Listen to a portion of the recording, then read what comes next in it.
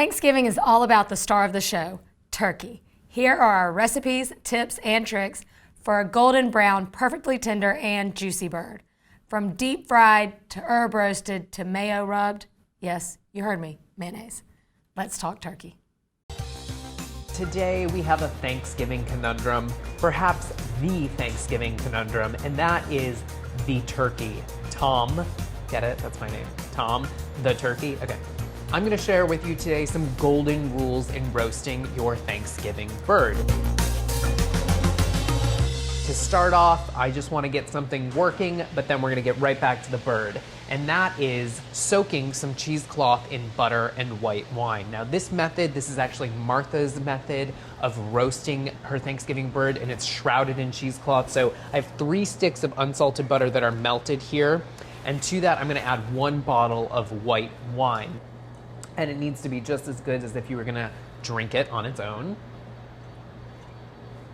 which it is, so that's good. And now to that, I'm going to add 2 really wide sheets of cheesecloth and soak your cheesecloth. So while that's soaking, we're going to tackle the bird. Now in front of me here, this is a 17 to 18 pound turkey, a fresh turkey. What you want to do before you begin roasting your bird, you want to make sure that you pull it out of the icebox, out of the refrigerator for at least an hour so that it doesn't come to room temperature, but it's not icy cold. A cold turkey is going to cook unevenly in the oven, and it's going to take even longer to cook. So this has been out for about an hour. If there's any moisture, take some paper towels and kind of blot off any moisture. And now is a very important time to season your bird. So whenever you're seasoning, you want to make sure that you season inside the cavity as well. So I'm going to put some salt and pepper in the center cavity here. Whenever you are getting your turkey, you want to make sure that you're getting all of the parts of the turkey because they're necessary. We have the turkey neck, we have the liver of the turkey, we have the heart, and we have the kidneys here. And these are known as like the giblets. And what you really want to use the majority of these for is a delicious turkey stock. Now the neck, the heart, and the kidneys can go into your pot with a little bit of aromatics and some water to create a delicious turkey stock. The liver should not be put in the stock. It should be used towards the end of your gravy making process, and it should be sauteed if you so choose. So keep those notes in mind. Now, what we're gonna do to start is we're gonna tuck the wingtips underneath the bird. Now, what is this for? Well, the wingtips typically will burn in the oven if you leave them just like this. So all you're doing is taking the wingtip, you're rotating it back underneath the breast here, and you're just pushing it under the bird, and it should stay. Same thing with the other side. And what this will also do is it should hold the neck skin. This is actually where the neck of the turkey is. It should hold the neck skin down. If that is not the case and it is not doing that, you might want to secure the neck skin with some toothpicks, but this looks good. The other part of trussing is actually using a little bit of twine. And why do you truss a turkey? Well, you truss a turkey so that it keeps a nice compact shape, and that compact shape will help the turkey cook evenly in the oven. Today, I'm not stuffing this turkey. You certainly can if that's what your preference would be. Just note that a stuffed turkey will take longer to cook than an unstuffed turkey. Trim off the excess twine. I have a heavy-duty roasting pan here with a wire rack. It promotes even air circulation around the roast and also allows the dripping someplace to go without the meat kind of sitting in its own juices. What I'm going to do is take a little bit of unsalted butter. This is at room temperature, nice and soft. And I'm gonna brush this over the top of the turkey. Since we're using butter in our soaking liquid here for our cheesecloth, and because it's Thanksgiving and we're really indulging, I'm using butter on this turkey here, but you know what? If you wanted to use olive oil, you could certainly do that as well. This is just gonna create some really nice color, and it's also going to prevent the cheesecloth from sticking too much onto the turkey skin. Make sure your oven is preheated to 425 degrees. We're gonna go into a really hot oven to start because what we're really doing essentially is we're creating a sear. We're searing the turkey, we're locking in those juices. Just as you would sear a steak on the stovetop or on your grill, you start at a high heat and then you go to a relatively low heat. So we will be turning the oven down in a little bit. So I'm going to season liberally with salt and pepper. Now, you guys, if you're really into some sort of spice rub that you use around Thanksgiving, you can certainly do that here at this stage. And now it's time for the cheesecloth. So we're actually going to shroud this turkey in some cheesecloth. Again, this is Martha's favorite recipe. If you didn't want to use the cheesecloth method, which I'm doing here, you don't have to do that.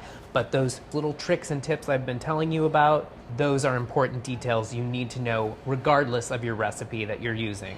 All you're going to do is unfold your cheesecloth and completely cover the bird. So now this goes into the oven, again, 425 degrees for 30 minutes to start. And then we're gonna reduce the oven temperature down and start the basting process. Now, you wanna make sure that you're basting the bird every 30 minutes with this wine butter mixture, keeping the cheesecloth nice and moist. Don't let it dry out too much. So, into the oven, first 30 minutes. Hey, here we go. Here's our crazy turkey after 30 minutes at 425 degrees. Now, this is the first stage in basting here. So, liberally coat the cheesecloth. You really want to keep it nice and moist. So this looks great. And now this goes back into the oven. Now you want to reduce the temperature to 350 degrees. And this will continue to cook for about 2 hours. You want to baste every half an hour, rotate your turkey so that it cooks evenly. And the last 30 minutes of cooking, I'll show you what we're going to do. We're going to remove the cheesecloth. So this goes back into the oven again for about 2 hours, basting every 30 minutes. All right. So our turkey has been in for another 2 hours, and now is the time to remove the cheesecloth here. So what you want to do, this is really hot, you guys, so be careful. Use a pair of tongs.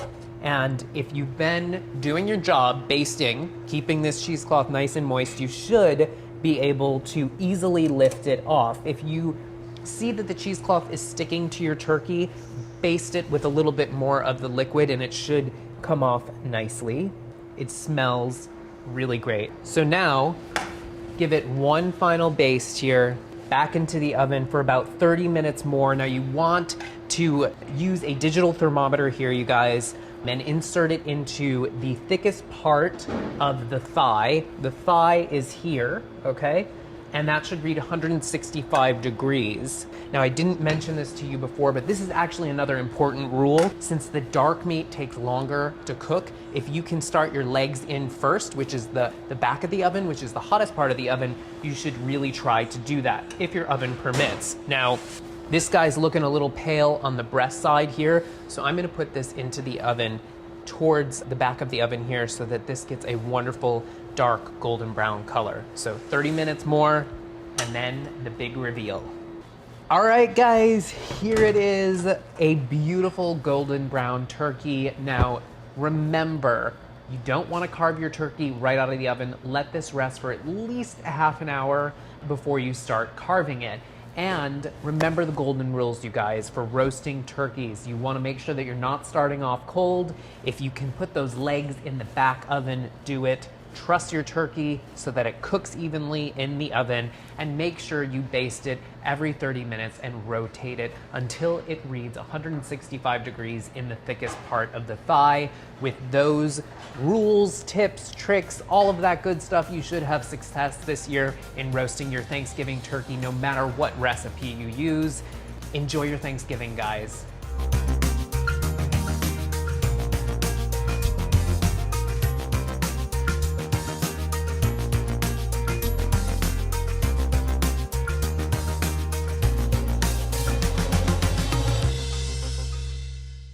The best things in life are fried, especially turkey. I'm here with my husband and kids. We're waiting on some family and friends to come over, and we're gonna get this thing started. Are y'all ready?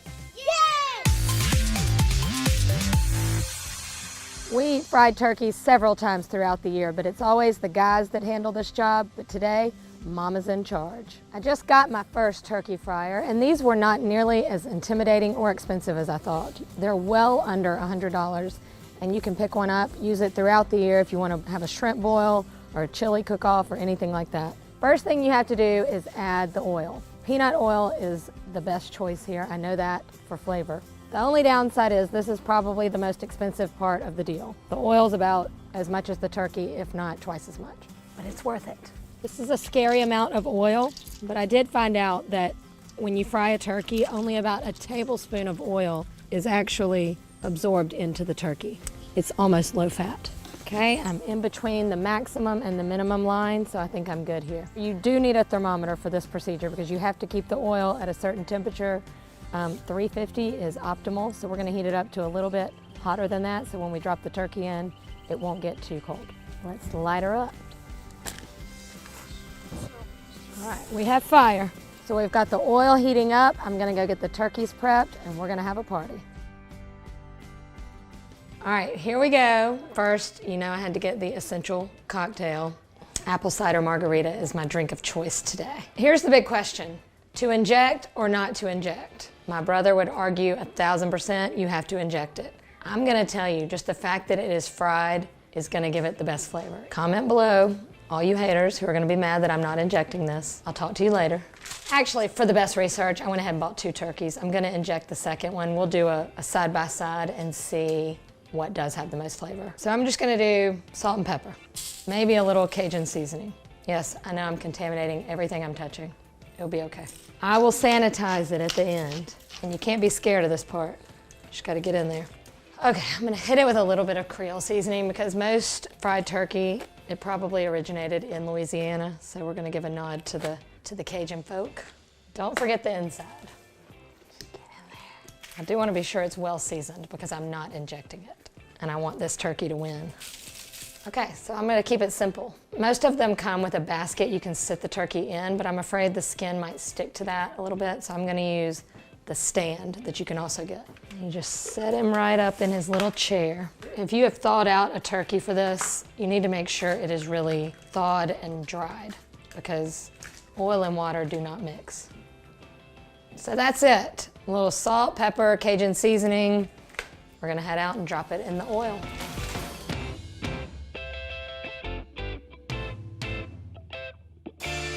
Okay, so my oil is about 370, which is gonna be perfect. So when I lower that turkey in, it'll go back down to 350. But y'all need to be careful when you do this. So I've got extra protection on. You have to lower it slowly.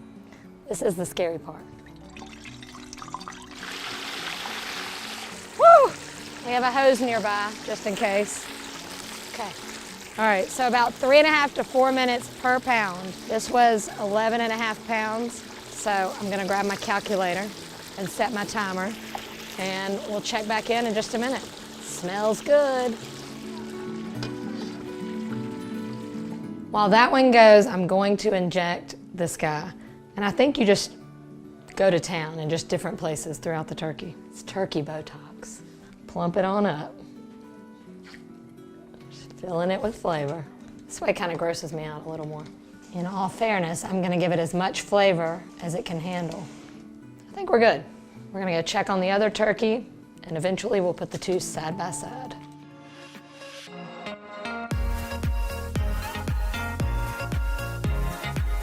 Dang, this is more of a full-time job than I really wanted it to be. I can't even go like have a conversation because I gotta keep checking the oil temperature. It's dropped now to 300, so I'm gonna crank it up some more, turn it up. I might go back to putting the men in charge. Honey? What? It's your turn.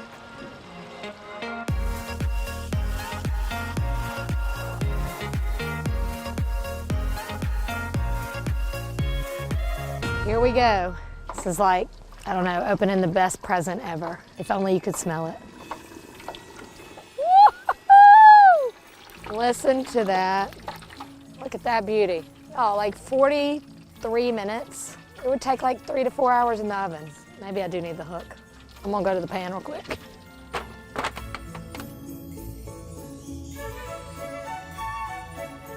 Going in with the injected bird here into the peanut oil jacuzzi. Got it back up to 375. I'm going this time in the basket. So this is another little test I'm doing for you. The oil in here is already seasoned. So if this bird does taste a little better, it is like in seasoned liquid. All right, here we go.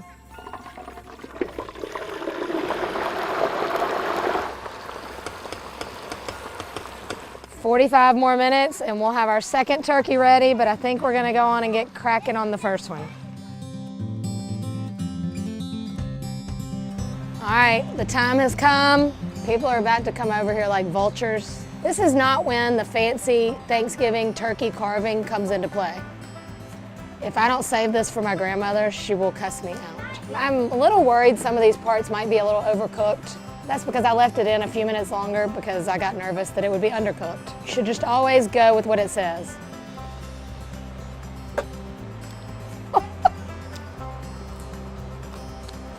Come and get it.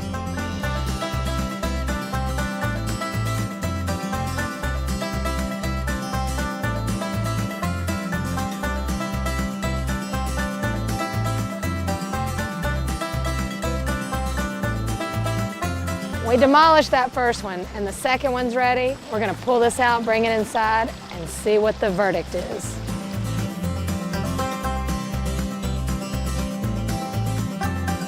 All right, we're getting into this one. We're gonna compare, see which one we like better. The other one was pretty good. Oh. Yeah. Delicious. You like the first one or this one? I like the first one. First one? Just because of The verdict is in. The first one is better than the second one, but neither one are bad. You can't go wrong with fried turkey.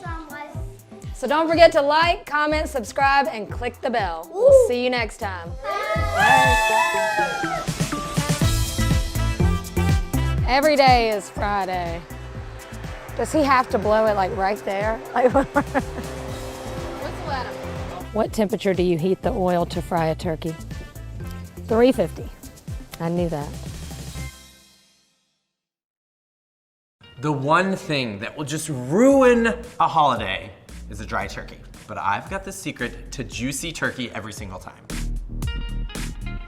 The secret, believe it or not, is something that just about everyone has in the pantry. Dun dun dun dun!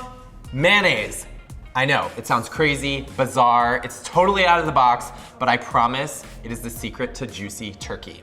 The reason is because we're gonna cover our turkey in a layer of mayonnaise, and during the roasting process, it's gonna baste it and keep it just chef's kiss. I know there's a lot of people out there who don't like mayonnaise, but I promise this turkey is not gonna taste like mayonnaise because we're gonna add a ton of delicious flavor. So I'm gonna start by chopping some fresh thyme. I'm just going to strip some thyme leaves and give it a quick chop. You're gonna need about a tablespoon. So get your fresh thyme chopped and get it into a mixing bowl. And to that, we're gonna add the star here, our main ingredient, which is mayonnaise. So add it to your bowl. This is about a cup of mayonnaise. Okay, so now I'm gonna add some lemon zest. It's gonna give it a lot of really fresh flavor. Just gonna zest it in, right into the bowl. I'm gonna add the zest from the entire lemon. And then we're gonna quarter the lemon and use it on the inside of our turkey. Put that in there, and now I'm gonna add some garlic cloves and I'm gonna grate them in just like I did the lemon zest. Okay, so we've got some kind of basic holiday flavors here. We've got a little lemon, we've got a little thyme, some garlic. I'm gonna kick it up with some chipotle. So we're making a chipotle mayo. Mix this up really well. This is just gonna add all of that awesome flavor. And now for the turkey, the star of the Thanksgiving table. Okay, so the cool thing here is we're not just gonna put mayonnaise on the outside, but we're gonna put mayonnaise on the inside, and that's what's gonna baste it during the roasting process and keep it nice and juicy. You wanna be very careful when you do this, but you're gonna slide your fingers between the skin and the turkey breast just to kind of loosen it. Not only do you wanna separate the skin from the meat of the breast, but you wanna do the same thing on the thigh. And that's just so that you can get some of the mayonnaise in there a little easier. I know this looks really awful, but it's crucial to this tip. This is a Thanksgiving video, not a Halloween video. After you loosen the skin, what I recommend is to take the wingtips and fold them behind. This is a personal preference of mine because I like to get as much heat around the turkey as possible.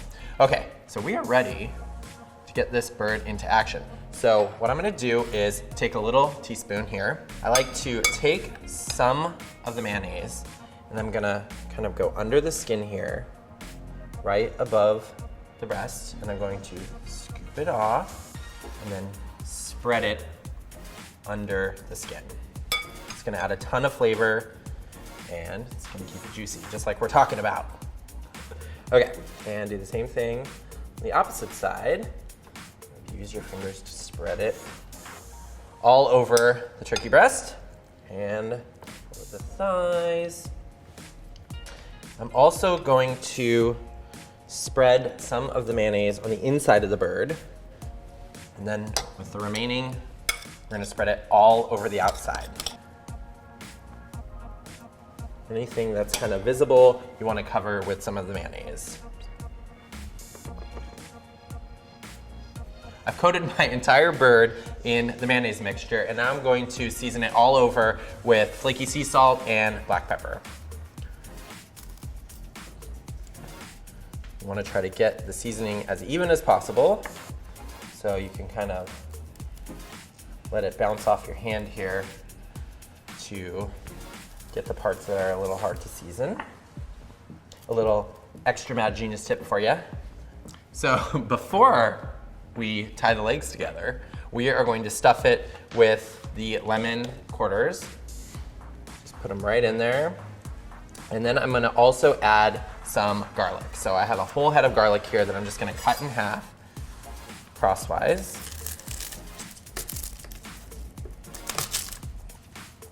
Isn't that pretty? And you're gonna go ahead and stuff it right inside the bird. Then you're gonna take a piece of kitchen twine and you're gonna tie the legs together. And what that's gonna do is just kind of pull them in closer to the body, and it's gonna help all the meat cook much more evenly. I'm just gonna tie the legs together. Okay, so transfer the turkey to a large roasting pan that has a rack in it. And at this point, we are gonna pop it in a 425-degree oven for 30 minutes. Then you're gonna drop the temperature down to 350 degrees and cook it for another hour and about 15 minutes. And one thing just to remember is that if it browns too quickly, just go ahead and take a big sheet of aluminum foil and tent it over the top. Look at this beautiful bird. The mayonnaise got it golden and delicious. It's a little crispy on the edges. I cannot wait to eat this. So I cooked it until a thermometer inserted in the inner thigh registered 165 degrees, and then I let it rest for 30 minutes. And we are gonna get it onto this platter. I'm gonna lift it up, just like that. It's right over. Looks so beautiful. And because it has the chipotle and it has some thyme, I'm gonna go ahead and garnish it with just some hot peppers I have here, some beautiful lemon thyme. Just kind of pile it around the platter, make it really beautiful for your guests. Maybe some garlic heads. I mean, check out this turkey. It is table ready, but it's not the reason we're here. We're here because we're talking juicy turkey, so I'm gonna cut into this. Oh yes. With this turkey, I plan to win Thanksgiving, and I'm gonna blame it on the juice. It has so much flavor. Doesn't taste like mayonnaise at all.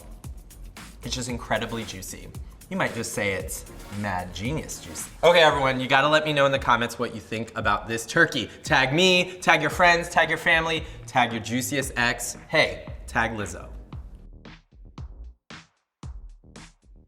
Today we are roasting turkey, and no, we are not roasting a whole turkey, we are roasting turkey thighs. Hello everyone, Lauren Magenta here, and welcome back to my kitchen. For all of those that are having a smaller than expected Thanksgiving dinner this year, this recipe should be your absolute go-to. It provides individual pieces of moist, juicy, flavorful turkey for any amount of guests that you will have at your Thanksgiving meal. You can assemble it night before, and you just have to pop it right into the oven about an hour, hour and a half before the meal starts. Okay, first things first, we are going to make our butter. So into the butter, we put all of our herbs. So we have parsley, rosemary, and thyme. I also like to add garlic powder. And in our house, we like it hot. So I have cayenne pepper. I only did 1 teaspoon today. Oh my goodness, I love it. So we're gonna mix this up and set it aside. We want the butter to start taking some flavor. Okay, perfect. This looks good to me. So here we have everything mixed together. I'm going to set this aside until the turkey is ready. So to start, I have 2 cups of onion sliced, 16 ounces of potatoes. You can use any kind that you want. Next, we will do salt and pepper for this. And then we're gonna use some olive oil. There will be butter, obviously, on the turkey thighs, so we don't need too much here. Move that around. So I'm gonna try to fit them in so there's room for them to get nice and crispy. Make little beds for them. And I'm going to top our turkey with this delicious butter. The flavor here, guys, is going to be absolutely delicious. And this butter will also obviously cook down into the pan. The onions and the potatoes will kind of also absorb these juices. And I would say as we're basting the turkeys, this flavor will be used again and again throughout this recipe. Okay, just like my dad taught me, I'm gonna get my hands dirty. I have some butter left in the bowl, and I'm going to separate the skin and the meat. And this is what your parents do, this is what your grandparents do. We are going to add this butter flavor underneath the skin, and it helps add some delicious flavor to the meat. Now, some people add lemon to the butter compound. I think that's another great option, but for me and the way I like to cook, I find that there's something really special to lemon zest right on top. So look at that, we cut the lemon in half. I'm gonna do a light squeeze to add some acid, and then we're gonna roast our lemons in the pan as well for some delicious flavor. We'll squeeze that over while we're basting and at the end. All right, into the oven it goes, guys, 425 degrees. Look how delicious they look. I just pulled our turkey thighs out of the oven. In total for our oven at 425, it was about 65 minutes. I love how crispy and crunchy that skin is. So the onions and the potatoes look absolutely delicious. Again, so do you remember we put in through here, we put all that, oh my God, all that flavoring. This turkey is going to be so flavorful. So 4 turkey thighs, cooked and roasted, looks just like a Thanksgiving turkey, or at least ours. Crispy skin, lots of herbs and flavors. I love roasting chicken for my family. I love roasting turkey for my family. So for us to find a way to still serve delicious homemade turkey for potentially a smaller than expected or smaller than we're used to Thanksgiving, it is an honor to make this recipe. I would be honored if you made it at your table. I hope it just provides, you know, that comfort and that warmth that a traditional Thanksgiving brings, and this is just small batch. All right, guys, enjoy. Happy Thanksgiving.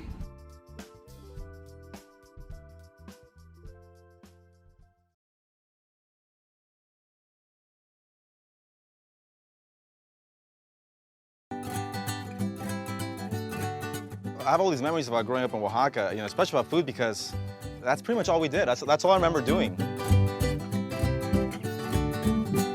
Growing up in Oaxaca, you know, my mom was a stay-at-home mom. So every day after school, I would come and she would have a different meal for us on the table. I think that's really where I learned about food and where my relationship with food began. On weekends, we would go to visit my grandma, right? And on the way to my grandma's house, we would go to Tlacolula.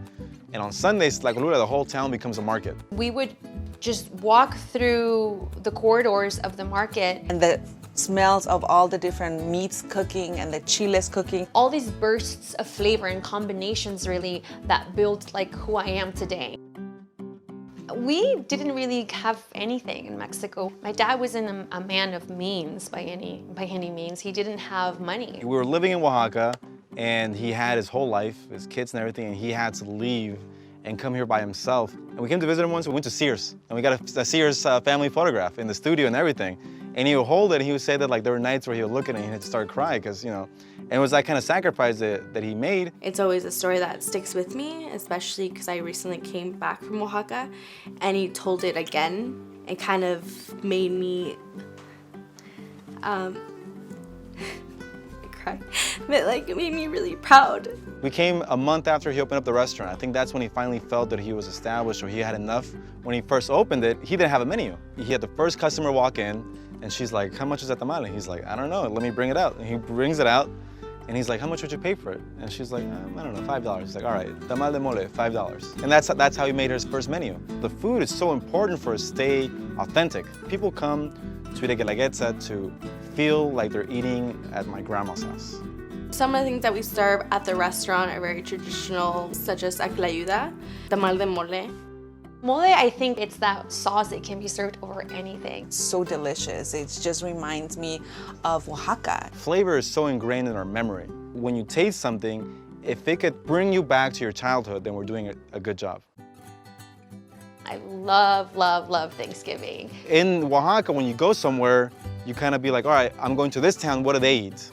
I'll eat what they eat. So when we came here, it was like, all right, what is the American custom? Turkey. My mom was like, all right, we gotta make a turkey. Thanksgiving is turkey and chorizo. It's cranberry sauce and spaghetti with chile. We have a spaghetti that my mom makes. It's our absolute favorite, and it's made with poblano peppers, so they're actually roasted poblano peppers. Refried beans are like a must. And also like jalapenos, pickled jalapenos, they have to be like these red pickled jalapenos. Even talking about them, my mouth is watering. I think my parents love it so much because it feels so Oaxacan to them, being in the kitchen and making a long meal and eating it together as a family. It just means eating a lot. It means memories. It means sharing stories. Even just like here in my house, right, when I wake up and I think, you know, what I'm thankful for, and I'm just thankful that I'm here. Like I'm in this city in Los Angeles. I think today there isn't like a better place to live.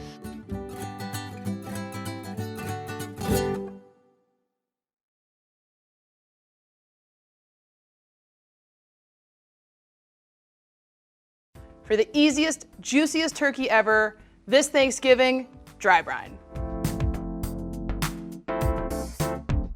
So what we have here is a 12 to 14 pound turkey. So typically turkeys are gonna come frozen, and that means that they need to defrost slowly. For the best Thanksgiving turkey ever, you wanna get started the weekend before the big day. You should buy a turkey no later than Saturday before Thanksgiving. Defrost your turkey in the fridge. This allows it to defrost really slowly, and it'll maintain the most moisture possible. Now, since we've defrosted this turkey, I've taken it out of its packaging and patted it dry with some paper towels. Whenever I'm handling raw poultry, I personally like to wear gloves. I still definitely want to wash your hands after you take your gloves off. In order to have it cook really evenly, I like to spatchcock turkeys. And I'm going to show you what that looks like. Spatchcocking means just to remove the backbone and flatten it out so it roasts evenly. I'm going to go ahead and pat it dry again. It's really important whenever you're butchering meat or fish to keep your cutting board very, very dry. Try to keep the surface of what you're cutting dry as well. That's going to make sure that the meat doesn't slide all over your cutting board. So these are poultry shears, two different styles. They're both just really big, heavy pairs of scissors, and I like both of these for different reasons. This pair has this really cool ability to come apart. So you can actually throw them in the dishwasher and get them really, really clean. And this is a different style of poultry shear. Part of their design is that they've got a loop here so you can get a really great grip, and then there's no loop at the top. You can use the full force of your hand to get in there and cut through bone. So starting from the tail of the turkey, I'm gonna find the backbone. It runs right down the middle of the turkey, and about an inch or so on either side is what I wanna cut out. So with these sharp, sharp scissors, I'm gonna go in here and make a cut. And I'm just gonna continue cutting up the turkey. Make sure you use your other opposite hand to brace the turkey. So I started with the tail end with scissors, cutting away from myself. And now I'm gonna show you how to do the other side, but with a knife, I'm gonna cut towards myself. I'm gonna insert the knife, same thing, about an inch from the spine, and cut downwards. All right, so the spine is free. You can throw it in the freezer and save it until you have enough bones for stock. Okay, I'm gonna set it aside. Next process is to flatten it out so that we have a even thickness for the turkey, and that's gonna really help it to cook and roast evenly. Take the legs and turn them inward. Something about this always makes the turkey look a little, I don't know, indecent. And now the next step is to flatten the breastbone. To do that, take the palm of your hand and just press down. Now that our spatchcock turkey is flattened out, it's gonna roast really evenly like this, I'm gonna go ahead and loosen the skin so we can get some seasoning under there. Loosening the skin is also gonna make it extra crispy. Reach under here. It's kind of gross, but it's really gonna make the turkey delicious, so. And I'm gonna pat it dry again. This is really so that I can handle the turkey more easily. It's not so fun to work with a wet bird. Dry brining literally just means sprinkling salt on the meat. And for this turkey, we're gonna do it 2 days in advance. So thinking about your Thanksgiving timeline, you want to do this on Tuesday if you're serving your turkey on Thursday. I use 1 teaspoon of kosher salt per pound of meat. The first teaspoon of salt is gonna go under the skin. I'm gonna measure 1 teaspoon of salt into my hand, and I'm gonna go ahead and sprinkle that right on the meat.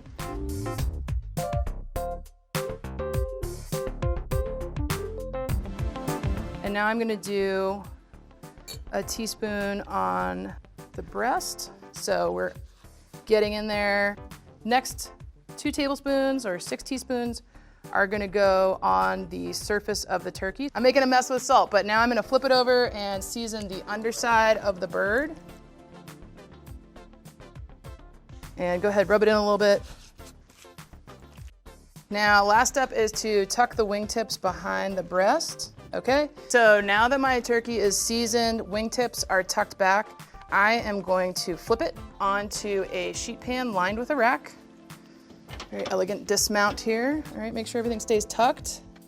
Now, we're gonna take this turkey, we're gonna cover it in plastic wrap and refrigerate it for 36 hours. What that's gonna do is allow the salt to dissolve and penetrate the meat. It's gonna season it really evenly and deliciously. All right, now we've got our fully dry brine turkey. You can unwrap it the night before Thanksgiving or the morning of, either way. That air in the refrigerator has caused the skin to really tighten up, and we know that it's going to get super crispy in the oven now. So I'm going to slide pats of butter underneath the skin and smooth them out. The butter does 2 things. First of all, it's gonna baste the meat as it melts, keeping it super juicy, and it's going to kind of fry the skin so it gets really crispy. It's gonna be awesome. Okay, so now I'm gonna tuck the turkey, make sure it's inside the rim of the roasting pan. It's okay if it's right up to the edge, but you don't want any drips in your oven. I'm gonna add my broth to the roasting pan. We're gonna roast this turkey for only about 1 hour until the breast registers 150 degrees. We're gonna pull it at about 150 so it doesn't overcook as it rests. We have our beautiful roasted turkey. It's golden brown. Can you believe how perfect this looks? It's crispy, it's gonna be juicy. Let's carve it up. First, we're gonna remove the legs. Find the seam that runs between the leg and the breast. Keep in mind you'll cut through bone as you do this. I'm gonna go ahead and insert my knife at the base of one wing. Use my knife to trace around that joint. Now with a little pressure, I'm gonna pop the wing joint out, and I'm able to just cut around it. I'm gonna take my knife and insert it right down the middle of the breastbone, cutting through the meat until I hit bone. Turn my knife slightly and start cutting the meat away from the breastbone.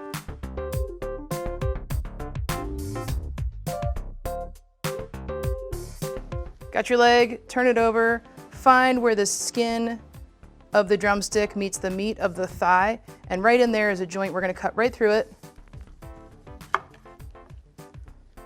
We got a drumstick and this beautiful thigh. There's always somebody who loves a thigh. For wings, cut right through, pop the joint, cut in between. Here we have one of those beautiful boneless breasts now that we've carved off the turkey, and I'm just gonna slice it crosswise. It's a combination of slicing it into small, manageable pieces, and also enough so that everyone at the table gets some. This is the best way I have found to roast a turkey for Thanksgiving for a crowd. I've chosen to decorate the platter, garnish the platter with a little bit of sliced citrus. I'm gonna serve this with Riesling. I really love Riesling at Thanksgiving. It's a relatively low alcohol wine, really food friendly, and it brings out all of the delicious flavors in this citrus roasted turkey. Riesling's always gonna have a nice lemony zip and a good acid. Yeah, that's gonna be perfect with this turkey. Okay. Wow, look at this. Look at how juicy that turkey is. I'm a drumstick person. little bit of this gorgeous gravy.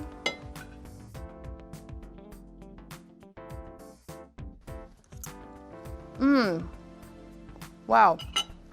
Even in the center of that piece of turkey breast, you can tell that it's been seasoned. It's super, super tender and really juicy. I can't believe that this turkey only took 1 hour to roast. That is the power of pre-seasoning.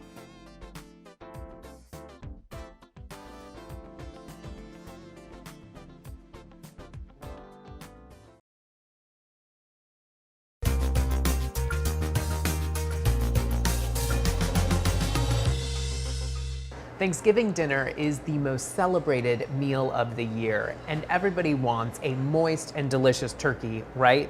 Of course. Well, a method that has been gaining popularity has been brining, but I find that brining, which is typically done with a solution of water and salt, sometimes there's flavorings in it, can dilute the natural flavor of the turkey. So today I'm going to show you a new way of brining, and that incorporates a little bit of buttermilk, which helps to tenderize and also to add some really great flavor. I have 1 quart of water in a small sauce pot here, and to that I'm going to add 1.5 cups of kosher salt. Dissolve the salt and add 2 tablespoons of coriander seeds. Adds a nice bit of flavor. 6 bay leaves. If you can find fresh bay leaves, try to use those. They have much more flavor. Into the pot. A teaspoon of brown mustard seeds. You could certainly use regular yellow mustard seeds. A tablespoon of fennel seeds. That adds a nice anise flavor. And 1 tablespoon of juniper berries. They give that wonderful flavor to gin. That and a bunch of other herbs and botanicals. So that goes into this water mixture and just cool this down to room temperature. And then we're ready to make the rest of the brine. So our concentrated brine has cooled completely, and now I'm going to add that to 4 quarts of water. So this is quite a bit of liquid, but you are gonna need it because we have an 18 to 20 pound bird here. And now add buttermilk. Buttermilk is cultured and it's acidified, so the acidity and the cultures are going to help tenderize the turkey. And this is 3 quarts. It's very similar to a fried chicken brine or that buttermilk mixture that you soak the chicken in. It really helps with the flavor and a wonderful, juicy, moist texture to your fried chicken. So same principle here. Now add 1 sliced onion. This is for added flavor. You can just kind of throw it on top of the turkey. I have the turkey in a brining bag. You can use a brining bag or an oven bag, something that you don't mind throwing away. 1 bunch of thyme. This is a hefty bunch of thyme, and you can kind of just break it apart and scatter it around the bird. And 6 garlic cloves that have been crushed. Again, this is just for flavor. Now I'm going to transfer into a vessel that will hold the turkey and all of that brining liquid. Some people use coolers, some people use pots, anything that will hold the turkey, the brine, and the bag all together. So now it's time to pour over the brine, and you need a little bit of muscle here.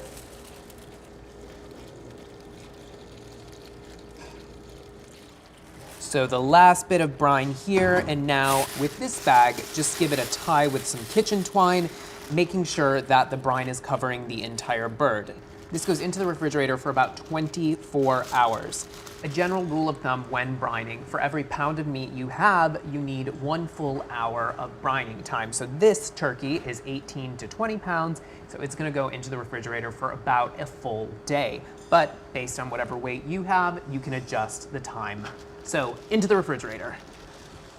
So here we have it. Now pull your turkey out of the refrigerator for about an hour. Discard the brine, rinse your turkey, pat it dry, and then truss it however you like. I like to tuck the wing tips under so that they don't burn in the oven, and secure the legs together so that the turkey is a nice compact shape, which will help it to roast evenly. Now preheat your oven to 400 degrees. This is going into that 400 degree oven for 45 minutes, and then you reduce the temperature to 325 for about 2 to 2.5 hours, rotating and basting with juices until the turkey is done, and that is 165 degrees in the thickest part of the thigh, avoiding bone. So this is going right into the oven. You're gonna see how beautiful it looks when it comes out. So our turkey is out of the oven, it's golden brown, it's moist, it's perfectly cooked, and it's tasty and delicious, I promise you. So if you're gonna brine this year, try this buttermilk brine. I'm sure that you will love it. Happy cooking.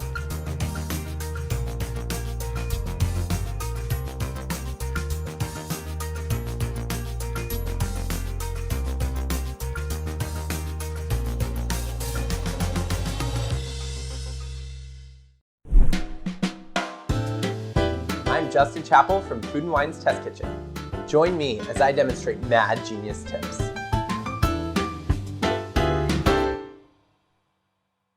The biggest fear when cooking a turkey is that it's going to be flavorless and dry. I have a mad genius tip for a flavorful and juicy turkey. First, I'm going to show you how to make your seasonings. What we're going to do is melt some butter. And to that, I'm going to add apple juice, some thyme sprigs, and some lemon peel. These are just the flavors I'm choosing. Feel free to experiment. And now, the secret to this genius tip is cheesecloth. You just need a piece that is large enough to cover the top of the bird.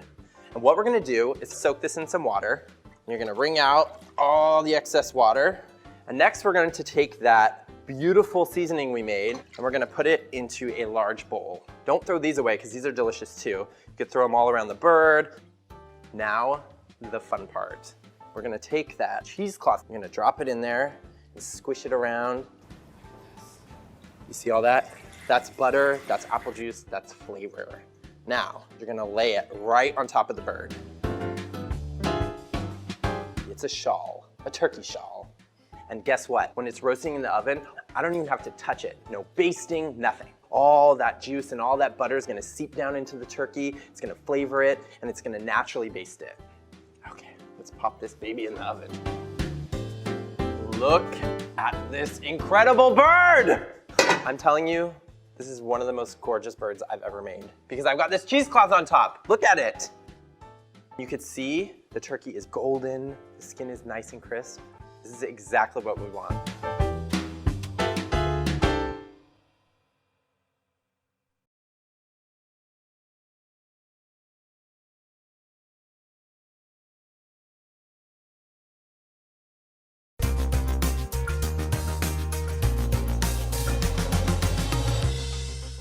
Hi guys, Thomas Joseph here with another kitchen conundrum. Now, once you've mastered that Thanksgiving turkey, the next step is carving it. Well, today I'm gonna show you the best way to do it and you will be looking like a pro this Thanksgiving. A few tools that you will need: a pair of scissors, some sharp knives. I like to have an array of knives on hand: a chef's knife, a carving knife, which is this thin, flexible blade, and also a boning knife is super helpful. And as you can see, I have my turkey, which has been resting, by the way, for about 30 minutes on a cutting board that has a well to catch any juices. And now I'm ready to start. So I'm gonna first remove the trussing strings.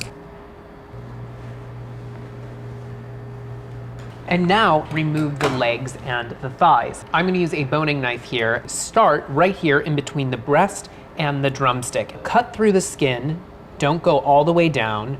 So now using your hands gently but firmly, pull the drumstick and the thigh away from the breast. And what you're looking to do here is to pop the joint. You want to, oh, did you hear the pop? Take your boning knife, cut in between the joint. You shouldn't be cutting through bone, you shouldn't be using too much force. It shouldn't be that difficult. So there you go. You have the thigh and the drumstick. So I'm gonna put this off to the side here, and now repeat the process on the other side of the turkey. So now to remove the wishbone, this is the neck cavity here, and what you're gonna do is you're gonna cut through the skin just to give yourself a little bit of a window here. Beautiful. So now you want to remove the wishbone because it makes it so much easier to then remove the breast meat. So the wishbone runs along this neck cavity, and take your knife and gently glide your knife along the bone and then reach in and grab the wishbone. There we go. You can cut away the ends. And so there you go, you have your wishbone, and now you can make your wish. Now, what we have to do is remove the breast meat itself. So what you're gonna do is follow the breastbone of the turkey. So take your knife and go down the center of the breastbone along one side. And if the turkey is too hot, you can certainly use a towel or some paper towels like this to help you. And once you reach the rib cage here, you're going to start turning your knife and follow the curve of the breastbone. So a really sharp knife helps here in cutting the meat away from the breastbone. And you can see it comes off in one nice piece like this. Once you get to the joint of the wing, you can cut right there between the breast meat and the first wing joint. And so there you have the breast, and we're going to put this off to the side and remove the other one. So now for the wings, cut in between the joint, this first wing joint, and the carcass. So now to platter up the turkey, I'm gonna start with the breast here, and what you wanna do is just keep the skin on, that's the best part, but everybody wants a little piece of the skin. So using a very sharp carving knife, cut on a bias, so that means that my knife is slightly angled, slice some pieces. Now this is up to you and the number of guests you have, and also your preference, whether you like a thicker piece of turkey, a thicker slice, or if you want something that's a little bit thinner. I'm going about a 1/2 inch in thickness, and so transfer this breast now onto your platter. And you can shingle the meat slightly. You don't want to do it too much, otherwise it might dry out before everybody gets their turkey. And repeat the process with the remaining breast. Now to separate the drumstick from the thigh, just turn it over, make a slight cut right here in between the drumstick and the thigh, and then use your hands again to find where that joint is. And you should be able to find it, it's right here. Take your knife and gently glide it right through. You shouldn't be cutting through bone or anything. And there you have one beautiful drumstick, which I will place right on the edge here. And now remove the thigh bone. So the thigh bone, it runs vertically through the thigh. Take your knife and gently glide it down, and you should be able to find the thigh bone and cut around it. This you can save for turkey stock. And so now you can carve this dark meat up. Now some people like dark meat, some people like breast meat. I personally like dark meat, but if you remove the thigh bone like this, you should be able to get some really nice slices that you can nestle onto your platter. Now to separate the wingette from the drumette, you're going to cut in between the two. All you have to do is gently pull it apart. It should expose the joint, and you cut in between. So the platter looks great, and now it's time to just embellish with some herbs. Now I'm using herbs that are synonymous with Thanksgiving. Of course, sage, rosemary's really great, and you can just play around tucking them in any nooks and crannies. So there you go, the bird is ready to take right to the table, and now you know the technique. Whether it's a small bird or a big bird, it's all the same. Now we want to see what you guys are doing this Thanksgiving, so write in the comment section below or send us a picture using the hashtag Kitchen Conundrums, and of course, happy Thanksgiving, everyone.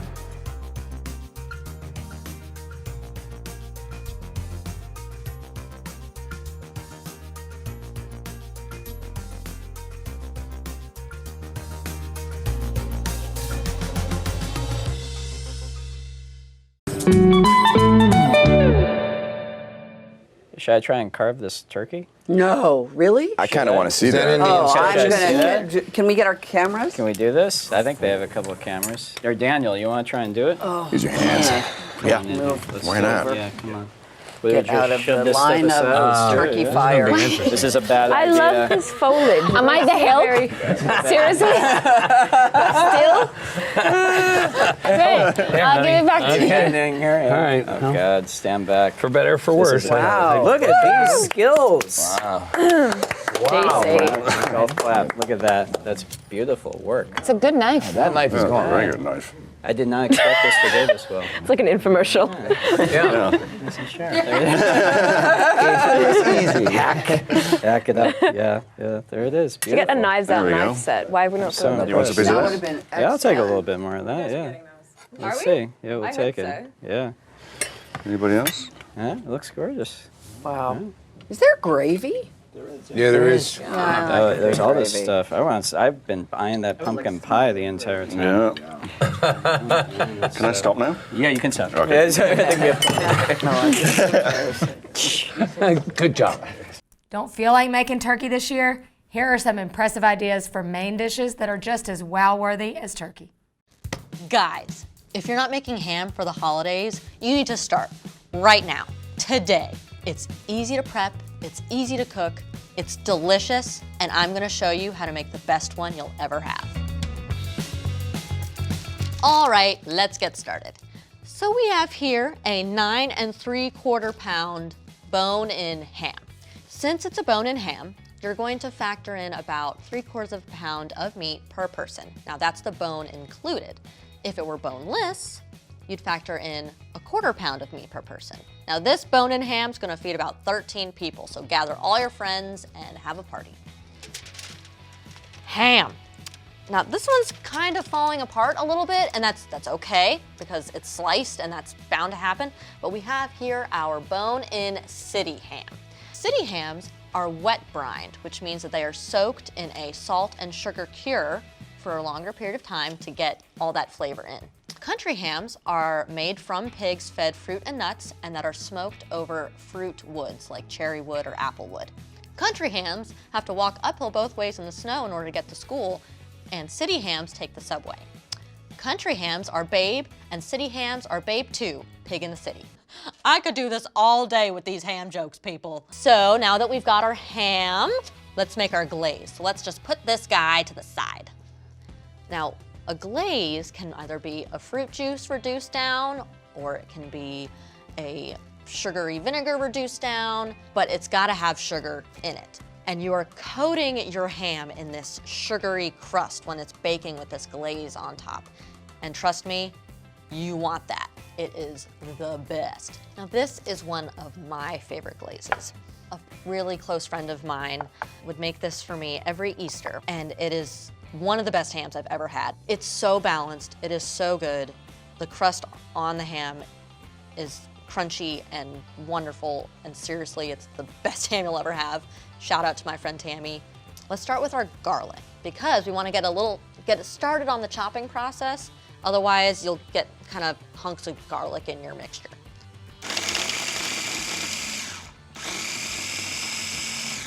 All right, now that we've got our garlic chopped, we've got Dijon. So we've got our Dijon, we've got brown sugar. Woo, get in there. Orange marmalade, maple syrup, because everything's better with maple. And now we're gonna put in some fresh orange. So we're gonna add in some zest and some juice. I like doing this because you get all those essential oils coming out of the orange and it just into your face, and it's like seriously smelling sunshine. It should yield about a tablespoon, maybe a tablespoon and a half of zest, the orange. All right, zest done, and now you can start juicing. So you're gonna need about a 1/4 cup of juice, which is only about half of the orange. So now we have all of our ingredients for the glaze in our food processor, and once we do this, we're just gonna pour it over our ham. So easy. Brr. And if you forget to put your rosemary in, you can put that in right now. We're gonna put in about a couple sprigs worth. It's gonna cover all the ham, so you want enough. But also rosemary is pretty fragrant, so you don't need all of this. Now just pour. Try to get in, if like your ham is falling apart like mine is, try to get into all those crannies. Now this looks like a lot of glaze, and it is a lot of glaze, but you will want it when it's done, because then you can keep spooning that glaze over your ham. This ham is already cooked, as are most hams that you will buy in the store. So when you buy your already cooked ham, it comes spiral sliced. It's easier to cook, easier to serve, What else is better than that? Let's go put them in the oven. I am so excited to eat this, not only because it smells amazing and I already know it tastes amazing, but because it just is gonna remind me of my beautiful friend Tammy. So shout out to you Thomases, love you guys, and I'm gonna eat some of this. I'm gonna take this little piece right here. You can't stop me. Oh, it's a lot bigger than I thought, but that's okay. Gosh, it's so good, y'all. It is so good. Before you go, make sure to like, comment, and subscribe. We're gonna have more holiday stuff coming up, and you don't wanna miss it. And if you have favorite ham recipes, let me know in the comments. I would love to hear about them.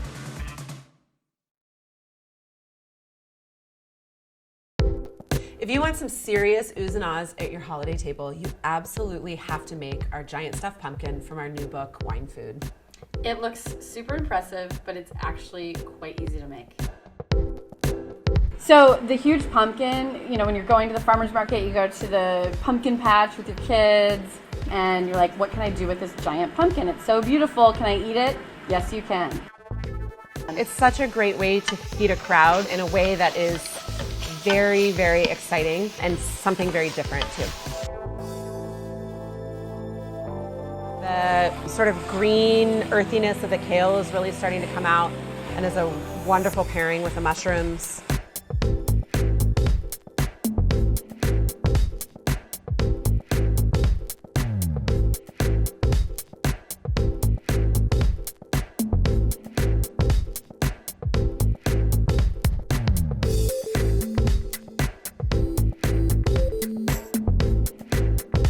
So this is Gruyere. You can use Gruyere or Comté. What we love about this cheese is it melts really nicely. It also has an amazing nutty flavor.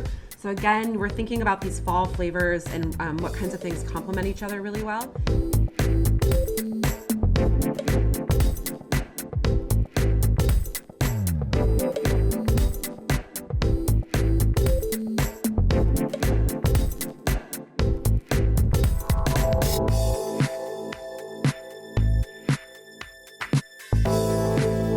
What is amazing is the pumpkin is just perfectly cooked.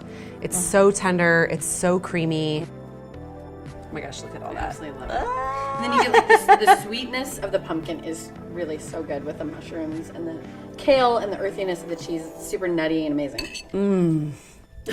We're not just making it. We'll just be here eating Enjoy. it. We'll be over here. Hey friends, it's prime time. Prime rib, that is. I know prime rib seems like a really fancy cut of meat, but honestly, it's not that hard to cook, and I'm gonna show you how you can cook that. First things first, when you're picking out your prime rib, you wanna make sure you get the right grade. Beef is graded in 3 different grades: prime, choice, and select. Prime is the best one you can get, and so for your prime rib, which you're feeding your family for the holidays, you want the most marbling, you want the most flavor. So make sure you get the USDA prime rib, prime squared rib.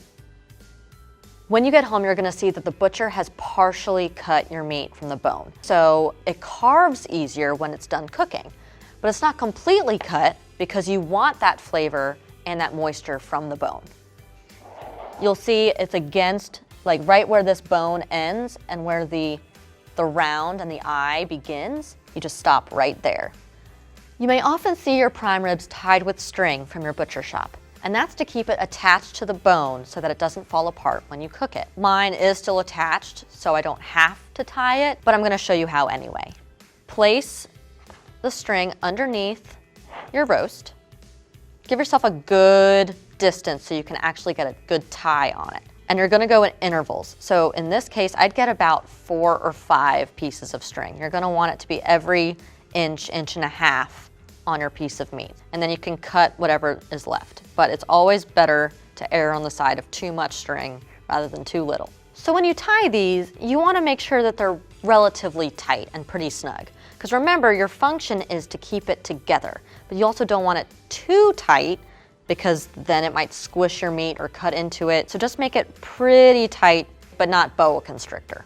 Okay, so we are all tied together. So this is a good point in your process to go wash up, which will give you a great opportunity to subscribe to our channel so you won't miss any more episodes. All right, so now's a good time to get seasoning. and I'm gonna wear gloves for this part. Now for beef, a rule of thumb is about a teaspoon of kosher salt per pound.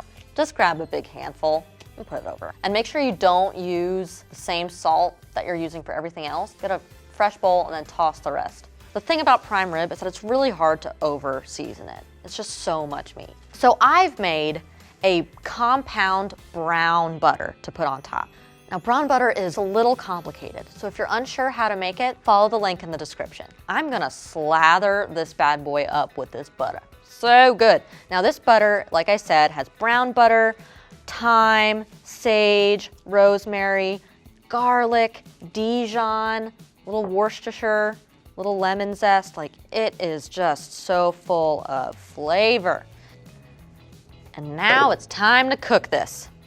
So this guy is gonna go in at a reverse sear, which means that instead of searing at the beginning, you're gonna sear at the end. It's gonna go in at 300 degrees for about an hour and a half to 2 hours. And then we're gonna jack up that temperature to 475 and go for another 20 to 30 minutes. So that will give you a beautiful crust with a solid red center. Oh, look at him. He's a beaut, Clark. So we cooked this to a nice 125 and rested it for 15 minutes. We're gonna cut the string off that we used to tie earlier.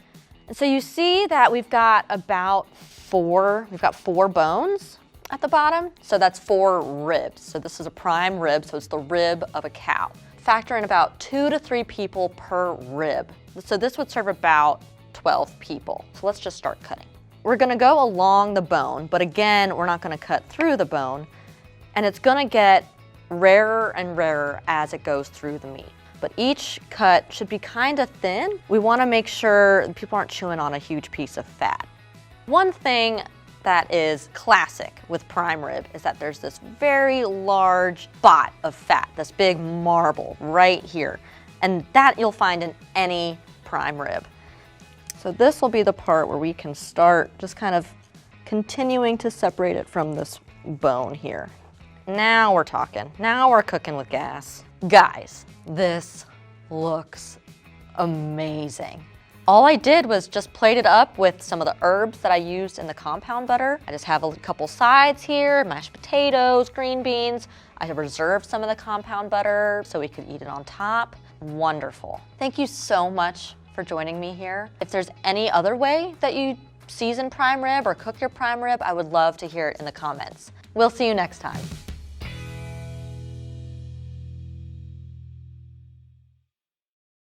Happy Thanksgiving! How do you find a wine that's going to pair with every single thing on the table and make every single member of your family happy, even your weird Uncle Bob who loathes everything? We have the answer for you. Thanksgiving always starts with hors d'oeuvres, with people standing around, you haven't seen each other for a while, you want something to snack on at the start of the meal, and you gotta have something to drink with it, because Thanksgiving with water just isn't Thanksgiving. So crackers, chips, charcuterie, sausage, you name it, sparkling wine is the answer. You know, this will go with anything that you put out for people to snack on before you sit down to the main course.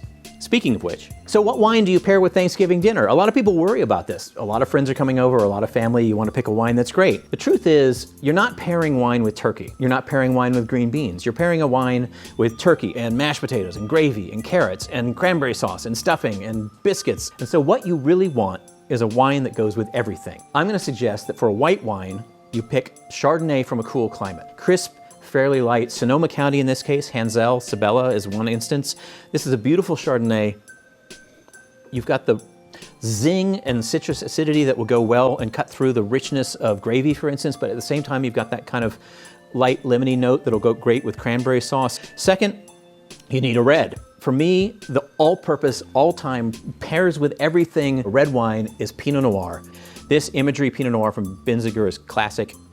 It'll go great with turkey. Turkey's not very heavy. I mean, you're not looking for a wine to go with short ribs or a big steak. So you want a medium-bodied red. Pinot Noir fits that. It'll cut through gravy and stuffing and butter and all that. Thanksgiving's a big meal with a lot of people at it. You don't want to indulge your freak flag moment in terms of wine. You don't want to pick the natural wine that's cloudy and smells like it came out of someone's shoe that you happen to love. You want to pick an all-purpose crowd pleaser wine. And Chardonnay, Pinot Noir both fall into that category. They make everybody happy. The other thing is always have a red and a white. Some people are going to drink white straight through the meal. Some people are going to drink red straight through the meal. It's not the time to tell them what to do. It's a time to indulge everybody's kind of own thing. One more tip for Thanksgiving dinner and wine. About a bottle per person is a good amount of wine. You don't want to have too little, definitely. And the truth is, if you buy too much, the holidays are here. You can stick the extra bottles on a shelf in the basement. You can do whatever with them. You're gonna use them before the end of the year. Then there's the third thing you have to remember about wine and Thanksgiving, which is don't forget dessert. Dessert is vital. You gotta think about dessert. Does everybody want a dessert wine with the dessert? Probably not. Some people are gonna be full, but it's a really nice thing to have on hand. Thanksgiving dessert is pumpkin pie, it's pecan pie, maybe it's chocolate cream pie, mincemeat pie, you name it. Everything's on the table. So get a wine like a 10-year-old tawny port that goes with a whole range of things. Tawny ports have a little bit of caramelized, almost like toffee flavor. They'll go fantastically well with pumpkin pie, terrific with pecan pie, and really with any kind of dessert you have. So, it's really good. Cheers, and happy Thanksgiving. It's not only Thanksgiving time, it's Friendsgiving. Whether you're getting together with just a few people or hosting a potluck, here are our great ideas for a Friendsgiving meal. Hey y'all! Thanksgiving is one of my favorite times of year. I have some of my work friends coming over to celebrate a Friendsgiving. Robbie from Barbecue and A, Nicole from Mom Versus, Jory from Something to Talk About, and Robin, my co-host on Homemade versus the Internet. I'm in charge of the main dish, so I'm gonna make the traditional Thanksgiving turkey, but I'm gonna make it chicken fried. Let's get in the kitchen and start cooking. I grew up eating fried turkey for my Thanksgiving main.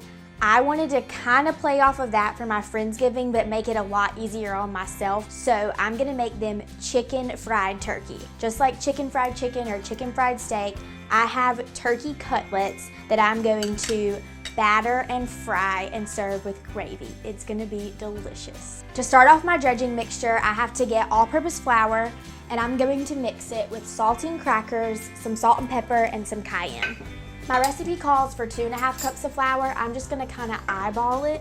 Y'all, this is a really cool recipe because it mixes breadcrumbs, which are already crunchy, with flour. The saltines add such a nice crunch, and they have just big pieces that flake off whenever you eat them. Into my flour and saltines, I'm gonna put a teaspoon of baking powder, teaspoon of cayenne pepper, and then some salt and pepper. I don't like wearing aprons when I cook too much. Sometimes I do if I'm gonna get really messy, but when it's something like flour that can just brush off, I'm not too worried about wearing an apron. I could use a fork for this, but why dirty up one more thing when I could just use my hands? I got my milk and eggs that I'm going to mix here so that I can dredge my turkey cutlets in my flour mixture, my milk mixture, and then back into my flour mixture so it's double crispy, and then into my hot oil. This is peanut oil. You can use canola oil, you can use pure olive oil, but not extra virgin olive oil. Whatever your preferred frying oil is totally fine. I like to fry in peanut oil because I like the way that it gives a little bit more even browning, and I like the flavor that it adds. I'm heating this over medium-high heat, and the oil is about a 1/2 inch deep in the skillet. To dredge my turkey, I'm gonna start it in the flour, and the flour is gonna just lightly coat my turkey cutlets. And then I'm going to put it into my egg and milk mixture and back into my flour mixture. Putting the flour mixture on your turkey first helps your egg mixture adhere to the turkey, and then putting more flour on top is where you get your crispiness from. These turkey cutlets I bought at the grocery store already cut into cutlets, so they're really thin turkey breasts. If you can't find turkey cutlets, you can buy a boneless turkey breast and then cut it really thin into fillets and then use a meat mallet to pound it out, and you'll get about the same result.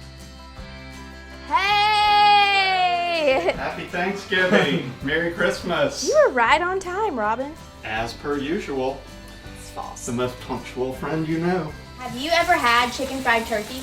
I have never had chicken fried turkey. Really? This is the first time? This is the first time. Do you want me to be honest with you?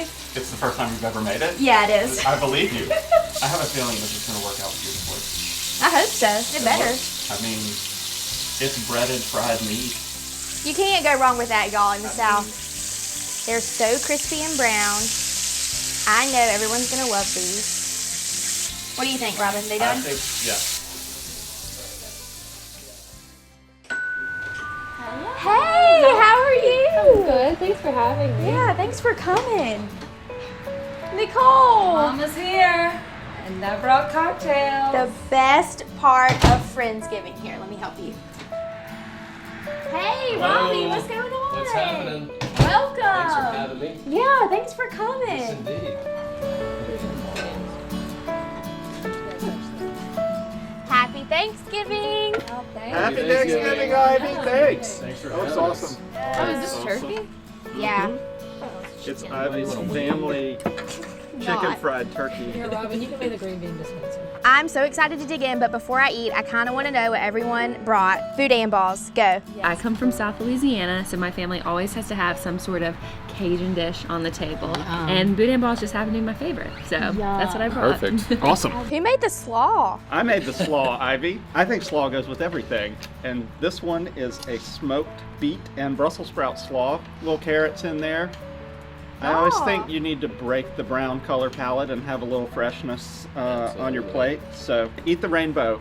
You're Nicole, totally what good. did you bring? This is my family, so we always have to incorporate an Italian something into our traditional American Thanksgiving. So this is an Italian green bean casserole. So it tastes like a stuffed artichoke in a casserole dish. But I also brought the apple cider margarita. Cheers. Cheers to that. Because why not? Robbie, what did you bring? I brought some brined and barbecued chicken with some Alabama white sauce. It's going to be delicious. Yum, that's the Yeah. perfect Alabama Thanksgiving. I think so. Cheers. Happy Friendsgiving, Friendsgiving. Thank y'all so much for coming. Thank y'all for watching. If you like what you saw today, be sure to follow us on Hey Y'all, Nicole on Mom Versus, Robbie on Barbecue and A, Jory on Something to Talk About, and me and Robin on Homemade versus the Internet. Happy Thanksgiving, y'all. Happy Thanksgiving. Cheers.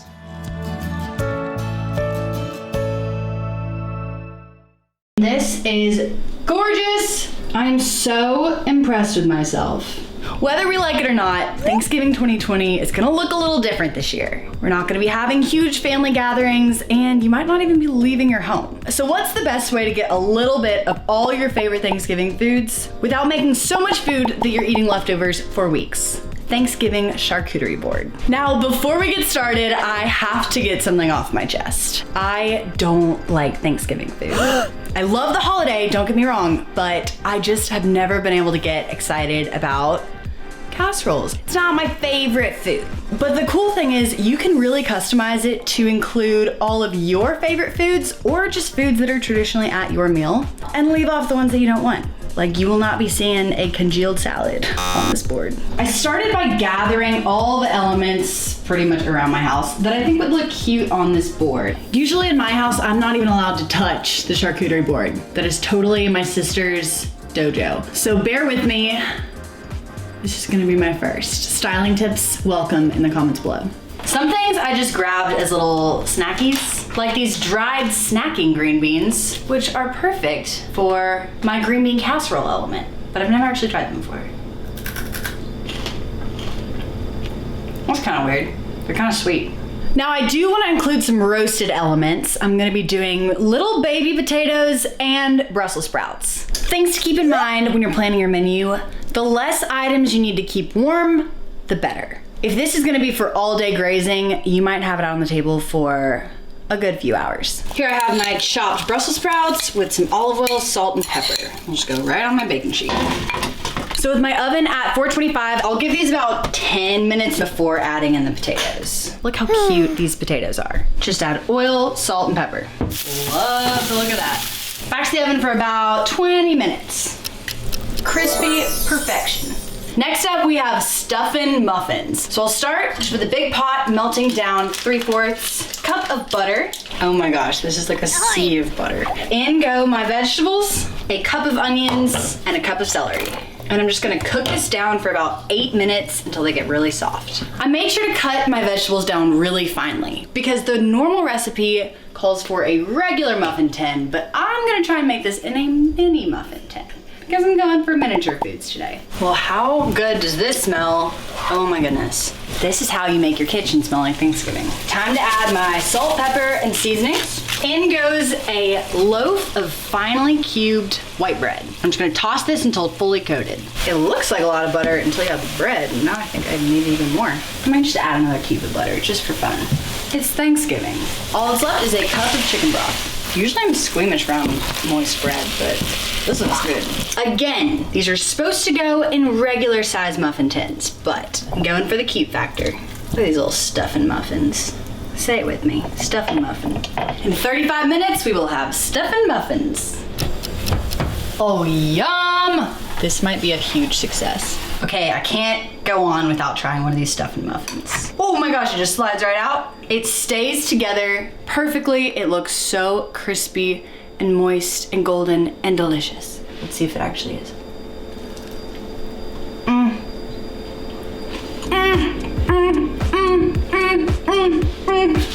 I'm so happy about these. These are a revelation.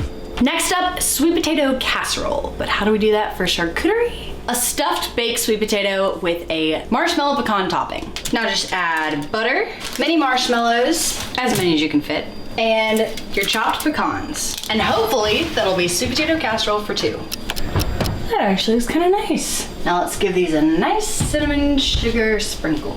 Next up, we have 4-ingredient pumpkin fluff dip. Now this is going to be so perfect for sharing and easy to scoop up with whatever kind of crackers or cookies you want to put out. Start with 1 can of pumpkin, 1 package of instant vanilla pudding, and 1 teaspoon of pumpkin pie spice. Mix that all up. Then all you do is fold in a thawed container of whipped topping. You're saying it weird. Why are you putting so much emphasis on the H? What are you talking about? I'm just saying it. Cool Whip. Time to give it a try.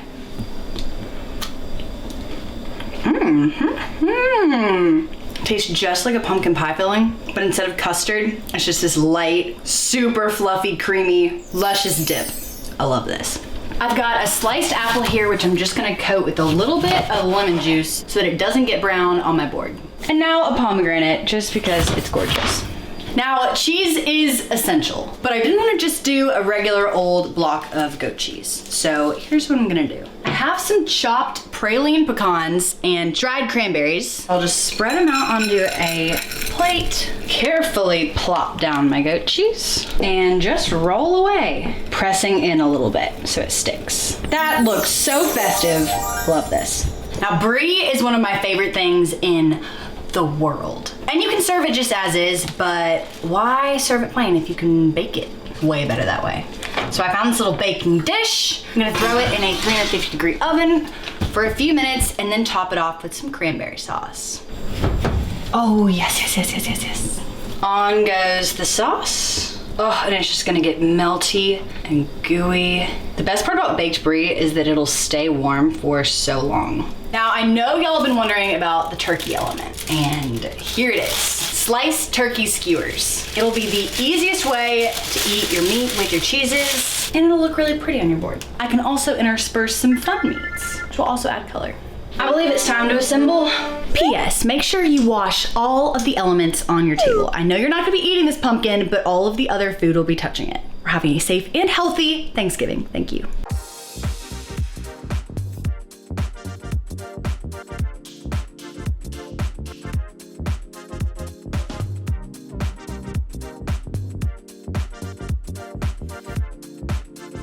I'm so impressed with myself. I mean, this is gorgeous. It's colorful. It's got crunchy elements, sweet, savory, baked, raw, all the goods. I mean, Friendsgiving, done. I can't wait to dig into this. The brie is just melty and delicious, and the bit of sweetness is amazing. With vanilla wafers, it tastes like an actual pie. Now, this spread took me some time, but I wasn't working in the kitchen all day like I normally am on Thanksgiving. So I call that a win. I'm gonna be trying out all things holiday over on Allrecipes, so make sure you're following us on Facebook, Instagram, and YouTube to see it all. Cheers! If you're planning on trying this out this Thanksgiving, let me know in the comments below. I can't wait to hear how it goes. Happy Thanksgiving, y'all. Okay, I can make it look nice, but I can't eat it pretty. Delicious.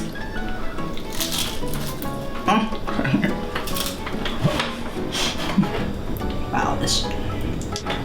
Dang. Okay, why are you being so difficult? And no matter what you're doing this Thanksgiving, we hope you have a safe and happy holidays. I don't even know.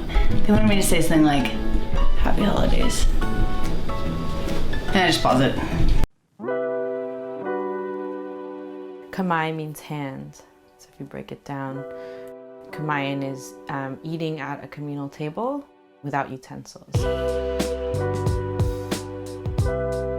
Kamayan for me, it signifies family, it signifies gathering, you know, like during Thanksgiving or Christmas or any kind of birthday celebrations. Like, it's a really great way for us to get together. The beautiful part of Kamayan too is just like watching everyone cook together and learning how to cook together.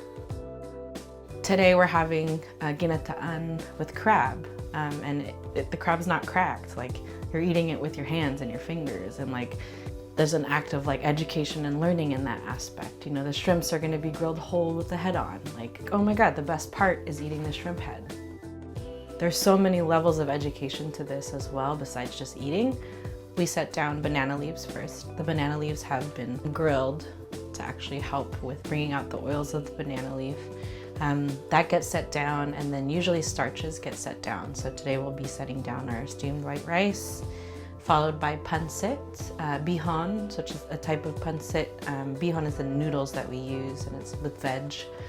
After that, we kind of start setting the proteins. Beef machado, which is a kind of slow roasted beef stew with roasted vegetables and a tomato base.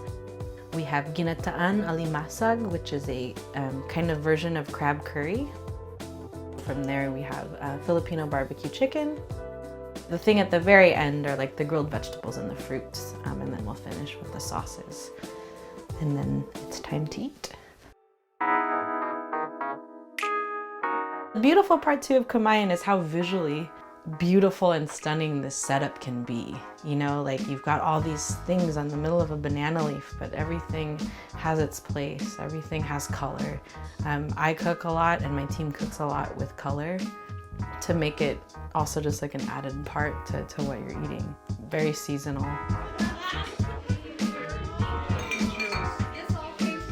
It's a really great way to get people at a table because you just set out banana leaves, you set the food, and it's just like kind of taking away the air of pretentiousness or any kind of like, you're forcing people to just sit and eat with their hands, and the act of eating with your hands to your mouth is also another experience in itself. So with Kamayan, there's a part that's really beautiful because the person next to you is passing you the food for you to eat yourself with their hands.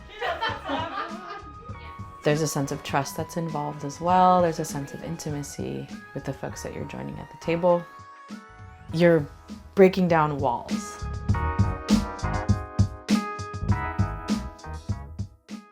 Thanksgiving is nothing without all the sides. We've got you covered with all the classics from stuffing to sweet potatoes, plus a few new items, starting with my favorite, squash casserole. Play it.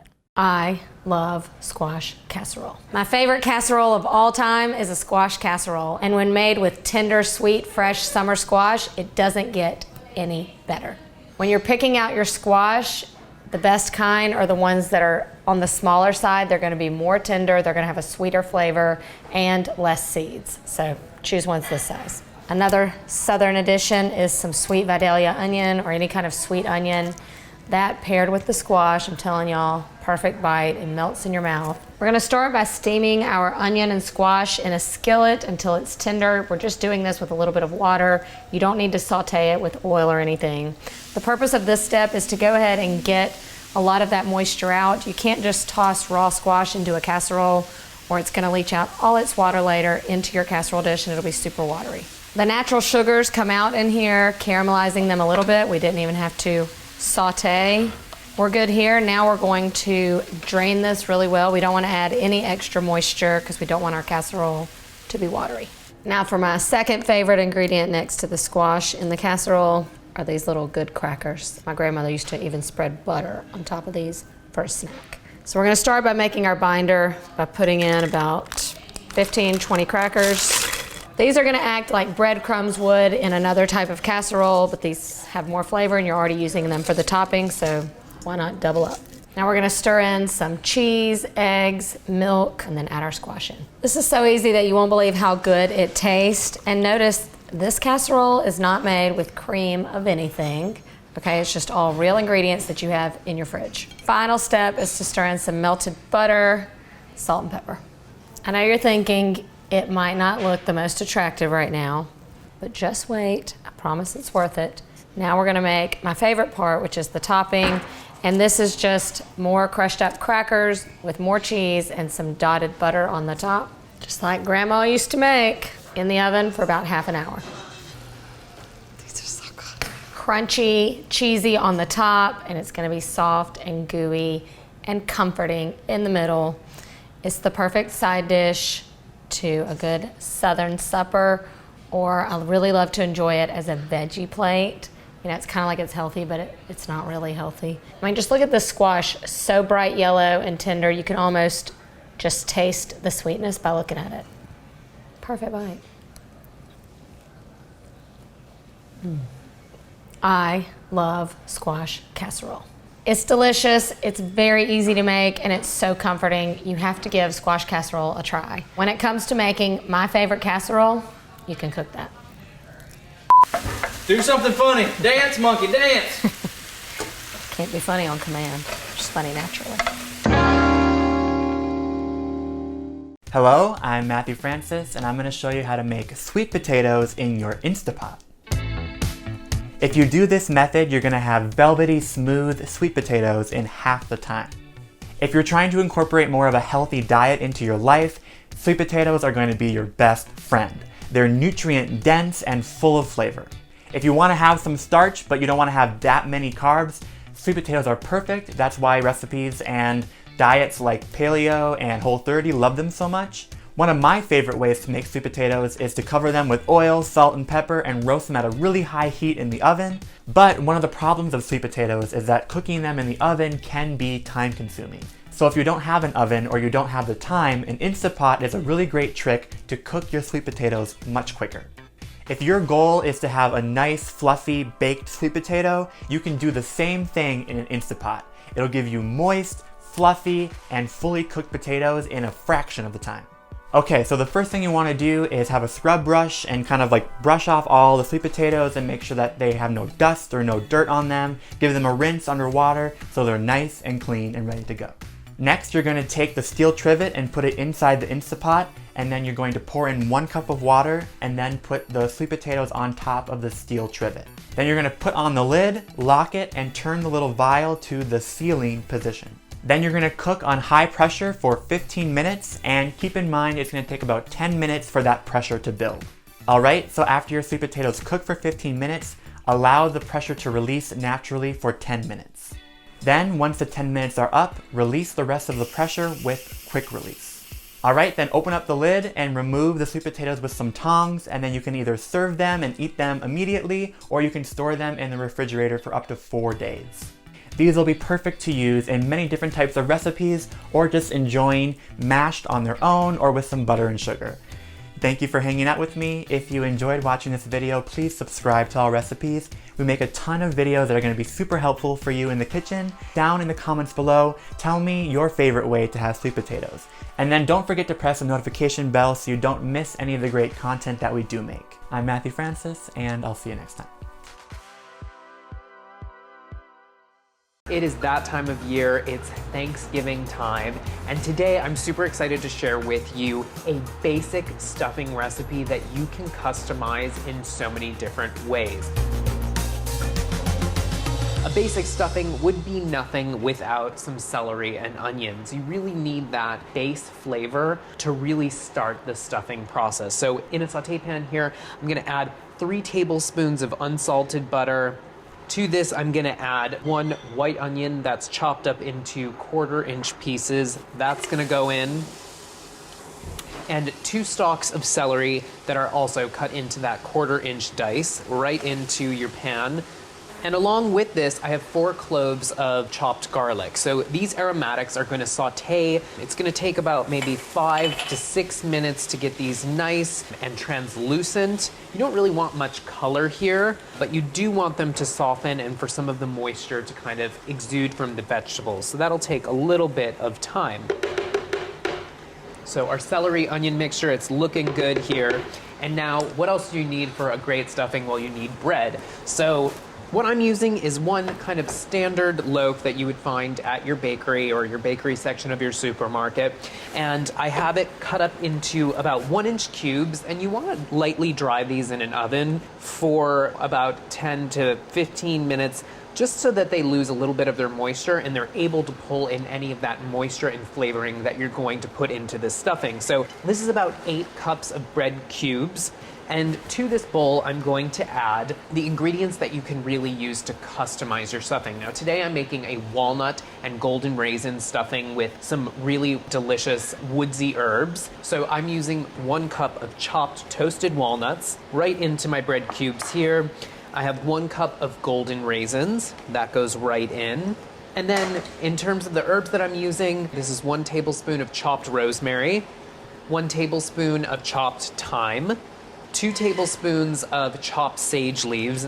Thanksgiving wouldn't be Thanksgiving without sage. And then I have 1 tablespoon of chopped oregano. So this is a very fragrant stuffing. Now, there are so many other options. You could do so many different things. Now, if you go to marthastewart.com and you look up this basic walnut and golden raisin stuffing, there are alternatives that you can click through. And I have 2 of them in front of me here. The first one I have here is, it does have that sage flavoring. It also has fennel seeds, which have a nice anise flavor, which is really delicious. Dried cherries and pecans. That's a really great stuffing that will go well with your turkey. And then this one is a slightly different stuffing. It has thyme, it has a little bit of sherry vinegar, which adds a punch of flavor and a bit of acidity. And that goes really well with some bacon and also some smoked oysters. So that's a really different stuffing if you wanted to bring that to your table and surprise your relatives. So now I'm going to add my sauteed vegetables right into this bowl with the bread. Make sure you scrape out all of the butter, because that butter is flavor and you need it. Don't forget, you need to season this because you have all of that bread that isn't seasoned at all. So be pretty generous with your seasoning. I'm using kosher salt and pepper. If you like a little bit of heat, add a little bit of cayenne to this. That would be really nice, or red pepper flakes. So mix this together. And one thing that I didn't mention when you're making stuffing, use some good bread that you really like to eat. If you like a whole wheat bread, go for it, try it. Cornbread stuffing, I mean, come on, that's a classic, especially in the South. So once this gets mixed together slightly, I'm going to add a 1/2 cup of chopped flat leaf parsley. Now, flat leaf parsley has much more flavor than curly parsley. So if you find that, it's also called Italian parsley sometimes, add that as well. And then to moisten this slightly, I'm going to add some chicken stock. Now, if you're roasting a turkey, it is Thanksgiving, and you're making a turkey stock with the neck and some of the giblets, you could certainly use that here as well, because that would give you even more turkey flavor. So I'm adding in about 2 cups of this stock, and this is a pretty good ratio. 8 cups of bread to 3 cups of your stock. Add it in stages. I'll leave a little bit behind. I have about 1 cup of chicken stock left. Now I'm going to add the eggs and the rest of the stock. Just gonna mix these up. I have 3 whole eggs. Okay, so these eggs are nicely whisked together. I'm gonna add that to my mixture here. The rest of the stock. And now mix this together. Don't overmix or smash, but just fully incorporate. And using a nice big wide bowl is really great for this. So now make sure your oven is preheated to 400 degrees with the rack in the middle of the oven. And this stuffing bakes uncovered for about 25 to 30 minutes. So while your turkey is resting, you can put this casserole dish right into the oven. And by the time the stuffing is done, you're ready to start carving your turkey and putting it right out onto the table. It works out really well. So I have a 9 by 13 inch dish here that's been buttered. If you don't have a 9 by 13, a 2-quart casserole would work just as well. And so this goes right in. Just spread it out, don't squash it.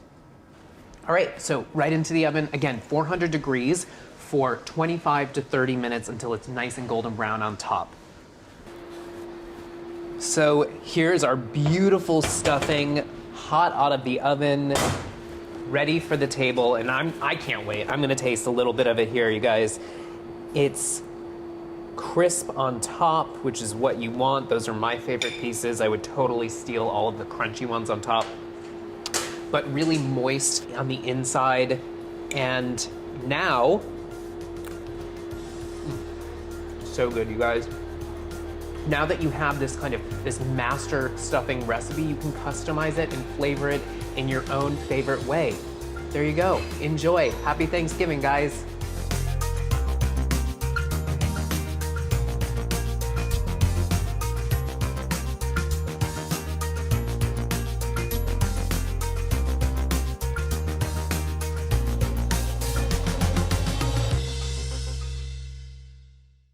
The only thing you're gonna have to make on Thanksgiving is the turkey. Here are my make-ahead sides and tips that will make for a stress-free turkey day. Let's start with turkey and gravy's best friend, mashed potatoes. A great tip if you're making a large batch and you want to freeze it ahead of time, freeze it in smaller portions in a Ziploc bag.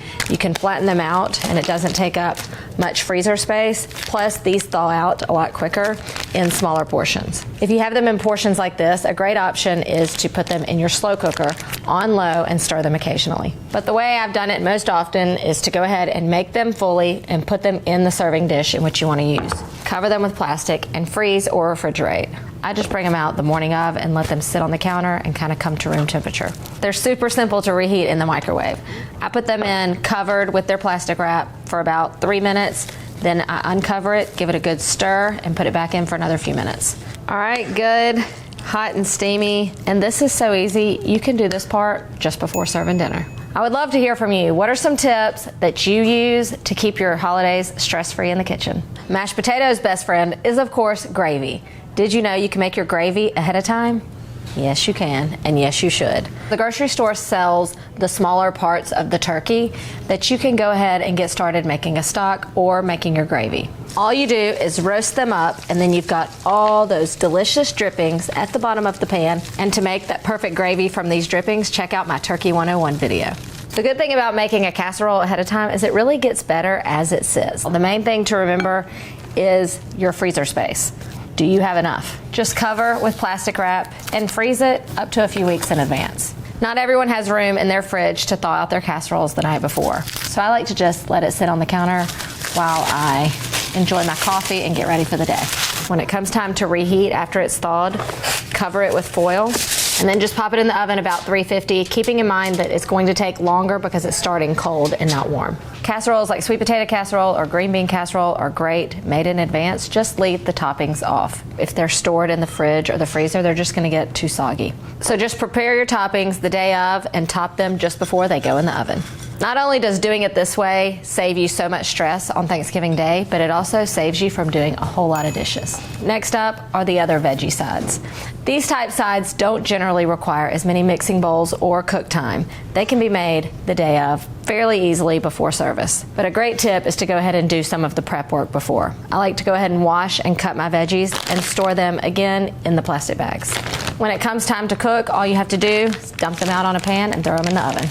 And if you don't have a lot of oven space, another great tip is to be sure and include sides that don't require the oven.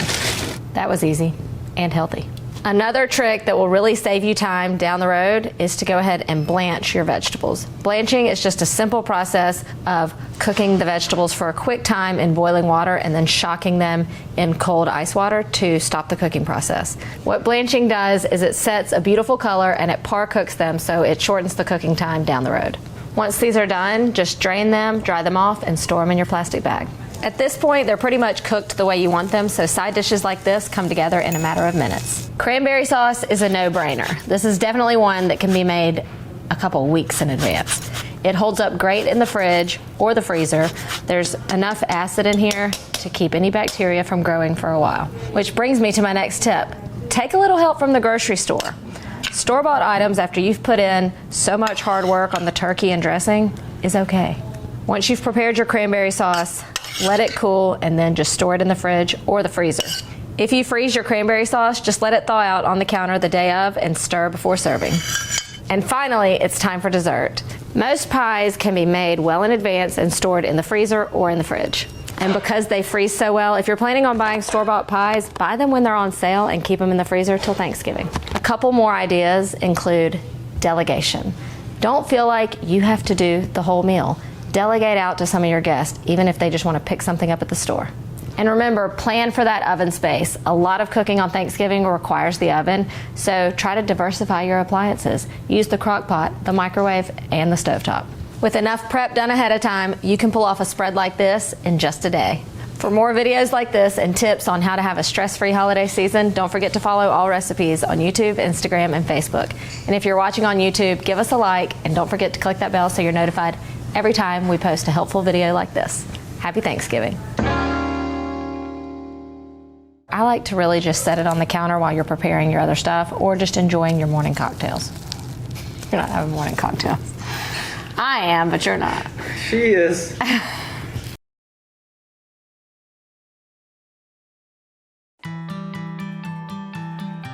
I was born and grew up in Beijing. I lived there for 22 years. Food has always been a big thing for us. Back in the day when we were kids in Hong Kong, we ate a lot at street booths, like street styles, because that's where my dad cooked when he was 12. I have to say that my father is the best chef of all time, in case he's watching or whatever. I always help my grandmother prepare dishes. The big thing is dumplings. I will make the dough and my grandma will make the fillings. And then everybody got together and we all do the motion of making dumplings and we chat around the table in the kitchen. You really see the love and the warmth in that scene. That's really what I miss in coming to another country. Whenever you move to a new sort of culture, you must understand that there are certain rules that you don't really break. Thanksgiving, for example. As a graduate student at Yale, we have a holiday, we have 3 days, we don't have work, but we don't have family, so we get together as a friend holidays. Thanksgiving for us, it has a special meaning. Very few of us has families here, but we see the team as real family.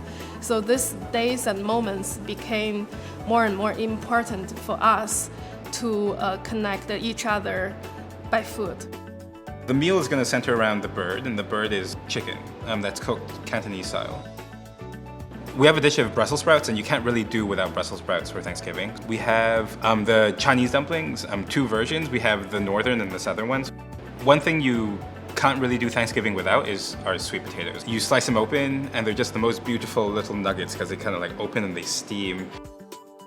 This year, Thanksgiving will be meaning something very different for me because I just have a 5-month girl coming added to the family. And so for me, I think this is the opportunity to introduce both Chinese and American culture to her. I want to try to cook turkey. I never cooked that before. The most thankful thing for me is the support of our team and our families. Food is something that you put into your body, and it really represents who you are, where you come from, and you have so much things that you can bring in to communicate yourself, your culture, and really knowing people.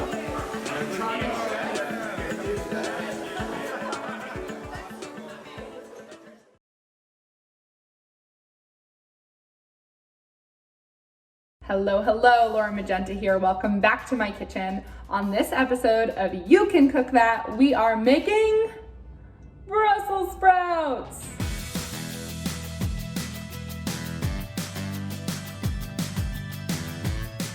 So today I'm gonna show you 2 ways that I like to prepare Brussels sprouts to help accent its crisp and its crunch. Okay, so first things first, let's talk about roasting. Roasting is this very easy way to prepare most vegetables, especially in the fall. But I think with Brussels sprouts, it gets a bit tricky because of how they're shaped. So some people like to roast Brussels fully intact. Personally, I find that the outside gets a bit crispy and the entire inside steams and just becomes very soft. So for me, let's cut off the butt, let's cut the Brussels in half, and we will cook them in halves. We will roast them in halves. So preheat your oven to anywhere between 425, 450. I add all of the halved Brussels into a bowl of cold water. Basically, the way they grow, there can get dirt caught between the layers, so cut them in half, move it around, give it a little bath. Now we're gonna drain the water and just lay them over a towel. Now I know this feels like a lot of steps, but it is totally worth it and will result in a beautifully crisp Brussels sprout. So now we grab a pan. I like to make my Brussels sprouts on parchment.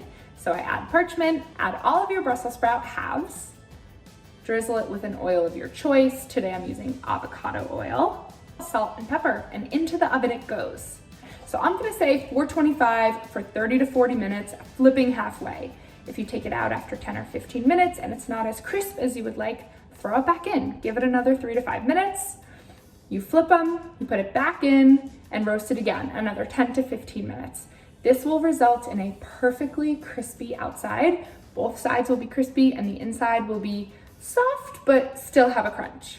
Look at the brown, you can see it getting crisped. You can see the bubbling, that is so cool. And then just like I said before when we were cutting them, if you leave the extra leaves, so the extra parts of these Brussels when you're cutting to roast, when they fall off, leave them on the tray, let them touch the oil, salt, and pepper, and they will basically be like the croutons to your salad. They get super crispy, almost like burnt and charred, and add delicious crisp and crunch to the Brussels.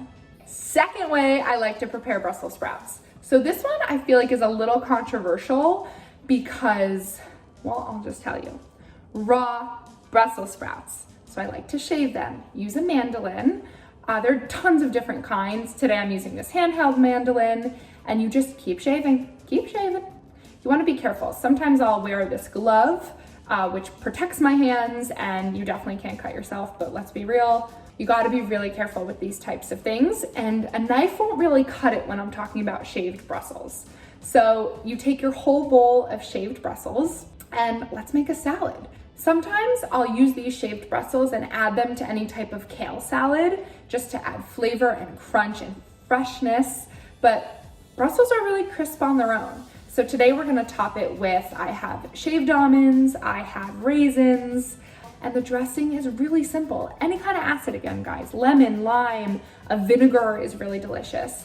I personally dress it right before we sit down and you have the crispiest, crunchiest salad. It's a different way to present a salad to your guests and even yourself. This was so easy to prepare, and Brussels last a little while. So get them at the store. You can always shave them down. And roasting, I would say, is probably my go-to for dinner throughout this fall season. Guys, you can cook that, give it a try. Comment below on your favorite way to cook Brussels, and I'll see you next time. Today's recipe is great. It's a wild rice dressing. So it's kind of like a stuffing, and it acts like a stuffing, but it's completely gluten-free. Today I'm gonna be baking it outside of the turkey, but you can also bake this in a turkey. To start off, dice 2 stalks of celery. I already diced an onion, so dice one of those too. I figured, you've seen me dice an onion 10,000 times. Okay. That looks like, I would say, about 3/4 of a cup of diced celery, and then a jalapeno for a little bit of spice. This has golden raisins in it, a little bit of dry coriander, so a little bit of spice is not out of place. And because of the raisins, you're getting that sweet, spicy thing that I love. Remove the seeds, give it a taste. I mean, if you want it really spicy, you can add them, but I've been finding that the jalapenos have been super spicy lately, so it's even too much for me. I've already cooked 2 cups of wild rice in 4 2/3 cups of water, which has yielded about 6 cups of cooked wild rice. So that's the base for my dressing. And now I'm gonna cook up these aromatics. I have a pan heating to saute my onions and celery, etc. 2 tablespoons of olive oil, the jalapenos and the celery, my onion, diced 1. Give it a little stir. You want to cook everything until the onions are translucent. Beware of the chili effect.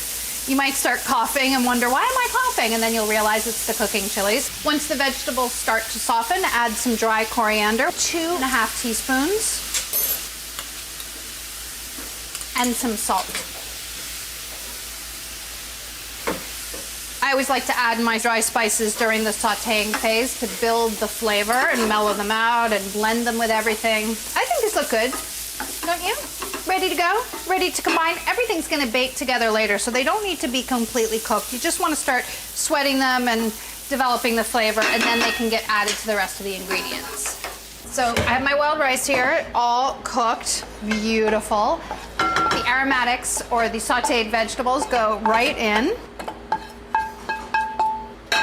And then add 1/4 cup of vegetable stock. You can use turkey stock or chicken stock, your choice, but this is just in case there are vegetarians at the table. 1/2 cup of toasted pumpkin seeds or pepitas, and 1/2 cup of golden raisins. Obviously, if you don't have golden raisins, you want to replace it with another dried fruit or a different color raisin, be my guest. That's totally fine. First, I'm going to season with salt and pepper. Stir everything together and then transfer it to an 8x8 baking dish. Now you can make this ahead if you want to. Keep it in your refrigerator and then heat it up whenever you're ready. It's very generous in an 8x8. Cook at 375 degrees until it's heated through, and then you're just gonna finish with a little drizzle of oil to brighten up the flavors. Should take about 20 to 25 minutes. If you had it refrigerated, it would probably take a little bit longer. You might want to start it off covered with foil. It smells really good, you guys. Just needs a little drizzle of vinegar to brighten up the flavors. We do that all the time here at Everyday Food. It's one of our favorite ways to heighten flavor. Very delicious, very make ahead. Alternative to stuffing recipe for Thanksgiving this year. If you want more recipes, go to our blog at everydayfood.com. We've got lots and lots of great stuff. Hi guys, thanks for watching this video. Be sure to click here if you want to subscribe, and click over here if you want to continue watching more great videos like this. Woohoo!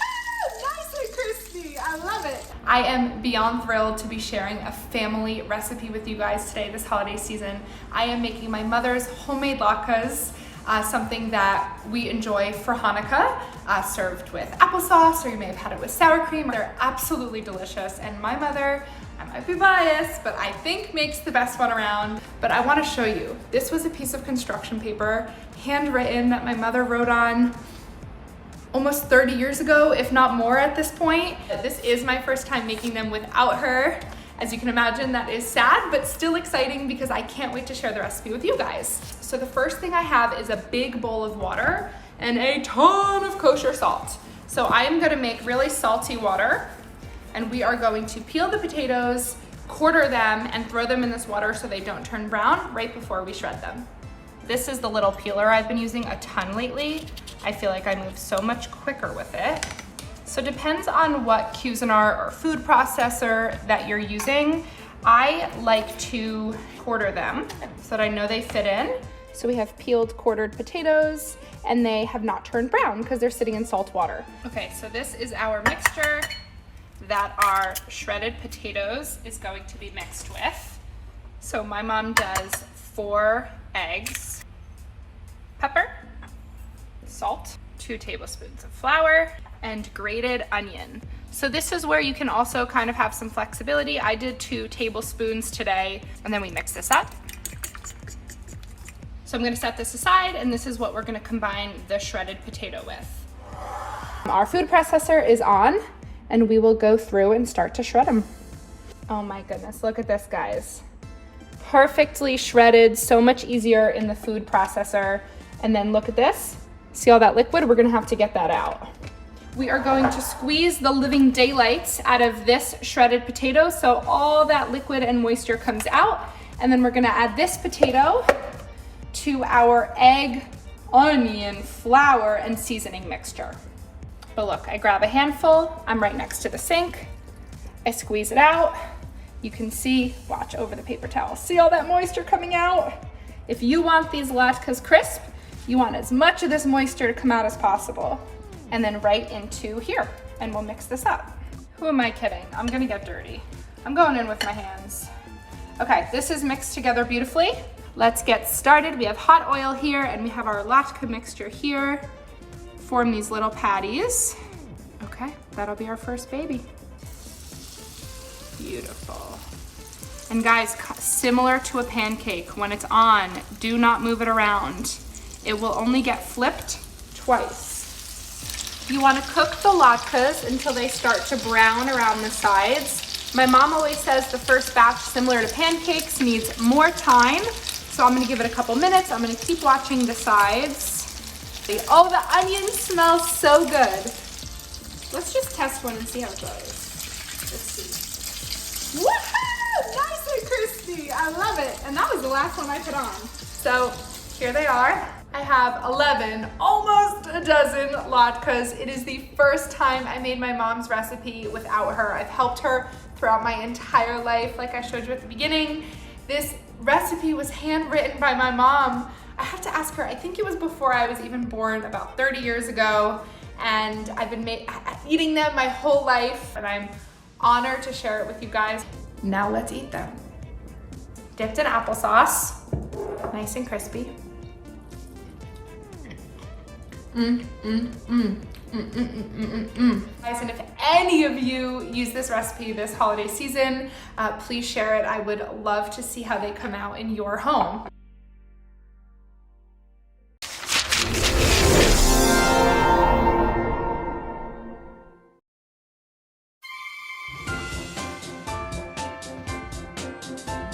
During the holidays, the People Food team gets really excited because now is the time for the best recipes to take out everything that we love and to put a little spin on it. Everybody loves cookies. We're gonna show you really cool things to do with cookies. Same with pies, same with the way to make mashed potatoes. You think it's good? We're gonna show you a better way. All year long, the People Food team is tasting and testing recipes. We have Take Fives, which are either 5-ingredient recipes or 5-minute recipes. And then we have some hacks, which are just some quick, easy, fun recipes that you wouldn't think to normally do. Right now, you're about to see the best recipes for the holidays. The People Food team put together the full menu, appetizers, sides, desserts. We have you covered. Baked brie bites are one of my favorite Take 5 recipes for the holidays. This recipe is basically that wheel of brie wrapped in puff pastry with jam and pecans.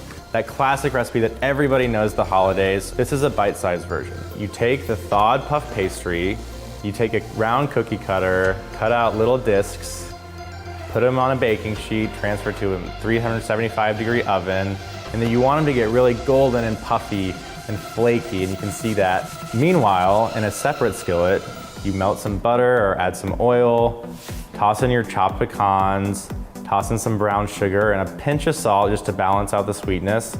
And you let it all cook until it gets a little caramelly and nutty. And once you take the risen puff pastry out, you're gonna assemble everything. So you start with the apricot preserves. You top that with the nutty, sugary pecan mixture. You top that with brie cheese, and then you put it all back in the oven so it just melts together, all of the flavors combine, and it's just that classic taste that we all love in one little bite. The key to a great appetizer, especially during the holidays, is to be decadent because it's small. This biscuits and gravy wreath is a showstopper. It is a stunner. It is so simple because you're using store-bought biscuits, but you're transforming them into something super elegant looking and super cool looking and so festive for the holidays.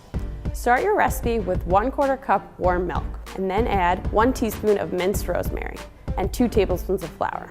Mix that all together and season it with a little salt and pepper. Then place it on your platter and surround it with store-bought biscuit dough and brush them all with melted butter. Once you pop it in a 325 oven, cook for 12 to 15 minutes.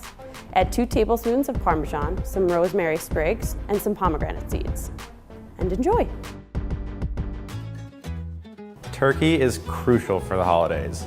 My family, we have it at Thanksgiving and we have it at Christmas. So there's tons of leftovers because really that's what we want. We want the leftovers. This leftover turkey eggs Benedict is a hack to using 3 of your holiday leftovers all in one dish. It starts with leftover stuffing. You take a wine glass, you flip it over, cut little discs.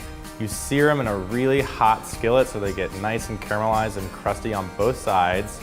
Then you toss the turkey into that same skillet, let that get a little brown on it. Then top that all off with a fried egg and then a heavy dose of gravy. Everything just comes together beautifully. Leftover turkey is so important to the holidays. We weren't just gonna give you one thing to do with leftover turkey, we're gonna give you 2. We did this Take 5 video where it's leftover turkey barbecue cornbread pie. This recipe only has 5 ingredients. It's leftover turkey, barbecue sauce, corn muffin mix, egg, and scallion. So you take your shredded leftover turkey, toss it in barbecue sauce, and add half a cup of water. And you mix all that together, set it aside, and then in a separate bowl, you're gonna do your corn muffin topping. So you just take plain old corn muffin mix, add some water, add an egg, add more scallion, and then you take a casserole dish, layer the turkey, layer the cornbread, unbaked, and when you put it in the oven, 375 degrees for about 30 minutes, that top layer is gonna get golden brown, and the barbecue turkey filling is gonna get hot and bubbly and just come up through the middle and through the sides, and it all becomes one delicious, incredible, sweet, savory dish.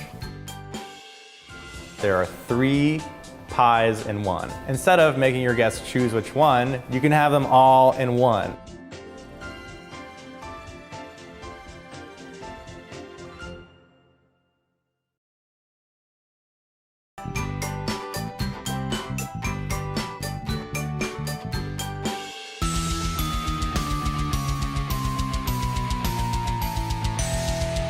Here at People Food, we think the side dishes are super important, maybe as important as the entree. In fact, the cheesy sausage stuffing is almost like an entree on its own. This stuffing is revolutionary to the stuffing world, I believe. Almost 99% of them are missing one thing, and that is cheese. This stuffing consists of 5 ingredients: white bread, breakfast sausage, celery, chicken stock, and provolone cheese. So you take your cubed white bread, toss it in a 350-degree oven for about 10 minutes. You want the bread to really start to dry out. While you're doing that, brown your sausage in a skillet, add in the chopped celery until it's just crisp tender, but barely cooked. You want it to have that crunch. And then you toss it all in a bowl together, toss in your cubed provolone cheese, pour over chicken stock until it's just moistened, and then you transfer the whole thing into a baking dish. And you're gonna toss that into an oven at about 350 degrees for 40 minutes until it gets really crispy and the cheese gets molten and perfect. This mashed potatoes recipe is so easy because you've honestly been cooking your mashed potatoes wrong all along. Creamiest ever mashed potatoes is a hack, and it's gonna show you how to make the creamiest mashed potatoes in the world. Instead of water, you wanna simmer them in some milk. You're gonna take 2 pounds of Yukon Golds, peel them, dice them up, you toss them into a pot, and then you cover them with just enough milk to cover. You're gonna bring it to a very gentle simmer and then mash them all together in the pot, add some butter, salt and pepper of course, and then you're left with these perfectly smooth, creamy, silky potatoes.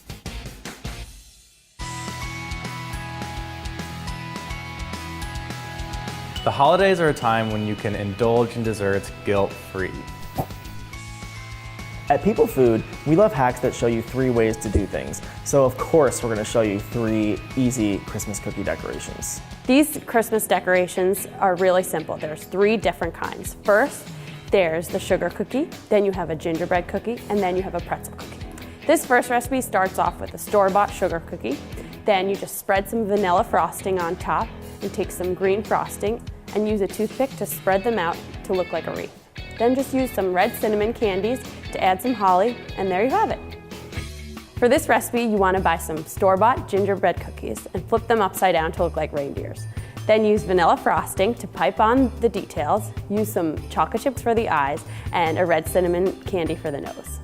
For this pretzel Christmas tree cookie, all you need is some little pretzel sticks, some white chocolate, and some green food coloring. All you want to do is start by melting some white chocolate until it's creamy and liquidy. Then add some green food coloring, mix it all together, and add it to a piping bag.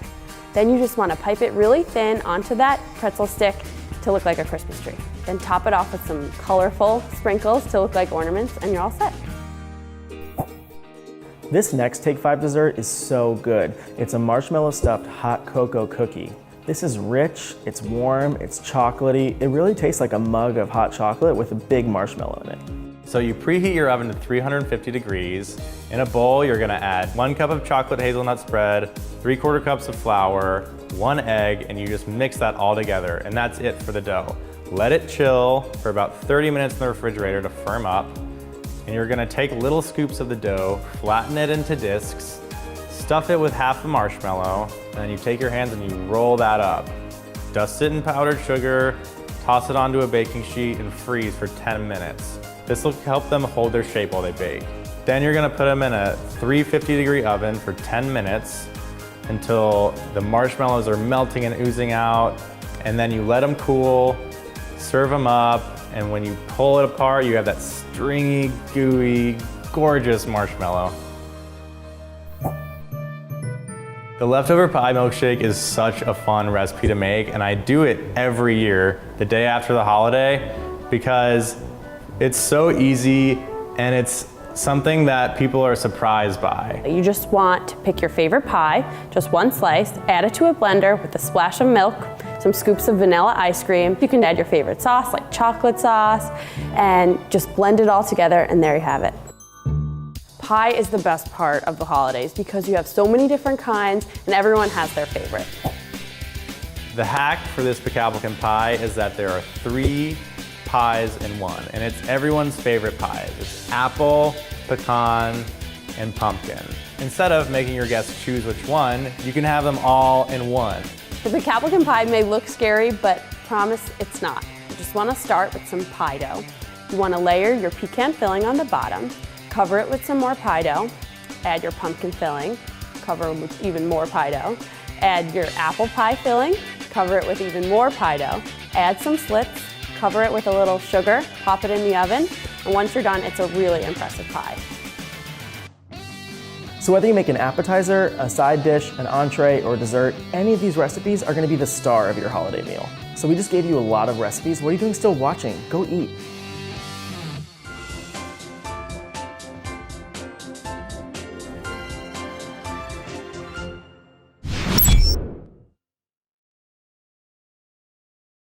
Happy Thanksgiving and welcome to the Thanksgiving.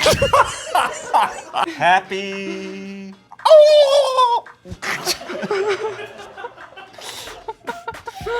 Okay. Green bean casserole. So the instruction is make a green bean casserole. Sorry, I'll stop. We just make a green bean casserole. We do whatever. Mom, Sarah won't stop.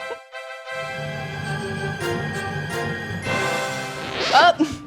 Girl be snacking. I will say I have one ingredient that I always use, which is Madeira. Crispy onions. Crispy onions. I'm waiting for him to give me spice recommendations. Spices, salt and pepper. Ooh, I don't. The S&P. Green beans, haricot vert. Do you put marshmallows on your green bean casserole? All right, let's go. All right, so you talk to yours. Okay, yes, master. I got some bread because I'm gonna try and toast it and put it on top of the casserole. Basically, there's 3 elements to the green bean casserole. There's the green beans, the sauce, and the crunchy stuff on top. I'm gonna do some mushrooms and garlic, green beans. I'm just gonna rely on the classic French's onions. Yeah, I've got this, a little nutmeg. Some butter, because I feel like that makes sense. Some thyme, some butter, and some chives, and maybe a little cheese. Yeah, that's all I have. That's the plan. Okay, I am gonna talk to Ann Taylor Pittman because she has a great skillet green bean casserole recipe. I'm going to talk to Katie Barrera because she's going into a meeting in 5 minutes. I want to pick her brain for a second. She's the boss lady. I don't cook anymore. I just sit at my computer and schedule things. Do you ever cook green bean casserole? Oh, sure. What's your philosophy on how done the green beans should be? I always am like the al dente Yankee. Like blanchy girl, thing? Like very quickly blanched and shocked. But since moving south, I have come to appreciate the beauty of a like intentionally overcooked vegetable. That's where I'm kind of going. I'm going to start my beans with a little onion, braise them like you would collards for about 20 minutes. Assemble, broil, get it bubbly and broily just under the casserole for like 10 minutes. That's nice. Go team. Thanks.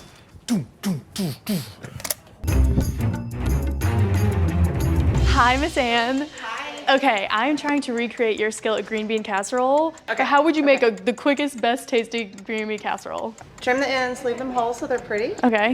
Blanch them. You need to make a white sauce. Okay. So a little butter in the pan and flour, and then add milk. Okay, yep. Milk or chicken stock. Parm. Some parm, got it. So toss in the green beans with the sauce. Are there mushrooms? Yeah, mushrooms. Yeah. Top and put it in the oven. Okay, got it. Thank you, Ann. You're amazing. Nutmeg? Okay, thank you. I'm already cooking. I'm gonna sweat down some aromatics, which are gonna be onions and garlic and a little bit of thyme. While that's happening, I'm gonna trim my green beans.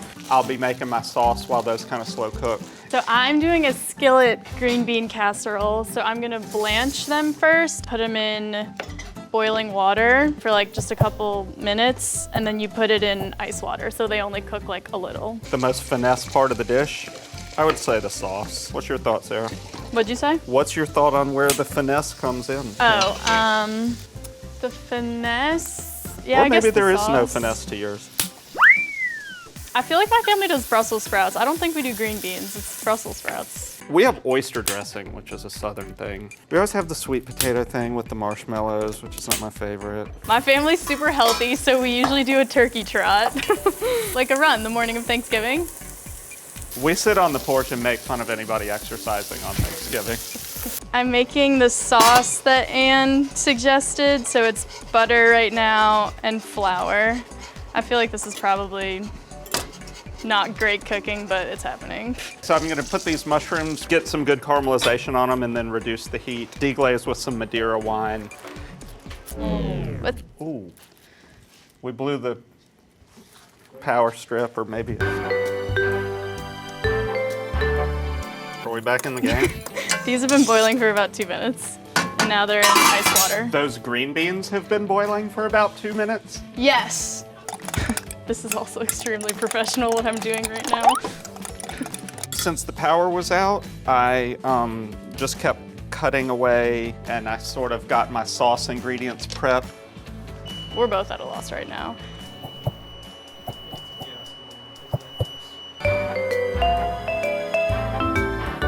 You know what, Sarah?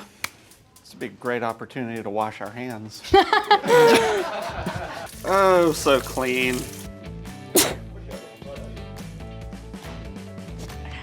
You only did one sneeze? Yeah, that's actually very out of character. That's very rare, too. I usually do about 20. I am now gonna mince some garlic to put into my sauteed situation. This pan just had to sort of come back to temperature, so I'm wetting the butter. So again, I'll be caramelizing these mushrooms, and you can probably finish the rest. Oh my God. Sorry.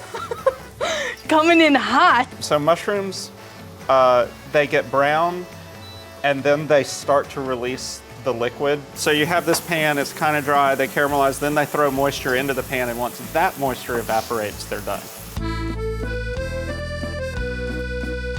Do we remember the seasoning lesson from season 1? From Hunter Lewis? Well, no, that was the height of seasoning, but when you salt something in a saute pan, it helps draw out the moisture. Nope, don't remember. I must have been asleep at the wheel. That's when they roll that little French thing. You might want to pay attention when you see that on the episode next time. I'll take note. I just added a lot of ice to my casserole. A lot of ice? Yeah, it's a secret ingredient you wouldn't understand. Nordic cooking is very au courant right now. So I've got some caramelization going on the bottom of this pan. So I've got my Madeira here, which I'm gonna deglaze. All of this frond right here, I'm gonna not only get the flavor of the wine in there, but get that flavor off the bottom of the pan. Do you think these are done enough to crumble into crumbs? I would break them up, put them back in the oven for just a second, just to get a little more toasty surface area. This is chicken stock whisked with flour. This is gonna be my sauce. When you're thickening stuff like this, always start with a little less flour than maybe you think you need, because it's a lot easier to make it thicker than it is to make it thinner. The sauce tastes good. The cheese obviously helps. This is something I would eat, I feel like. But if Robin will eat it, that's the question. So these beans kind of braised off, and you can kind of see they also, I put a little bit of chicken stock in there, but they also gave off some liquid. 5 minutes left. All or nothing. It's all or nothing. I'm just gonna pop it under the broiler. Probably could have gone in there about 3 to 5 minutes earlier, but where am I? Can I nestle in there with the broiling action? Yeah, sure. Thank you. So thankful.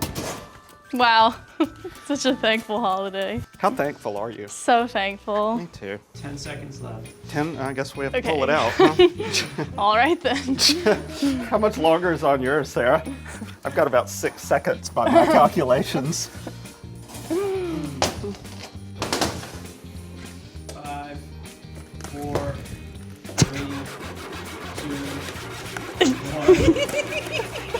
1. 1.5.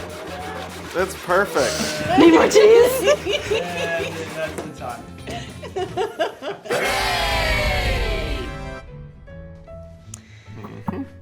Do we have to do it like this?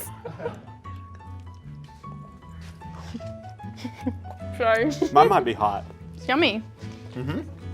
I get the Madeira coming through. Her beans are cooked perfectly. A little heavy on the nutmeg. Oh, really? A little bit. Anne warned me. That was like her last thing. She was like, be careful with the nutmeg. And then she like made it in the back. Because the greens are crispier and brighter, it just feels more vegetable heavy, but Robin's feels more like a, just like super indulgent, like Thanksgiving casserole. I feel like mine's a little casserole-ier. Yeah. Yours is more kind of almost vegetable side dish. Robin's definitely speaks more to like a traditional Thanksgiving green bean casserole. Unfortunately, I think that means Robin wins. Yes! Well, happy Thanksgiving. Happy Thanksgiving. You just wait for the December holidays. Oh, there's more holidays to compete. That's the great thing about America. We're not short on made-up holidays to compete in.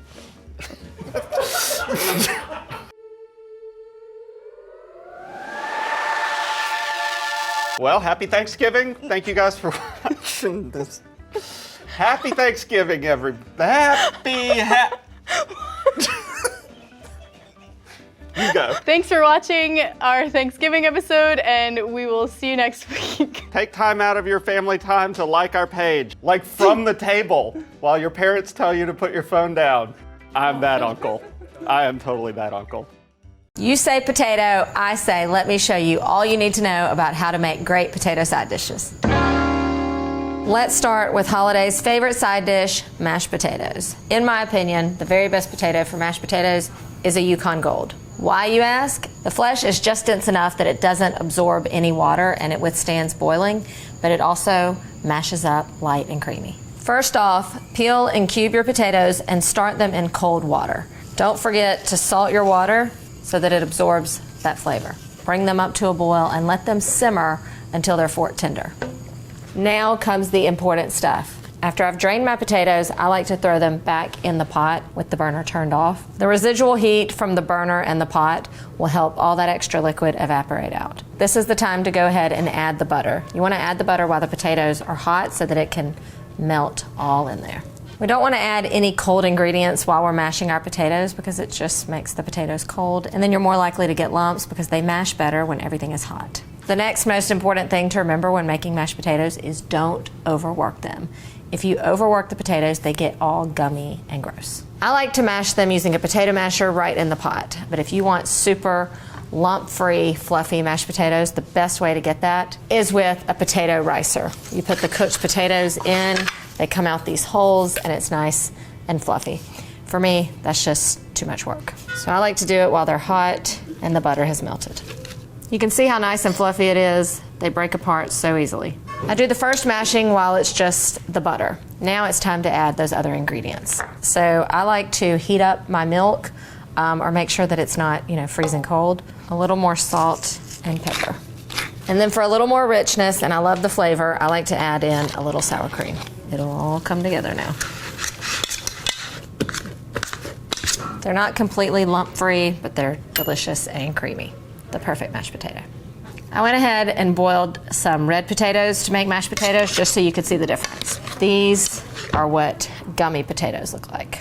And if you can't see it, you can definitely taste the difference. They almost stick to your tongue. Let's talk about baked potatoes. The perfect potato for a baked potato is ye olde russet potato. They're super starchy, but when you bake a potato in the oven, we don't have to worry about moisture absorption. So it makes them ideal for baking and also frying. All right, when it comes to the baked potato, do you pierce or not pierce your potato? I am a piercer because that's what my mama taught me. By piercing your potato, it allows any excess moisture to escape, giving you that light and fluffy texture. The thought is if you don't pierce it, it's going to burst in the oven. There have definitely been times where I don't prick my potato, and guess what? It's never blown up in the oven, but if it gives you a little extra insurance, go ahead and prick your potato. Do you wrap it in foil? I do not wrap my potatoes in foil. That's actually going to seal in some of the moisture. We want that moisture to escape. If you do wrap it in foil, be sure and prick the potato. I like to drizzle a tiny bit of oil on the outside. So I like to eat the skin on a baked potato, and I like it better if it's a little crispy, so a little oil will help that happen. Next, prick your potato just a couple times just to let the steam escape. I simply set this directly on the oven rack or on a sheet pan. For best results, cook potatoes at a higher temperature, at least 400 and up to 450. The cook time depends on its size. This is a small potato, so it should take about 45 minutes. And for even cooking, I like to flip them halfway through. That way one end doesn't get super burned on the bottom. And that's all you need to know. Hot potato right out of the oven. Beautiful golden brown, and if you can listen, crispy on the outside. Now let's look for that fluffy center. Light, airy, fluffy, it's just perfect. Baked potatoes are the perfect side dish if you're feeding a crowd. They're super easy to prepare, they hold their heat for a while, and they're just perfect. Next up, those delicious potato casseroles. These are your scallop potatoes and your potatoes au gratin. What type of potato should we use? Again, my favorites, the Yukon Golds. They'll hold their shape a little bit, but they're still gonna be nice and tender and a little bit fluffy. First of all, you wanna start out by creating thin slices. The best way to do this is with a mandolin. If you don't have a mandolin, you can use a knife. Just try to slice them as thin as possible. What's super important about the slices is that they're all uniform in width. That way they cook up evenly. You wanna layer the slices evenly as well. So again, that you get nice, even cook times. And don't forget to season every layer. You might cover it because you don't want the outside to cook before the inside is cooked, or maybe you don't want to get it too brown too early. So cover it, but let some of the steam escape. Either cut some slits in the top or just peel one of the corners back. To the oven we go. That's some bubbly goodness right there. Now, when you cook a casserole, any kind of casserole really, you want to let it sit for about 10 minutes so that it'll set up better. Let me taste them to see if it's perfectly cooked. It's perfect. What's great about using the gold potatoes in casseroles, they still have just enough bite to them, but they're still super tender and creamy. Next up, roasted potatoes, and these are one of my favorites as well. Really, you can use just about any potato for this method, but to me, the best potato is, again, the gold. They hold their shape while they're cooked, and they're just starchy enough to absorb some of the moisture that's in the flavoring. I like to leave the skins on when roasting the potatoes. Just cut them into uniform pieces. You want to make sure your potatoes are really dry, so if you did soak them the night before, just be sure you dry them really well on a paper towel. The next key thing to remember is not to crowd your pan. You don't want steamed potatoes. You want them to be able to evenly brown on the outside, and caramelization equals flavor. Besides caramelization, roasted potatoes get their flavor from a little bit of oil and seasonings. You can do whatever flavorings you want. A simple salt and pepper and olive oil is just perfect. Important thing to remember, don't just drizzle the potatoes and season them like that. Be sure you toss them so that they're evenly coated with the oil. If you're going to line your pan for easier cleanup, I prefer to use foil instead of parchment paper for better browning. Another important tip when roasting potatoes, high heat, at least 425 in your oven. And also be sure and flip your potatoes at least twice during the cooking. This way they get browned evenly on all sides, because the brown crispy side is the best side, so why not get all the sides crispy and brown. Perfect roasted potatoes. You can see it's crispy and golden on the outside, but when you mash it, it's a tender, fluffy potato inside. You can really take this roasted potato tip and apply it to lots of other vegetables. And for my final trick, potato salad. This dish is particularly popular in the South, but who doesn't love a good potato salad? So what type of potato is best for potato salad? Well, do you want your potato salad to look like this or this? It's strictly a matter of preference. Some people like a creamier, more mashed consistency in a potato salad, in which case you would use something that's gonna fall apart like a russet potato. But if you want a potato that's gonna hold its shape during cooking and tossing, go with a waxy potato like a red potato. The skins are also thin in a waxier potato, so peeling is optional. When it comes to preparation, there's only a couple things you need to remember. First, start your potatoes in cold water and bring them to a boil, then just let them simmer until they're fork tender. Make your dressing in a separate bowl so that you don't overwork the potatoes when you toss it together. And finally, and this is probably the most important tip when it comes to delicious potato salad, is to let it sit. The longer it sits, the better it's gonna be, so I love making potato salad the day before. Potato, potato, no matter how you say it, I hope you can now cook with confidence any of your favorite potato side dishes. For more great videos like this, don't forget to follow Allrecipes on YouTube, Instagram, and Facebook. This is the kind of utensil I like to lick. You know what I meant. Leave that out. Spoon test! Both of these bowls of mashed potatoes sat in the refrigerator overnight, but only this version is silky and smooth. Stick around to hear my mad genius tip to make that happen. To get started with this recipe, I have 4 pounds of Yukon Gold potatoes that I've peeled and I've boiled for about 15-20 minutes until they're just tender. And I'm gonna go ahead and drain them in a colander. Mashed potatoes are easily one of my most favorite foods. Of course, they do have one flaw, that they can't be made in advance, which is why I love this Mad Genius tip so much. The reason they can't be made in advance, you might be wondering, is because of butter, which we're still using in this recipe because it adds a ton of flavor. But what happens is when you add butter to the potatoes and then chill them, they solidify in the refrigerator and it makes it really hard to reheat them. But like I said, we're still incorporating it in this recipe because it adds a ton of flavor. So to the hot pot, I'm adding 1.5 sticks of unsalted butter, and I'm adding about 1 1/4 to 1.5 cups of milk, 1/2 and 1/2 cream, whichever you prefer. Add that right in there. And I'm gonna go ahead and put this over low heat just to melt the butter. Okay, while that heats up, I'm gonna go ahead and get started with the potatoes. I'm going to rice them because I love the texture it brings, but you can also mash them if you only have an everyday masher. This is a ricer. Comes in different forms. A lot of companies make it. You can get it pretty much at any kitchen supply store. It just makes them really fluffy, which results in a really delicious mashed potato. So I'm going to scoop the potatoes right into the ricer.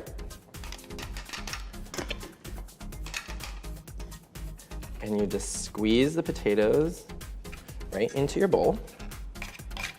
And you just keep repeating that until you get through all the potatoes. I whip it, I crush it, I rice it. All forms of mashed potato are my best friend. Okay, let's get rid of this. And we are going to grab this delicious, buttery, milky mixture, and I'm gonna go ahead and pour it right on top. All right, so I've added my butter and my cream, and now for the Mad Genius tip. Like I said, we incorporated butter. But in this version of mashed potatoes, I substitute some of the butter for mayonnaise. Why would you do that? Well, because mayonnaise doesn't get firm when you refrigerate it. So you can incorporate it into the potatoes, like I'm gonna do now. And even when the potatoes are cold, they're gonna stay super silky, super soft, super light.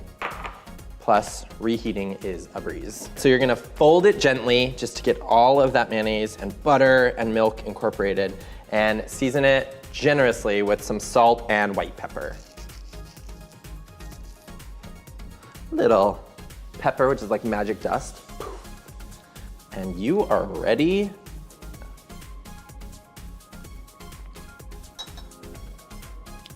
Literally one of my favorite things in the entire world. These are creamy, they're silky, they have a ton of flavor, but best of all, I could pop them in the refrigerator and reheat them tomorrow in just minutes, and they're gonna be just as smooth. So let me know what you think of these in the comments, and don't forget to tag whoever in your family is responsible for making the potatoes this year.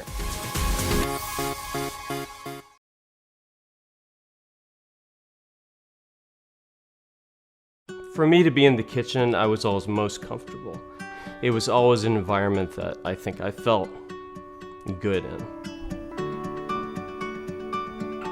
I was born here. You know, my whole family's from India originally.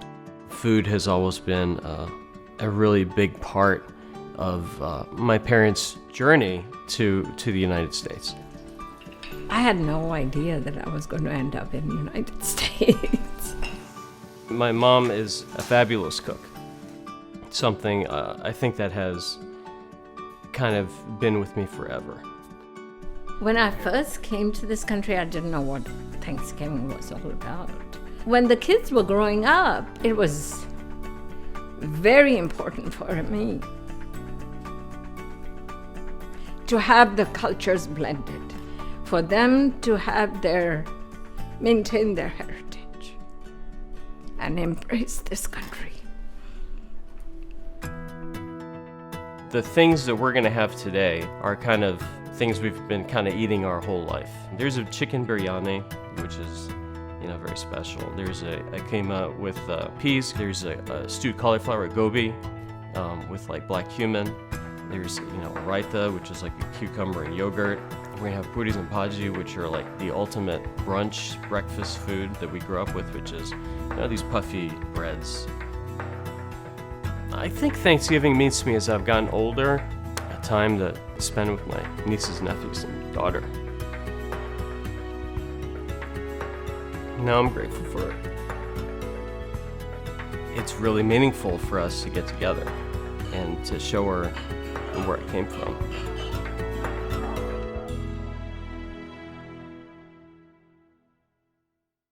It's my favorite part of the meal, dessert, and you can't have Thanksgiving without pie. From flaky crust to creamy fillings to no bake options, we're covering everything you need to know about pie. I don't want to be the kind of person who says this, but I'm just going to go ahead and say it. The key to a really good homemade pie is a homemade pie crust. And I don't want you to feel intimidated by making pie crust because it's really actually quite easy to make at home. So I'm going to show you how today, and then I'm never going to listen to any more excuses about how you can't make pie crust at home, because you can. It's easy.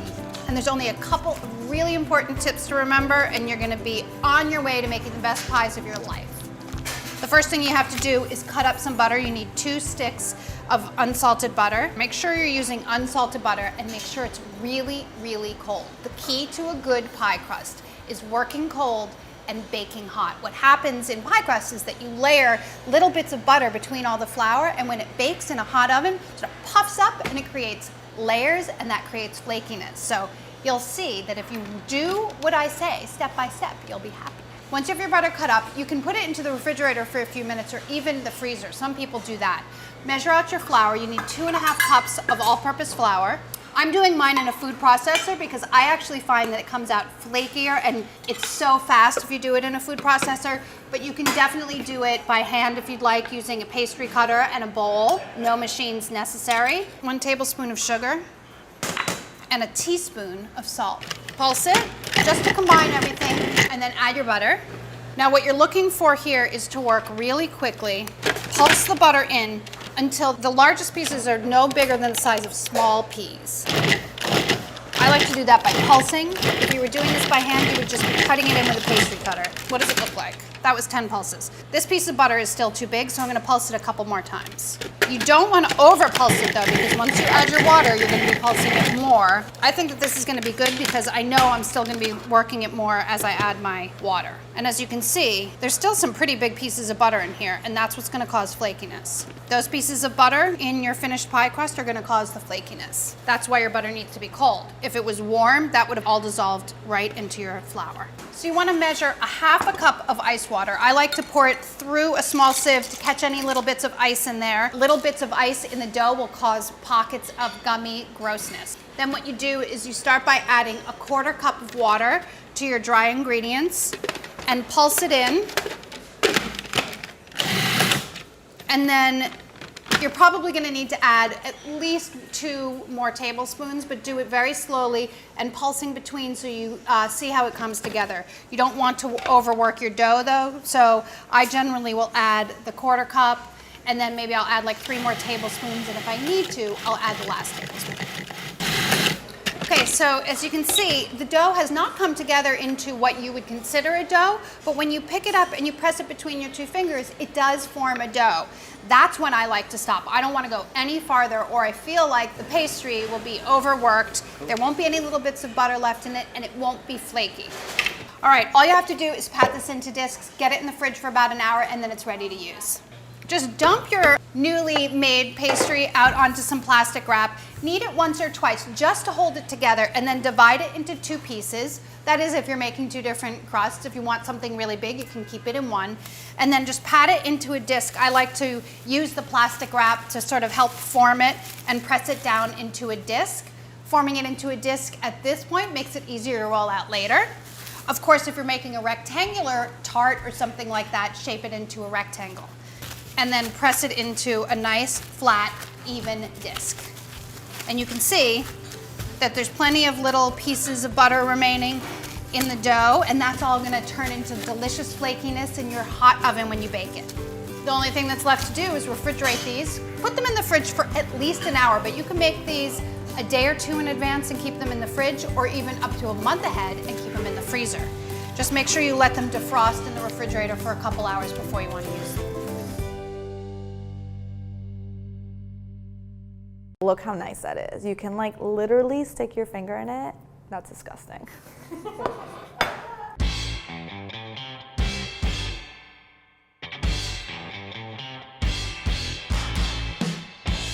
Hi everyone, I'm Ananda. I'm the food editor at Real Simple, and today we're making no-bake pumpkin pie. And it's the easiest thing you'll make all year, I guarantee it. Let's get started. We are going to spray the pie dish with some nonstick cooking spray, and I like to do it over the trash can so it doesn't get all over the place, but you can also do it over the sink. The crust is so easy. You're literally just putting graham crackers in the food processor, and you want about 15 sheets. And when I say sheets, I mean these long ones, right? So you're putting the graham crackers in the food processor with a pinch of salt. Get those flavors out. And you can pulse it or you can turn it on. Just keep an eye on it. And you're processing it until fine crumbs form, which looks something like this. Next, we're going to add some melted butter, and you're going to pulse it a few times until it's fully incorporated. And you're gonna grab your spatula, make sure that everything is in the center so that it all gets incorporated evenly. It smells so good. And it's just graham crackers, salt, and butter, guys. Okay, so you're pulsing, pulsing, pulsing. Should be pretty incorporated now. And this is what I wanted to show you. So you want to make sure that it sticks between your fingers like that. See, that's like holding together pretty nicely. The melted butter firms up in the refrigerator and make sure the graham crackers don't go falling apart. That's why you don't have to bake it. Okay, so we're going to transfer over the graham cracker crumbs into the pie pan that's already greased. Make sure it's greased with nonstick cooking spray so you can get your pie slices out. And you know that it's going to stick because that butter is going to hold the graham cracker crumbs together. Guys, it smells so good. I know I already said that, but I'm saying it again. Okay, so we can put that off to the side. And you want to use your fingers to just press down on the crumbs to mold that into the crust. You want to go up the sides as well. I like to do it with my fingers, but if you feel like it could use a little bit more pressure, feel free to use the bottom of a measuring cup, just a standard measuring cup, and you can press down, and that will make sure that it's even more compact. And you can go around the sides, and you want to go and push in on the sides while you're pressing down with your fingers as well. Okay, and that's it. This is going to go into the freezer for about 15 minutes to set, and we're going to make the filling. So let's get started with the filling. You're going to melt these white chocolate chips in the microwave, and you're going to check every 30 seconds to make sure that they're not scorching. This is what you're looking for. Very smooth, silky, sexy texture. Silky smooth. We're going to set this aside, let it cool. Make sure it cools down before you mix it with the pumpkin. We're going to get started with the cream cheese. You want to make sure it's at room temperature. Add this into the KitchenAid fitted with a paddle attachment. And you're just going to beat it over medium speed to make sure that it's nice and smooth. You want a teaspoon of vanilla extract into the mix. You can have it running too, but I'm just pausing it now so that you can have a clearer view of it. So a teaspoon of vanilla extract. It's okay if a little bit more drizzles in. And then you're going to add in all the warm spices that make pumpkin pie what it is. So what is it? Cinnamon, ginger, ground ginger, and cloves. A big pinch of salt to balance it all out. So you're gonna mix this on medium-high speed. And again, like we did before, you really wanna get in the sides, under the bowl, really all over it to make sure that the pie that comes out is gonna be as smooth as possible. Let's go back to the chocolate. That should now be cool enough. So super cool, super smooth. We're going to add the pumpkin. This is one 15-ounce can of pumpkin puree. And we're going to mix that in with the chocolate. The chocolate's going to help it set up as well. Remember how in the pie crust we had the butter setting up the graham crumbs? Well, the chocolate here is going to help the pumpkin pie filling set up. You want to make sure that it's fully incorporated. I really mean it here. Okay, so get every bit of that in there. Okay, so you want to mix this at, start with medium speed just in case there's no splatters, but you can move up to medium high. Okay, so we're going to stop it. We're going to get every bit of it. We are going to pour the pumpkin pie filling into the pie crust. Get every bit of it. And then you're just going to smooth it out. You can do it with a rubber spatula. You can do it with an offset. Up to you. I personally really like this little mini offset. It's my favorite. And you're just gonna get right in there and smooth it all out. Either way, it's gonna be delicious, and this is going to set in the refrigerator for at least 4 hours or overnight. Overnight will give you a nicer slice, but 4 hours will set up just fine. Ta-da! Okay, this is a pie that's been chilling overnight. Should we cut into it? So very gently with a paring knife, you're gonna go along the sides of it to loosen up the crust a little bit so the slices come out a little bit easier.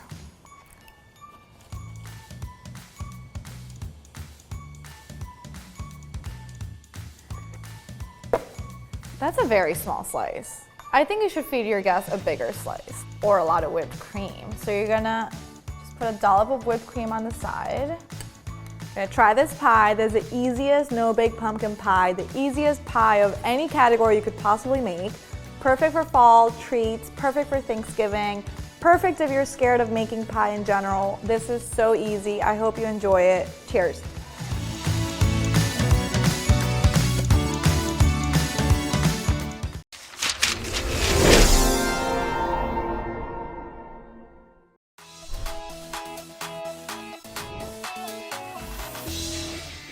Pies are so delicious because they can be filled with anything sweet or savory, and they feel a little bit nostalgic. There's something classic about a pie. When you think of pie, you think of a buttery, flaky crust, an ooey gooey filling, and no matter whether it's savory or sweet, it's always so comforting. People are often intimidated about making pie because of the crust, but don't worry, all of these recipes are really simple, and you're gonna be a pie crust master before you know it. We're gonna show you some classic pies like lemon meringue and key lime, and also some twists on some old favorites like chocolate bourbon pie. We're gonna show you sweet fillings to satisfy every craving. If you're a pie lover, these recipes are for you. Key lime pie originated in Key West, and to me, there's no dessert that represents the laid-back island lifestyle more than key lime pie. Squeeze half a cup of lime juice into a cup. In a bowl, mix 1 cup of graham cracker crumbs, 3 tablespoons of sugar, and 5 tablespoons of butter. Pour into a pie pan and press to form the crust. Bake at 325 degrees for 5 minutes. In another bowl, separate 2 eggs, placing the egg whites into a mixing bowl and reserving the yolks in a separate bowl. To the yolks, add 1 whole egg, lime juice, and 14 ounces of condensed milk and mix. To the egg whites, add a pinch of salt and a pinch of cream of tartar. Mix, then combine your yolk and milk mixture. Pour over pie crust and bake for 15 minutes at 325 degrees, then freeze overnight. Pour 1 cup of whipping cream into a new bowl and whip to form stiff peaks. Then spread over the pie and garnish with a sliced lime. This pie tastes like pillowy clouds of lime curd. It's delicious, but the sweetened condensed milk keeps it from being too tart. Apple pie is delicious, but we didn't want to just give you your standard grandma's apple pie. This one is kicking it up a notch, and we're bringing out the booze. Start by soaking a half a cup of raisins and a half a cup of bourbon for 2 hours. Put 3 pounds of sliced apples in a steamer basket over boiling water and steam for 10 minutes. In another bowl, combine 3/4 cups of sugar, 2 tablespoons of all-purpose flour, 1 teaspoon of ground cinnamon, 1/4 teaspoon of salt, and 1/8 of a teaspoon of ground nutmeg. Toss in your sliced apples and soaked raisins along with a half a cup of pecans and stir. Fit a pie crust into a 9-inch pie plate, kneading the edges for a beautiful texture, and brush with 2 teaspoons of apricot preserves. Spoon the apple mixture into the plate. With another slab of flattened pie crust, use a 3-inch leaf-shaped cutter to create a top layer of crust. Spread the leaves over your filling and brush crust with buttermilk. Then sprinkle with 1 tablespoon of sugar. Bake at 450 degrees for 15 minutes and serve, with a scoop of ice cream for a finishing touch. One really interesting element of this recipe is brushing the pie crust with apricot preserves. That will actually help caramelize the crust and give it that nice golden brown color, and also add a really nice fruity flavor. Lemon meringue pie is my favorite pie. It has the perfect flaky crust, a super tart lemon curd, sweet, soft, pillowy meringue, and because it's toasted on top, you get that slight bitter edge to cut through the sweetness. It's the perfect combination. Start with chilled whole wheat dough. Flatten with a rolling pin, then roll the dough around the pin and unroll into a glass pie bowl. Adjust the crust so it fits perfectly on the lip of the bowl, then use a fork to create the texture on the edge of your crust and poke holes into the bottom. Bake at 425 degrees for 10 minutes. For your filling, whisk together 2 whole eggs and an egg white. Then, in a separate pot, combine 1 cup of sugar, 1½ cups of water, 1/3 cup of cornstarch, 1/4 teaspoon of salt, and 2 teaspoons of unsalted butter. Stir, then add the mixture to the eggs. Remove from heat and add in 1/4 cup of unsalted butter, 1½ teaspoons lemon zest, and 1/4 cup of fresh lemon juice. Next is your meringue. Combine 4 egg whites and 1/4 teaspoon of cream of tartar, then add 2 tablespoons powdered sugar as you mix. Pour your filling into the crust first, then spoon on your fluffy meringue. Bake at 425 degrees for 10 minutes and enjoy. The best part of a lemon meringue pie is that toasty meringue on top, and it's really classic and really indicative of this dessert, and honestly, there's nothing better. Banana cream pie is classic, and bananas make the perfect pie filling. because they're rich, creamy, and sweet. Combine 3 cups of half and half with 3 eggs. In a saucepan, mix 1 cup sugar and a 1/3 cup cornstarch. Then add in your half and half mixture, stirring constantly with a whisk until it comes to a boil. Remove from heat and add 5 tablespoons butter, 1 teaspoon vanilla extract, and a 1/4 teaspoon salt. Put the pot of custard-like mixture in an ice bath and whisk until it's cool. Slice 3 bananas and arrange on a pie crust. Then lay your custard on top. Cover the pie with plastic wrap and chill for 4 hours. Add whipped cream on top as a finishing touch and serve. Bananas and cream go so well together because the milky sweetness of whipped cream pairs perfectly with the light, fruity sweetness of bananas.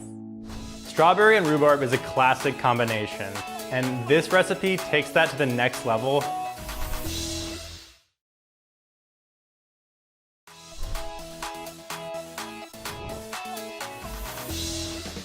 Three things that combine together and make an absolutely out of this world divine dessert are chocolate, pecans, and bourbon.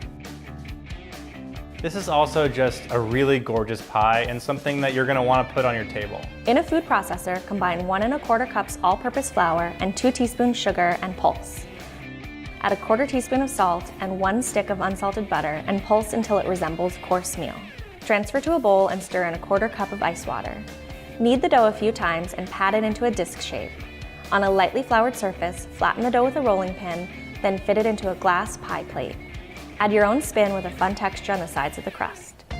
In a separate bowl, crack 3 large eggs and add 3/4 cup dark brown sugar, 2/3 cup light corn syrup, 1 teaspoon pure vanilla extract, 3 tablespoons of bourbon, 2 tablespoons melted unsalted butter, and half a teaspoon of salt, and whisk until it's evenly mixed. Then toss in 2 cups of chopped pecans and 3/4 cup of semi-sweet or bittersweet chocolate chips. Pour the filling into your crust and bake for 55 minutes at 375 degrees. You have, of course, the sweetness from the chocolate, that nutty, rich flavor from the pecans, and then that bourbon just gives it that something special that people will be like, what is in that?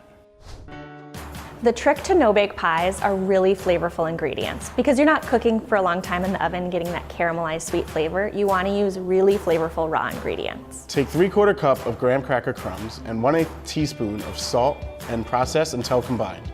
In a separate bowl, melt 1 tablespoon of unsalted butter and 3½ ounces of finely chopped white chocolate.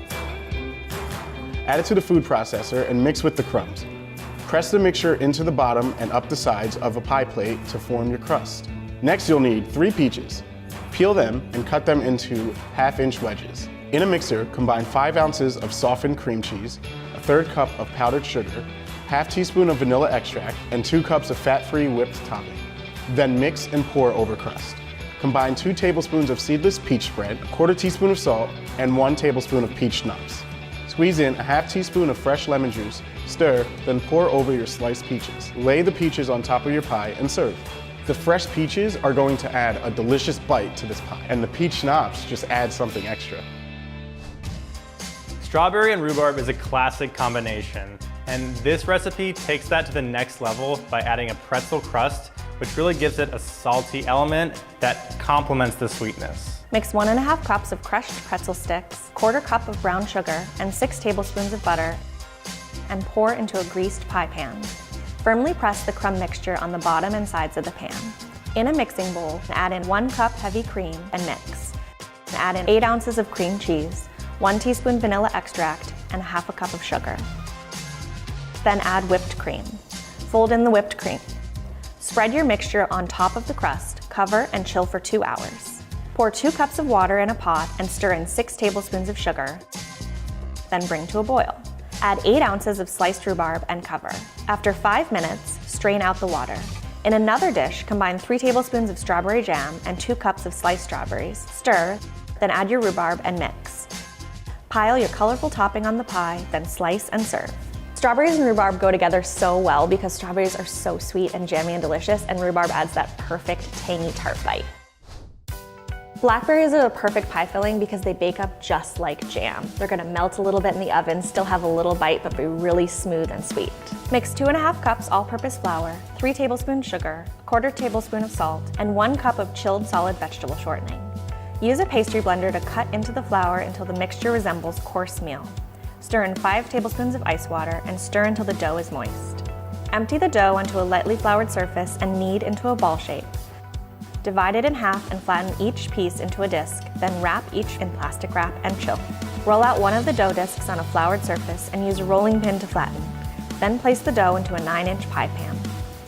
Roll out your second dough disc as well. In a new bowl, combine 2 pints of blackberries, half a cup of sugar, 3 tablespoons all-purpose flour, and 1 tablespoon fresh lemon juice. Mix and pour into the pie pan and top with 1 tablespoon of cold, unsalted butter cut into cubes. Brush the edges of your crust with water and carefully set the top crust over the berry filling, pressing it to the edges of your bottom layer of crust. Cut 4 slits in the top layer and bake at 375 degrees for 1 hour and 15 minutes. Blackberries are a little more tart, a little more bitter. That's why you're pairing them with lemon juice and a little sugar. And adding those dots of butter on top is really gonna moisten the pie. We just showed you a collection of recipes that are fit for the ultimate pie lover. From classic pies to some old favorites, we have all of your pie bases covered.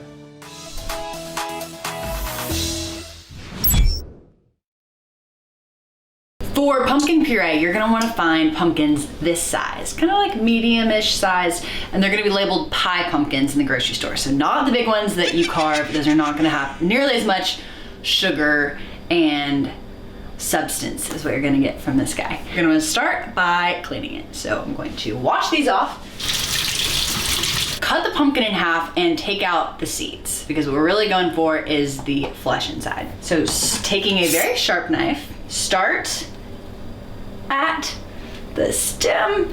Okay, maybe my knife is not as sharp as I had hoped. So I started at the stem and went down as far as I could. And now I'll do that on the opposite side. Maybe I can cut it through and then down. I thought this would be so much easier. This is worse than the watermelon. And split it. Whoa, there we go. I found a few methods or different ways to do this on the internet, from using your microwave to your Instant Pot. But today I've picked 2 of the simplest methods I've found: oven roasted pumpkin and boiled pumpkin. Now let's see which makes for the perfect pumpkin puree. All right, so my first method, I'm gonna be roasting it in the oven for about 45 to 60 minutes until the skin is easy to pierce and can kind of peel off easily. We're gonna save all this seeded goodness for a snack later. This is just not a pleasant job. It always grosses me out. Whoa. Ugh. Finito. I also just took off the stem because I don't really know how it's gonna do in the oven. All right. My oven is at 400 degrees. I'm putting these face down on a baking sheet lined with aluminum foil. I'll check on it in 45 minutes. I don't know if I'm ready to do this again. I broke a sweat with the first one. If you're having trouble cutting your pumpkin, try just shaving off a flat surface, actually on either side, kind of like you would with watermelon, to give you that stability and a solid place to start cutting. Getting the hang of this. That was much better. Never give up.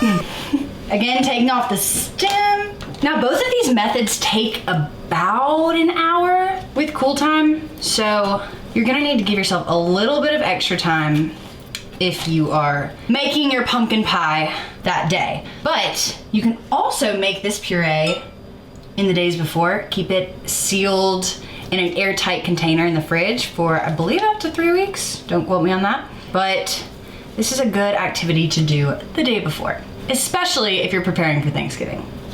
I can only imagine the faces I'm making right now. No wonder you carve these at Halloween. It's disgusting.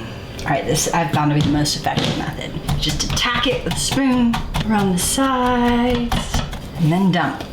Ooh, is it possible to do this without making a mess? Let me know.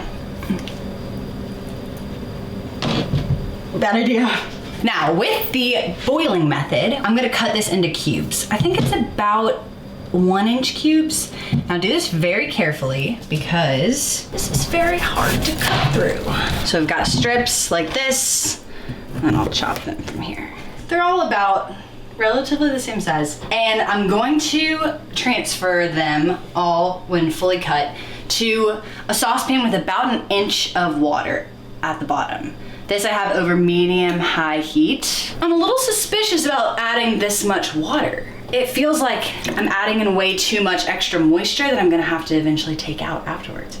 Also, I'm gonna have to peel off all the skins, so that's extra work. Now, I'm just waiting for this water to heat up until it comes to a boil, which is everyone's favorite thing to do. It looks like it has reached a boil. I'm just giving it a little stir with my favorite scoopy spoon. And at this point, I'm just gonna cover it, lower the heat to low, and let it cook for about 30 minutes or until tender. Let's check on method number 1.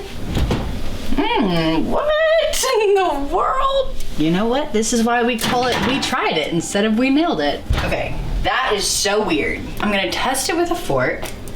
Woo, yep, went right through. Okay, so maybe even if we have some weird, what is that? Juices, I guess, that came out.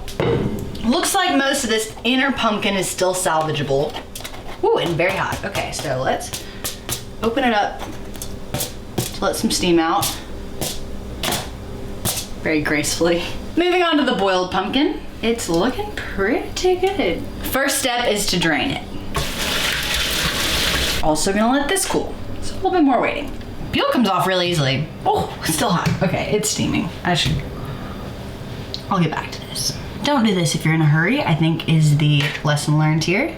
Okay, I thought the extra step of peeling was gonna be a huge pain, but it actually came right off. I'm like shocked at how easy that was, and I got a good amount of pumpkin out of it. Now on to this guy. Don't even want to deal with you. Okay, the inside looks pretty good, and that skin, I mean, it just peels away. It's drier, it's way more crumbly. Let's reveal you.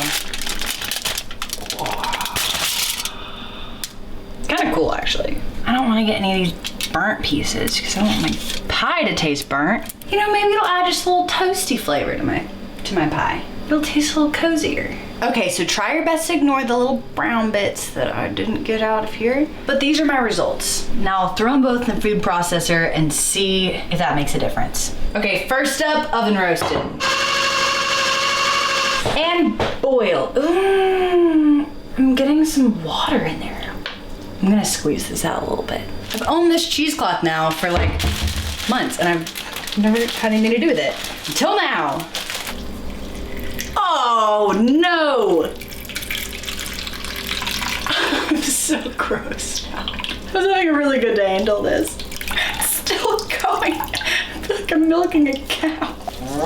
All right, so here is our thoroughly squeezed pumpkin. Now we process.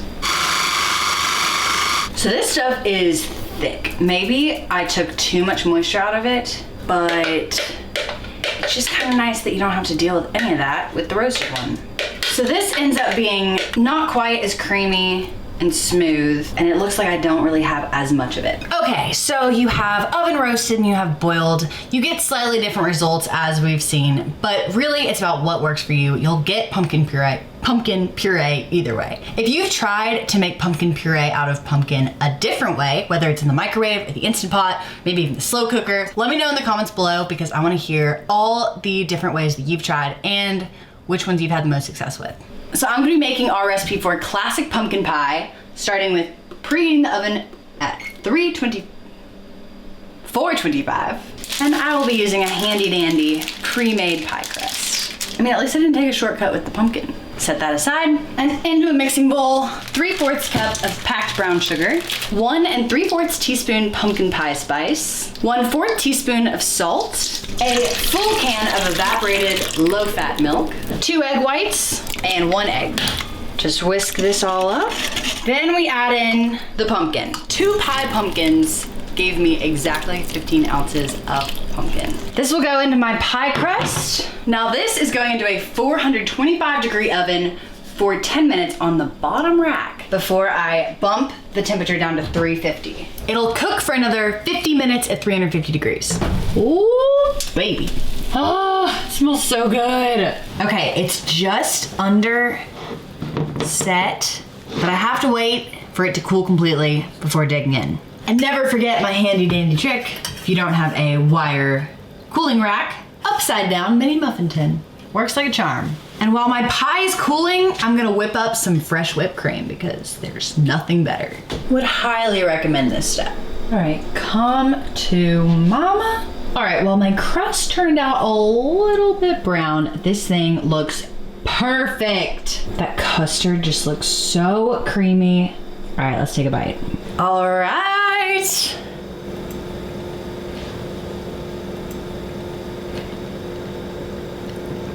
Oh yeah, that is so good. And I'm not even the biggest pumpkin pie fan. Here's a tip, stay close by to the whipped cream so you can just add a little bit of, you know, extra. I'm gonna call this a huge success. I might never do this again. It took a little bit longer than I expected, but you know what? At least I know that I can. Canned pumpkin shortage, you've got nothing on me. Make sure y'all are following us at Allrecipes on Facebook, I almost said MySpace, YouTube and Instagram for more fun recipes we are trying out in the kitchen.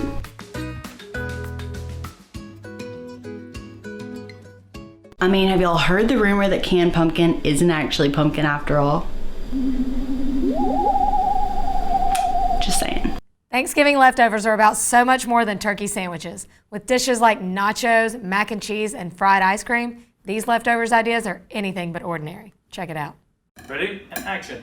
I'm heading into the suburban grocery store right now. I feel like a fish out of water, girl. I don't even have a coupon. Hello, America. Are you ready to play Beat the Receipt?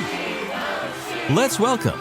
Hey guys, I'm back. Chef Fermin Nunez of Austin, Texas from Suerte. Excited to beat the receipt one more time. And our foodie challenger. Hey guys, it's Joey Kamasa. I'm back again, and I'm so excited to do some leftovers today. And what will they be cooking today? $5, one serving, one budget breaker. So I get a budget breaker. I'm excited about that. $5, I'm not excited about. Easy, easy. Have leftovers, have some soup, have some chicken. $5. Could be worse. So I made that pork tenderloin. It was stuffed with stuffing. I have cranberry sauce, cranberry coulis. I know exactly what I'm gonna do. I'm gonna make a quesadilla. Probably gonna call the restaurant and have them give me the tortilla for one quesadilla. Probably splurge on some melting cheese. I have an idea, I think. What if I go over to the suburbs, like the grocery stores there, you can get stuff for so cheap, and my father lives there. Whatever budget breaker I need, I can just take it from him. Follow me, we're going on a road trip to New Jersey. How exciting. All right, so we're here at La Michoacana Meat Market. We're gonna go in here for a quick cheese and oil situation. $5, boom. $1.19. Quesadilla cheese would be good, or Oaxaca. $4.39, $1.19. I think we're good. No? We're not good. Yes, you're right, we're not good. I have not been to a suburban grocery store in many, many moons. Anyone want a ginger gold apple? Prices are looking good already. Okay, first of all, picture the setting. Thanksgiving, like the day after Thanksgiving, we just stuffed ourselves and drank a lot of wine. Now we want something kind of like yummy, decadent, and definitely not low-cal. So what I think I want to do is make a Thanksgiving-style egg roll. Hola, buenas tardes. ¿Me puedes dar $3 del queso quesadilla, por favor? We're gonna try the cheese, so we gotta get $3 of the best cheese. Gracias. No. Oh, sí. Boom. Let's go get some quesadillas. This is Poppy. That's my father. Say hi to Food and Wine. Hey, hi Food and Wine. How you doing? He's a real chef. Do you want a job? Do you want a job for my father? But now I have to find egg roll wrappers. Oh, which just happen to be right here. Well, that was easy. You found them? $2.49. They're only $2.49? You guys, am I a genius or what? We still have $2.51 left. Should we get ranch? Okay, now we're gonna see if this Napa cabbage is gonna be cheap. This is $1.99 a pound. I'm not great with weight, as you can see. $5.36. We're going with Dole Classic Coleslaw. So now I'm all about garnish. I want to make it look really, really cute. So I got this spicy pepper here. 14 cents. We can definitely do that. You guys, we did it with 40 cents to spare. Poppy's got cilantro. We got all the stuff at home. This is going to be a yummy, yummy, yummy treat. All right, we're at Suerte. We're gonna call James to let him know that we're gonna come in for some tortillas for the quesadilla situation. I'm here, really fast. Give me the best two in case I burn one. Budget breaker. Okay, I'm at Poppy's house now, and he says he has cilantro. If it's rotten and old, I'm gonna be pissed off. It's parsley. Oh, wait a minute. I know I have cilantro somewhere. Score! I have my cilantro from Poppy. Now I'm gonna head back to the city. Come on.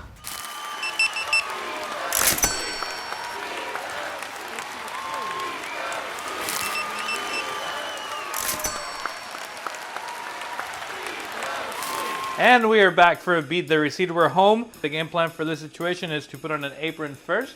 Day after Thanksgiving, egg rolls. I want something quick, and I want to utilize all my ingredients. Set all of ingredients here in the cutting board. We're gonna take some of this breast. We're gonna just lightly pick it apart. I've never made an egg roll before, but how hard can it be? So what I first want to get going is my filling. So I'm gonna get my pork tenderloin. I would say I need about this much should be good. I don't want to overstuff them because then we'll have a blowout. You wanna cut the skin to smaller pieces. If you leave it whole or just tear it with your hands, it'll be very chewy. Scoop out the squash just lightly.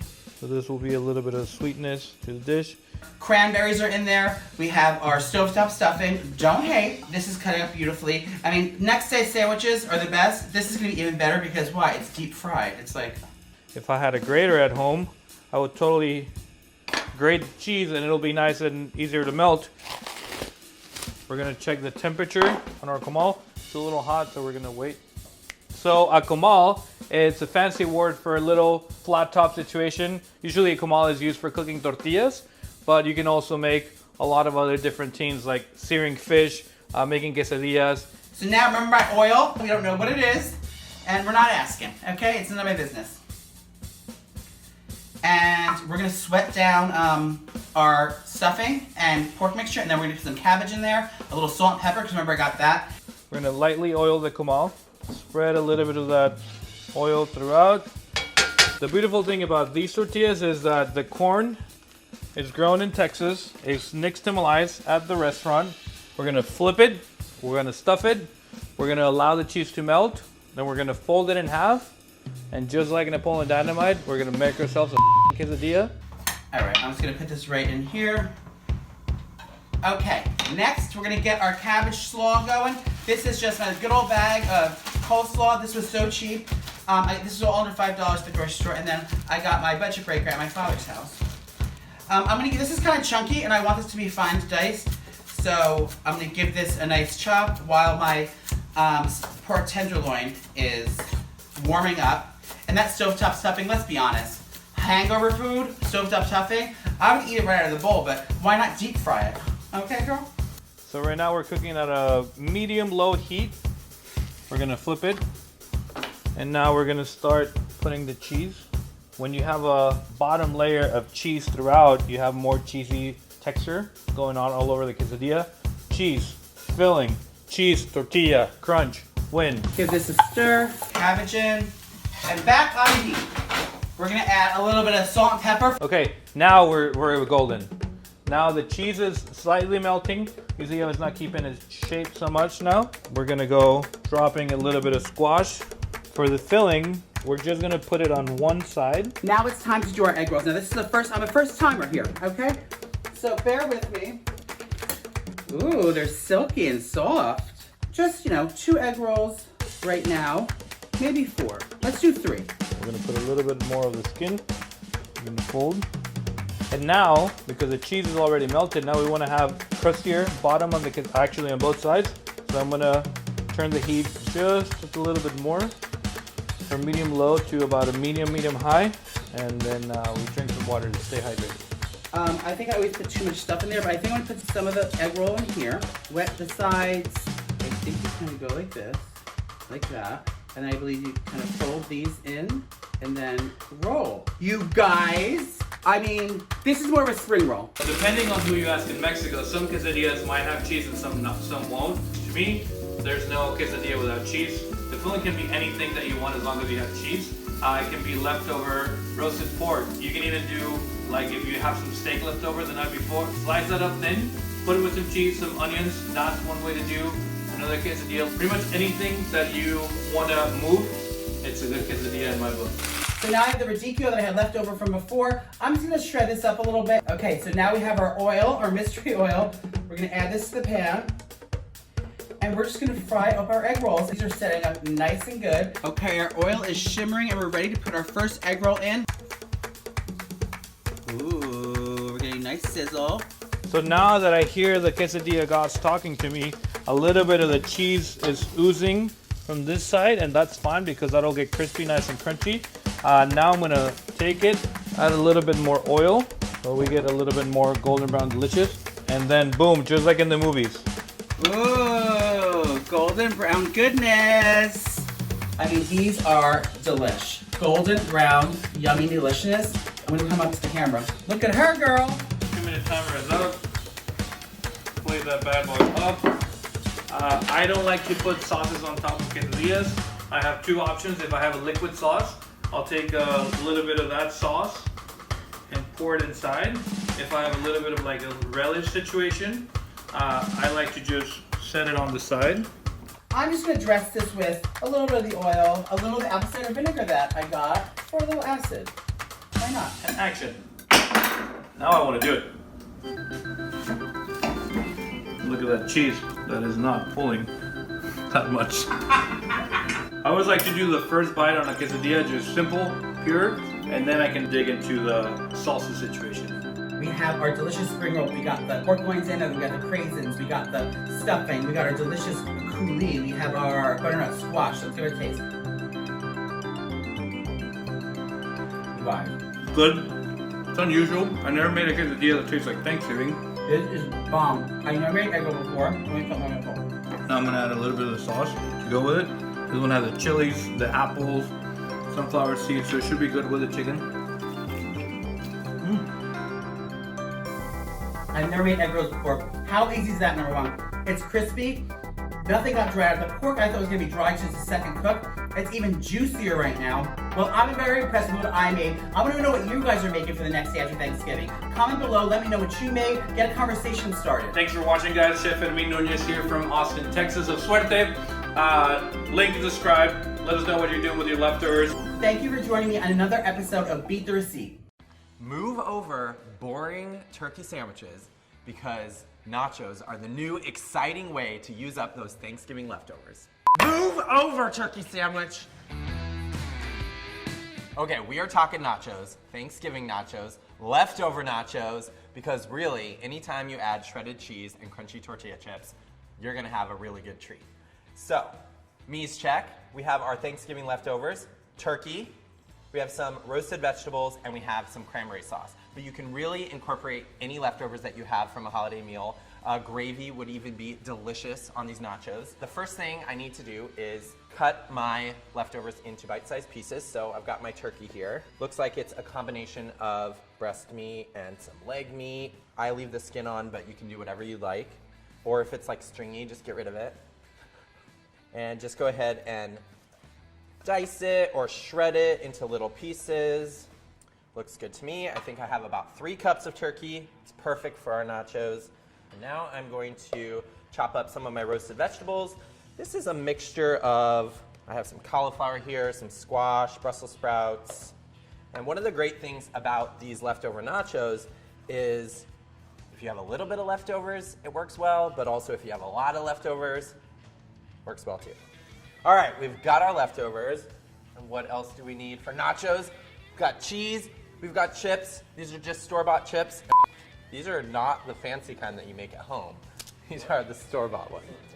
And we are gonna build our gooey, delicious meal here. So first thing I'm gonna do is I'm gonna grease a large rim baking sheet with just a little oil. Use whatever oil you have. Olive oil is fine, canola oil is fine as well. And we're really just doing this so that when all that delicious cheese melts, it doesn't stick to the pan. And now we're gonna layer these Thanksgiving leftover nachos. I'm gonna add half my chips. This is half of a 13-ounce bag. Spread them out in a nice even layer so we can maximize our surface area for our delicious cheese. I have some shredded pepper jack cheese. And I know it seems like a lot, but this is nachos for a crowd. And here is where you go in with the leftovers. So we've got our turkey, half of whatever you have left over from Thanksgiving. What did you say about the sports? This is like the 1 week of the year where all 4 major sports are. I'm just gonna be like, you know, nachos because sports. And now I'm gonna go for half of my roasted vegetables. This is a very healthy nacho. You're getting all your food categories. You're getting your dairy, has all your calcium. You're getting your protein from your turkey. Now for our cranberry sauce, which I know sounds a little bit crazy, but trust me, this is gonna work. I mean, just think about a cheese board that has all different types of cheese on it, and then you add like a fig jam or a cranberry jam. Same thing here, ladies and gentlemen. So I'm just gonna dollop it kind of evenly around. When it hits the hot oven, the cranberry sauce is just gonna kind of melt and kind of blend with all the different flavors you got going on here. It's good. Looking like I wanna eat it. And we're gonna build our second layer here. We got double-decker nachos happening. Enough for 1 or 10, however many people you got hanging out, because it is baseball season, football season. We are going in the other pound of cheese. Sprinkle it right on top. You can see all this cheese. This is why we greased that baking sheet. Once again, we got our turkey. So if you spill cheese, it's fine. Just eat it.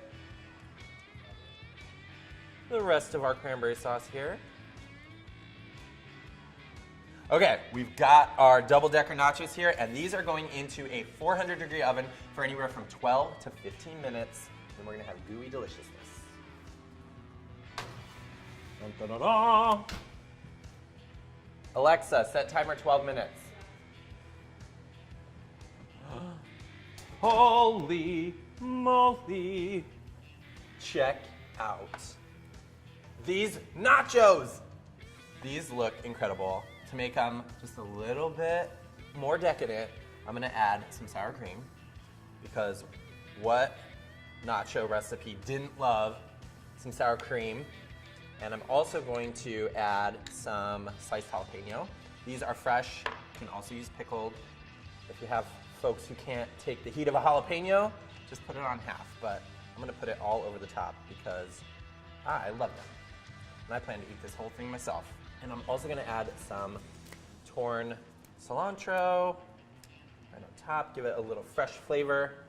And last, but definitely not least, I'm adding some pickled red onion because I always have them on hand, but I have cilantro in my throat. And I mean, these are not only beautiful, but they're gonna be so delicious.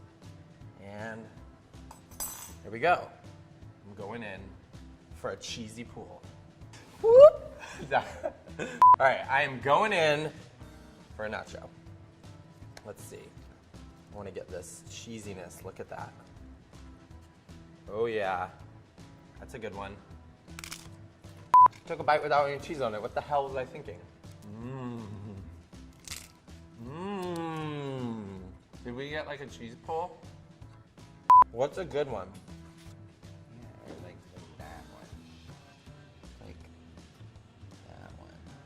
This is for a close-up. Oh yeah.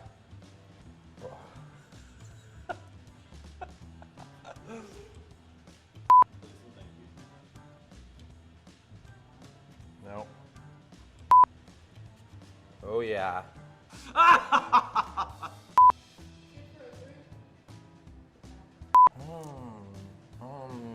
More nachos. These are so delicious, they're nacho boring turkey sandwich. So get your oven preheated, make these nachos, and let me know in the comments what you think. But don't forget to share it with your friends because there is plenty to go around. Eat these nachos.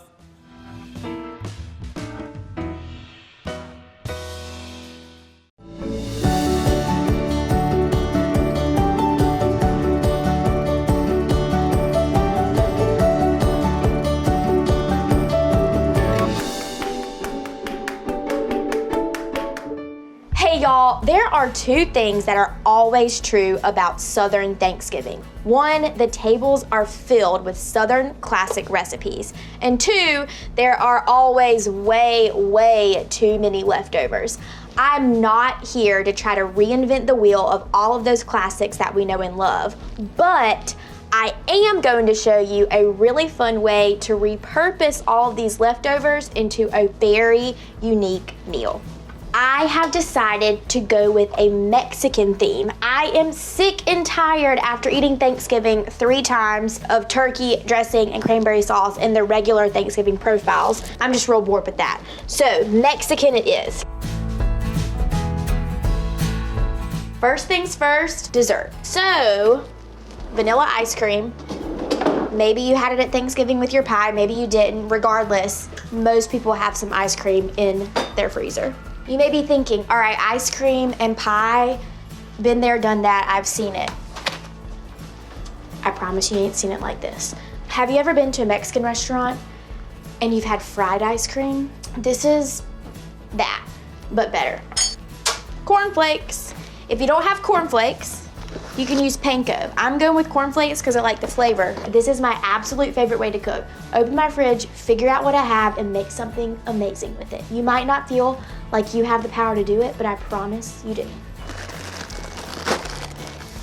This recipe is super simple. I am going to melt butter in the microwave and then mix the melted butter with my crushed up cornflakes or panko, if that's the route that you're going. So go into the microwave.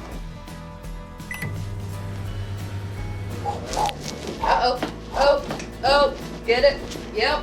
Oh. If you don't dance while you're microwaving, you're doing it all wrong. What is that? It's a taco piñata, duh. You know how Thanksgiving sometimes with your family makes you super frustrated because everyone's talking about politics?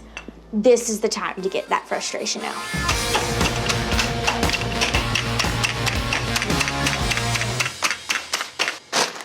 I'm going for mostly crushed. I don't want super big whole cornflake pieces, but mostly crushed cornflake pieces. Melted butter. All right, looks good. I'm gonna put some salt in there because salt is a flavor enhancer and it makes things sweeter. Piles of pecan pie. While you are having a debate in the comments about pecan versus pecan, go ahead and subscribe to our Southern Living YouTube page. It's a great thing to do. Now I'm gonna go for piles of apple pie. Okay. Definitely sample the apple pie on your finger as you're making this. Get the ice cream. All right, Ryan, you're gonna wanna get in here and see this. So I'm gonna put it around each little, this is messy. So if you're gonna do this at home, be prepared to get messy. Get these cornflakes in here. I'm gonna pick it up, roll it in the cornflakes so it makes a good little ball. You wanna get in here? I'm about to get up in there. Shelby's getting in on the action. It's messy, but I think kids would have fun with this. Look at this. My, how the tables have turned. By the end of this thing, I might hold a camera, y'all. I'm super excited because we aren't just making this for show. We are gonna actually go outside and eat this and have a little Thanksgiving meal, and I'm just pumped about it. Once all of your ice cream balls are rolled in cornflakes, you need to get them in the freezer so they can set. They need to go in for about an hour at least so that they can harden. For me, it's just gonna be as long as it takes me to finish the rest of my meal. Next thing up on my list is some mac and cheese. So we all have mac and cheese at Thanksgiving. I'm going to what's a good word for that? I'm gonna give it a little oomph. So jazz it up a little bit. Some mac and cheese. Get in here, here we go. Get that all good and creamy. So if you're like me, you keep chopped green chilies. I actually had the privilege of going to Hatch, New Mexico, where they grow these green chilies, but you can easily substitute regular canned chopped green chilies for this.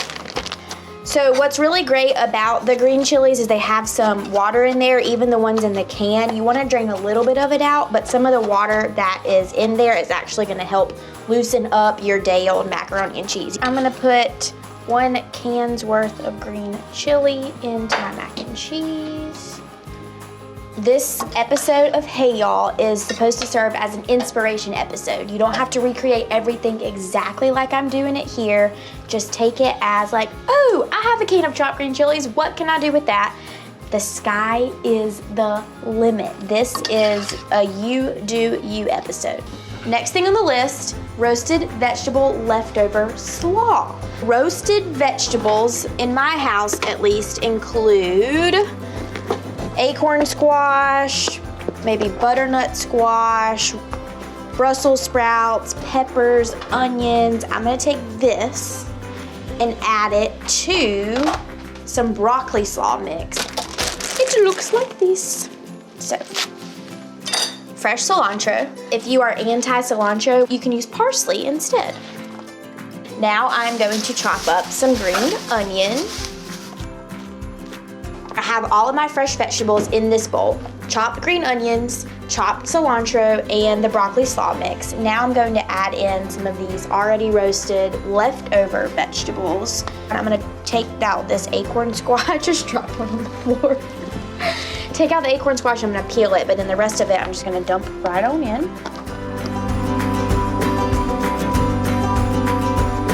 So far, it has not been complicated. Here's where it gets a little froggy.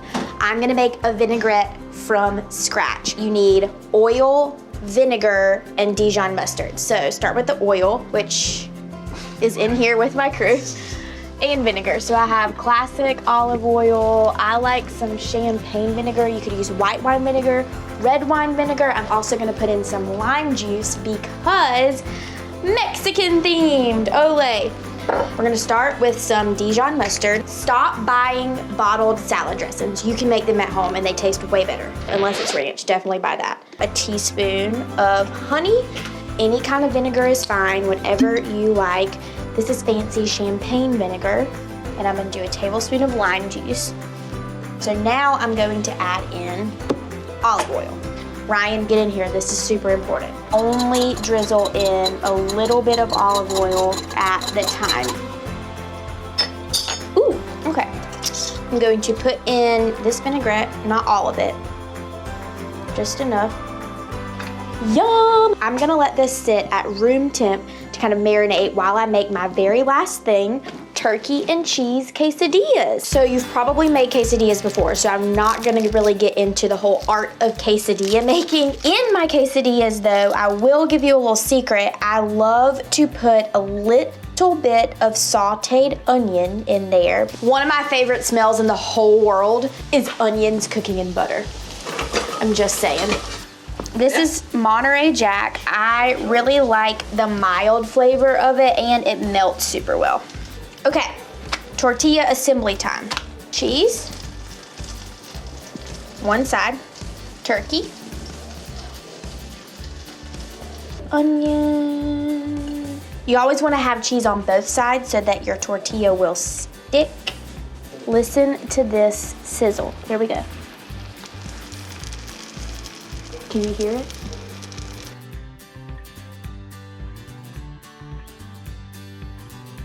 Now that I've got my turkey and cheese quesadillas, green chili mac and cheese, roasted vegetable Mexican slaw, and Thanksgiving pie, ice cream, fried balls, ready to go, it is time to get this crew giving underway. Let's get outside and get these people fed what they really came here for today.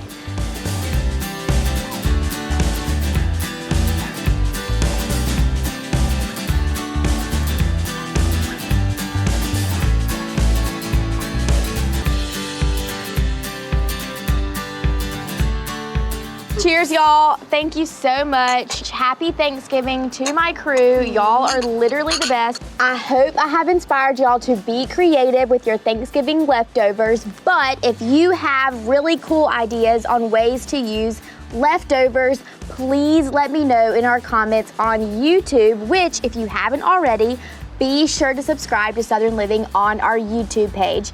But as always, we are on Facebook and Instagram. I will see you next time on Hey Y'all. Happy Thanksgiving. Cheers, y'all. Cheers.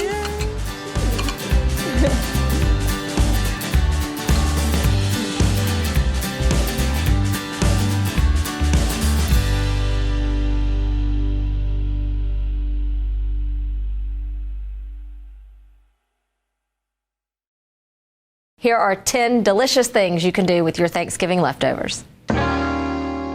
Number 1, create soups and stews. Turn that turkey into chili. By adding tomatoes and changing the flavor altogether, you've created a whole nother dish that tastes nothing like leftovers. And my all-time favorite comfort dish, turkey and dumplings. This is a perfect use for the leftover gravy. You don't have to limit yourself to just turkey. I bet I can turn these mashed potatoes into a delicious loaded potato soup. A soup like this is a good reason to make extra mashed potatoes on purpose. Number 2, Stuff. Crescent rolls make a great vessel for savory turkey fillings. Let me show you my favorite use of leftover cranberry and turkey. These little roll-ups, all you do is add a little bit of brie in a crescent roll. These are perfect little leftover packages. My next great use for leftovers are indulgent fried treats, like fried mac and cheese. For this indulgent treat, just make scoops of leftover mac and cheese, throw them on a sheet pan, freeze it, then we're gonna roll it in some breadcrumbs and deep fry it. Let me show you the end result. How good do these look? This leftover is perfect for the game day weekend following Thanksgiving. Oh my gosh. Fried mashed potato cakes would also be equally as delicious. Number 4, layer your leftovers. Listen, you can use turkey in place of chicken in your favorite chicken and rice casserole, or for an ultimate treat, try my Thanksgiving leftovers lasagna I developed last year. Amazing. Next up, turn your leftovers into a completely different cultural cuisine. No one will ever know these were leftovers by just changing up the spices and ingredients. One of my favorite things in the world are enchiladas, and these turkey enchiladas are delicious. I also love using my leftover vegetables for a veggie stir fry, and you can stretch those leftovers by adding just a few fresh ingredients. Today I'm adding some onions and mushrooms. Now I'm just gonna add in my leftover green beans and roasted veggies. Leftover gravy coats these veggies perfectly, and the flavor is changed completely by the addition of soy sauce. Because we're using pre-cooked veggies, this is a dinner you can throw on the table in under 10 minutes. No one would suspect these dishes are made from leftovers. Captain Obvious is back with our next great use of leftovers, sandwiches. Now my favorite is the good old classic on toasted bread with a little mayonnaise and lettuce, but why not kick it up a notch? I love pairing turkey with tart Granny Smith apples. And I love a good sweet and salty, so brie cheese works great here. Butter each side of bread and throw it in the pan. I'm pretty sure I prefer to eat this the day after Thanksgiving. Sandwiches aren't just limited to turkey leftovers. Use that leftover gravy to make a delicious meatloaf or burger. And you can use leftover cranberry sauce to make a tasty mayo. Leftovers make great breakfast. Now you can make a hash with anything you have left over, from sweet potatoes to turkey to any of your roasted veggies. Top that with a fried egg and it's a perfect protein-packed breakfast. Another great use for breakfast or even dinner is a frittata. This is a cheap and easy way to feed your family. Next up, milkshakes. If you're disciplined enough to have leftover pie, a milkshake is a great use for it. Apple pie is my favorite milkshake. How good does this look? Number 9, use those leftovers for cocktail party apps. Slice up some turkey, put it on a tray with some cheese and crackers, make a snack board or charcuterie plate. Also, remember those cocktail meatballs that are made with grape jelly? This is a perfect time to bring out that leftover cranberry sauce. Heat this mixture up over a stove or in the crock pot, add your favorite cocktail meatballs, and this will be a crowd pleaser for sure. Speaking of cocktail parties, let's use that leftover cranberry sauce for cocktails, because we could all use a drink right about now, right? Add some of that tart cranberry sauce to a shaker with a little lime juice, orange juice, and of course tequila. Shake and enjoy. Cheers. That's better than a real margarita. I hope you were inspired to cook extra this year so that you've got leftovers for days. For more videos like this, don't forget to follow Allrecipes on YouTube, Instagram, and Facebook. Happy holidays.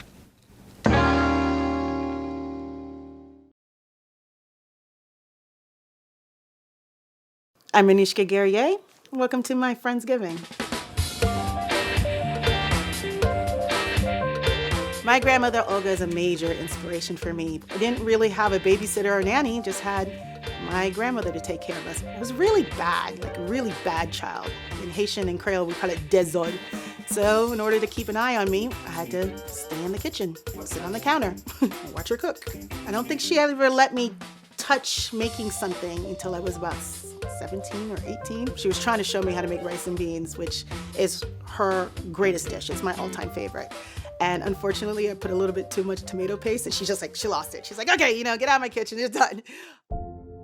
When my parents were very young, there was a dictator, Papa Doc, who was making life incredibly difficult for his citizens of Haiti. My grandmother, with her 4 sons, was worrying about them because now they're reaching the age where they're going to be recruited to fight for the Tonton Macoute or they'd be murdered.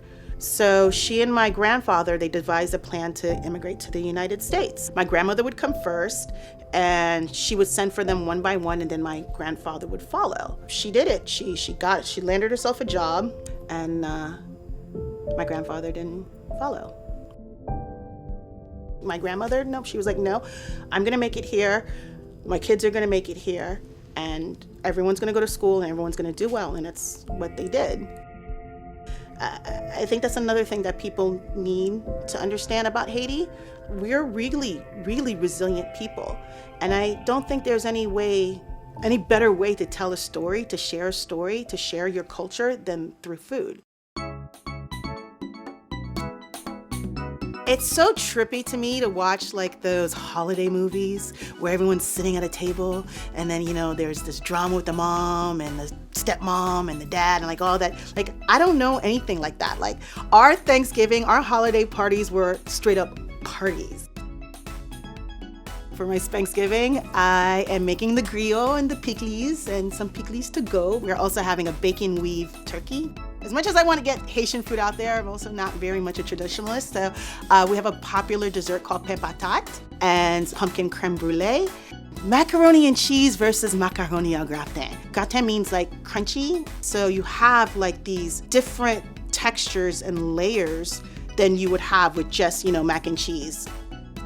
Thanksgiving means to me the same that it meant to my family. We get to live in this country where we're free and we can take care of our families and we can feed one another, and to go from a third world country to this great country, and you can have a table full of all the best food and create new traditions in this new world. Yeah, it's definitely my favorite holiday of the year.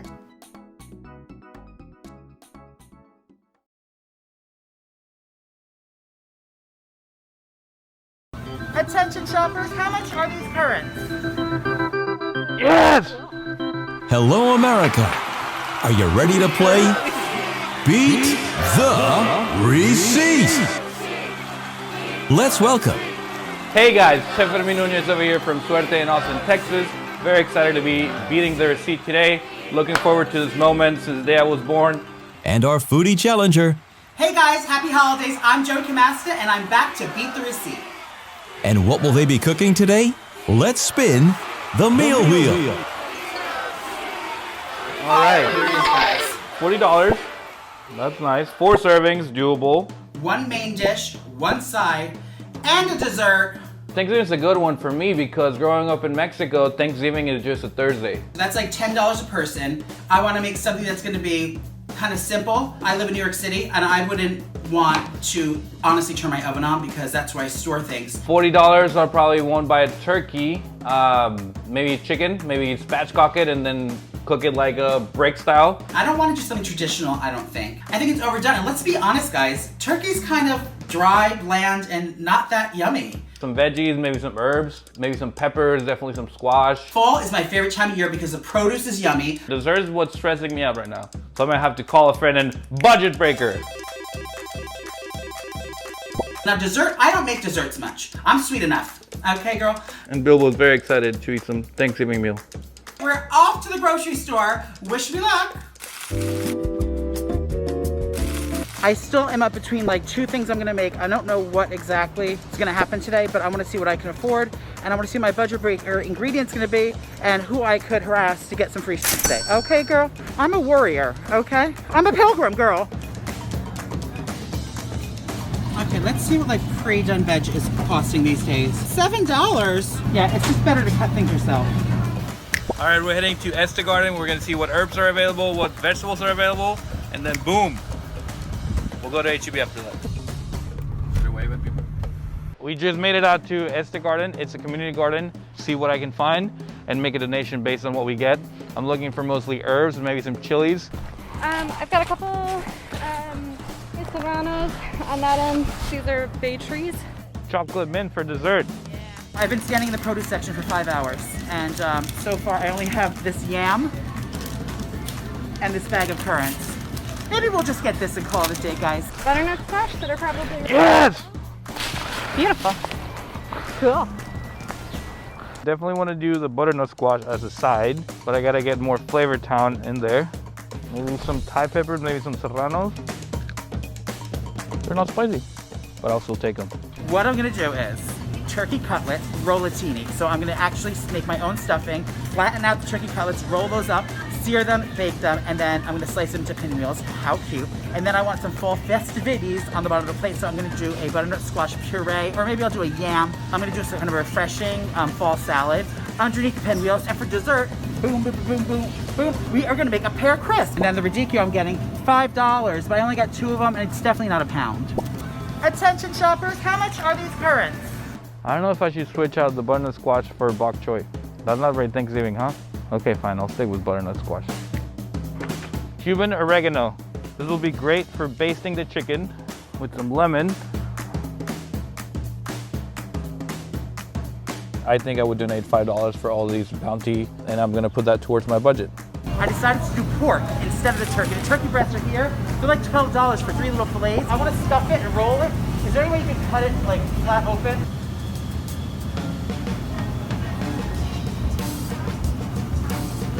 I think I have an idea for the dessert now, which is cookie dough for maybe cookie ice cream sandwiches.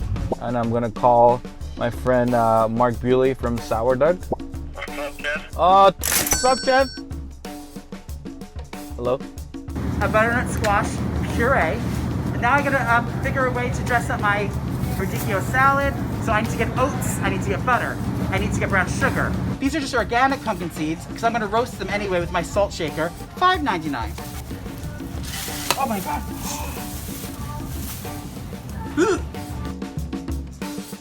Hi. How are you? Just got our budget breaker. Budget breaker. Rolled oats, 36 cents. Okay. $1.44. Rinse it off. Okay, let's relax. I'm at 34.10 right now. I feel like we're in Atlantic City. Welcome back to Beat the Receipt. Well, there's $1 out the window. 2 for $1.50. I think we're gonna throw in a shallot too. We're gonna go with $6.62. Nice, 34 cents. Everything's 50% off. And I need olive oil or some kind of oil. Okay, this is a no bueno. That means they don't have it in another language. Beluga for $3, done. What's like Thanksgiving flavor? Texas pecan sundae, that's what we're going for. $4.98. I'm gonna get some arrowroot so I don't have to buy a bunch of flour. Steak and gravy, boom, party. Whew. But I'm thinking of like dried chilies, apples, fried shallots, fried garlic to dress the squash, some of the herbs that we got in there too. Ooh, and they're by the bulk. Apple.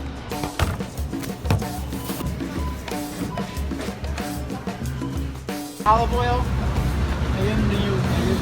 No, okay. Okay, so now I'm at Rathbones. My friend Dave is the manager. I'm gonna see if I can get some olive oil. Might switch my budget breaker ingredient. If he hasn't, I won't have to go to the store. This is my friend Dave. I have only $40 to spend. Would I be able to borrow some olive oil or cooking oil? So we're gonna see if we can afford some nice things, maybe some bacon, and see where we go from there. Focaccia, for sure. I'm looking for some bacon. Bacon. Can I do the porchetta di testa? Rathbones is nice enough to give me all this oil. We can do oil rest and we can get a baby pool later and fill this up. Some might say the receipt has been beat. Let's go cook.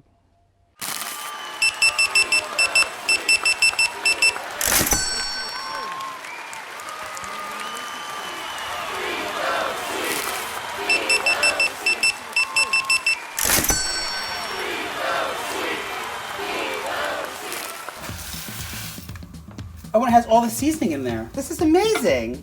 I'm gonna put these delicious craisins. I'm having company. First things first to start cooking, preheating the oven 350 degrees.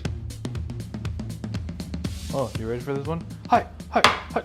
Ah! And just like that, chicken is butterflied, thigh and the leg from it. You getting all this? You know what? I'm not driving. Right now I'm taking the legs and the thighs. So when I cook the chicken, the only piece of bone will be the wing. Hashtag beat the receipt. Okay. This is gonna be a fat pig. Okay. Now I've tried this before. You know, it's like tying a shoe. Now the more you drink, the easier this gets. All right. Now I go, Water's free. Put that on low heat, salting the chicken a little bit ahead of time so it starts to cure and that way it's not dry. and then I just go like this. And then tuck it in. And we're gonna sear it in the mystery oil. That's what I'm talking about. If I was gonna have anybody in the world join me for Thanksgiving, I think I would have Carlos Santana, Rashida Jones too, because I've always had a crush on her. Frida Kahlo. Imagine that in a room, Rashida Jones, Frida Kahlo, and Carlos Santana. What would the icebreaker be, huh? Definitely number one would be Britney Spears, because I want to check on her well-being. Caitlyn Jenner, Amy Winehouse, last but certainly not least, the late Rue McClanahan from The Golden Girls. Seeds out of the butternut squash. Oh yeah. That onion is going to impart the flavor that we're looking for to highlight the seasons. Now we're going in the oven, 350. Yes! So we got a roly-poly until all sides are like that. Okay, she's wild out over the pig pen. I feel like Betty Crocker. Now after this commercial break. And in the stock too. All the scraps. Choppy choppy. European butter. Boom. Money. So always use a slotted spoon and strain your ingredients. Normally I would add 2 shots of vodka to this. No. Normally I would add a little touch of heavy cream, but butter is cream. 2 tablespoons, it's Thanksgiving. And then we're just gonna puree it.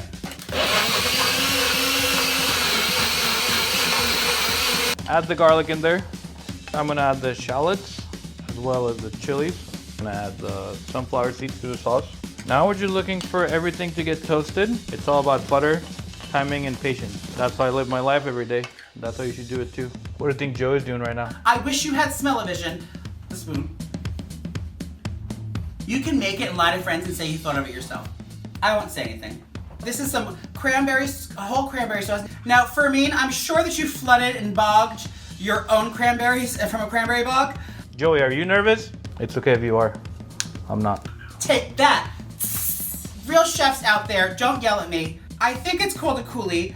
I'm gonna call it a kiki drizzle, if you will. A little kiki cranberry drizzle. Now that is gelatinous. Well, I'm not driving. Get in there, girl. I'll add a dash of this. I'm just gonna zest this blood orange. You think Rashida Jones will watch this video? Maybe. Look at that free flavored water. It's a byproduct of your choices in life. Chicken. We're gonna add the apples. Zest of the lime. I'm gonna add some stock. Maybe not. Bitch. I mean, ma'am. This will also be the base for our gravy. Oh my God, this looks like a photo shoot worthy of food and wine. So now, this process of brick chicken, I'm gonna put some foil over it. I'm gonna put this cast iron on top of it. Oh, God. Bilbo! Good boy. And I want to get a thin kind of slaw style with it.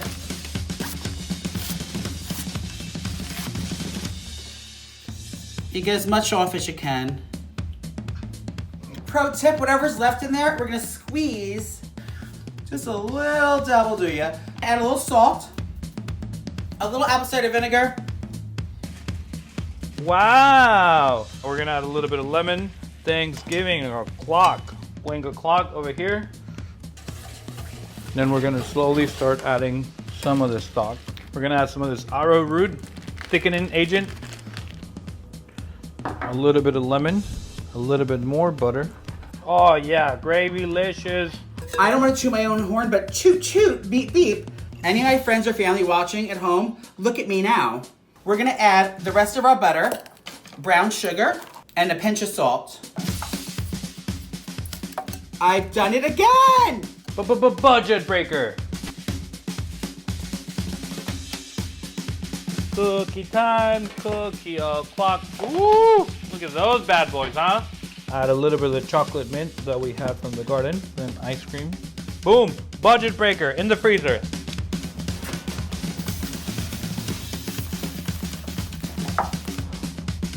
We're gonna do a one slice, and it should reveal our Kiki pinwheel. Are you kidding me? Look at her! Chicken, done. But ideally, if you have a strainer, strain the gravy with the last of the butter. And I'm gonna slide this.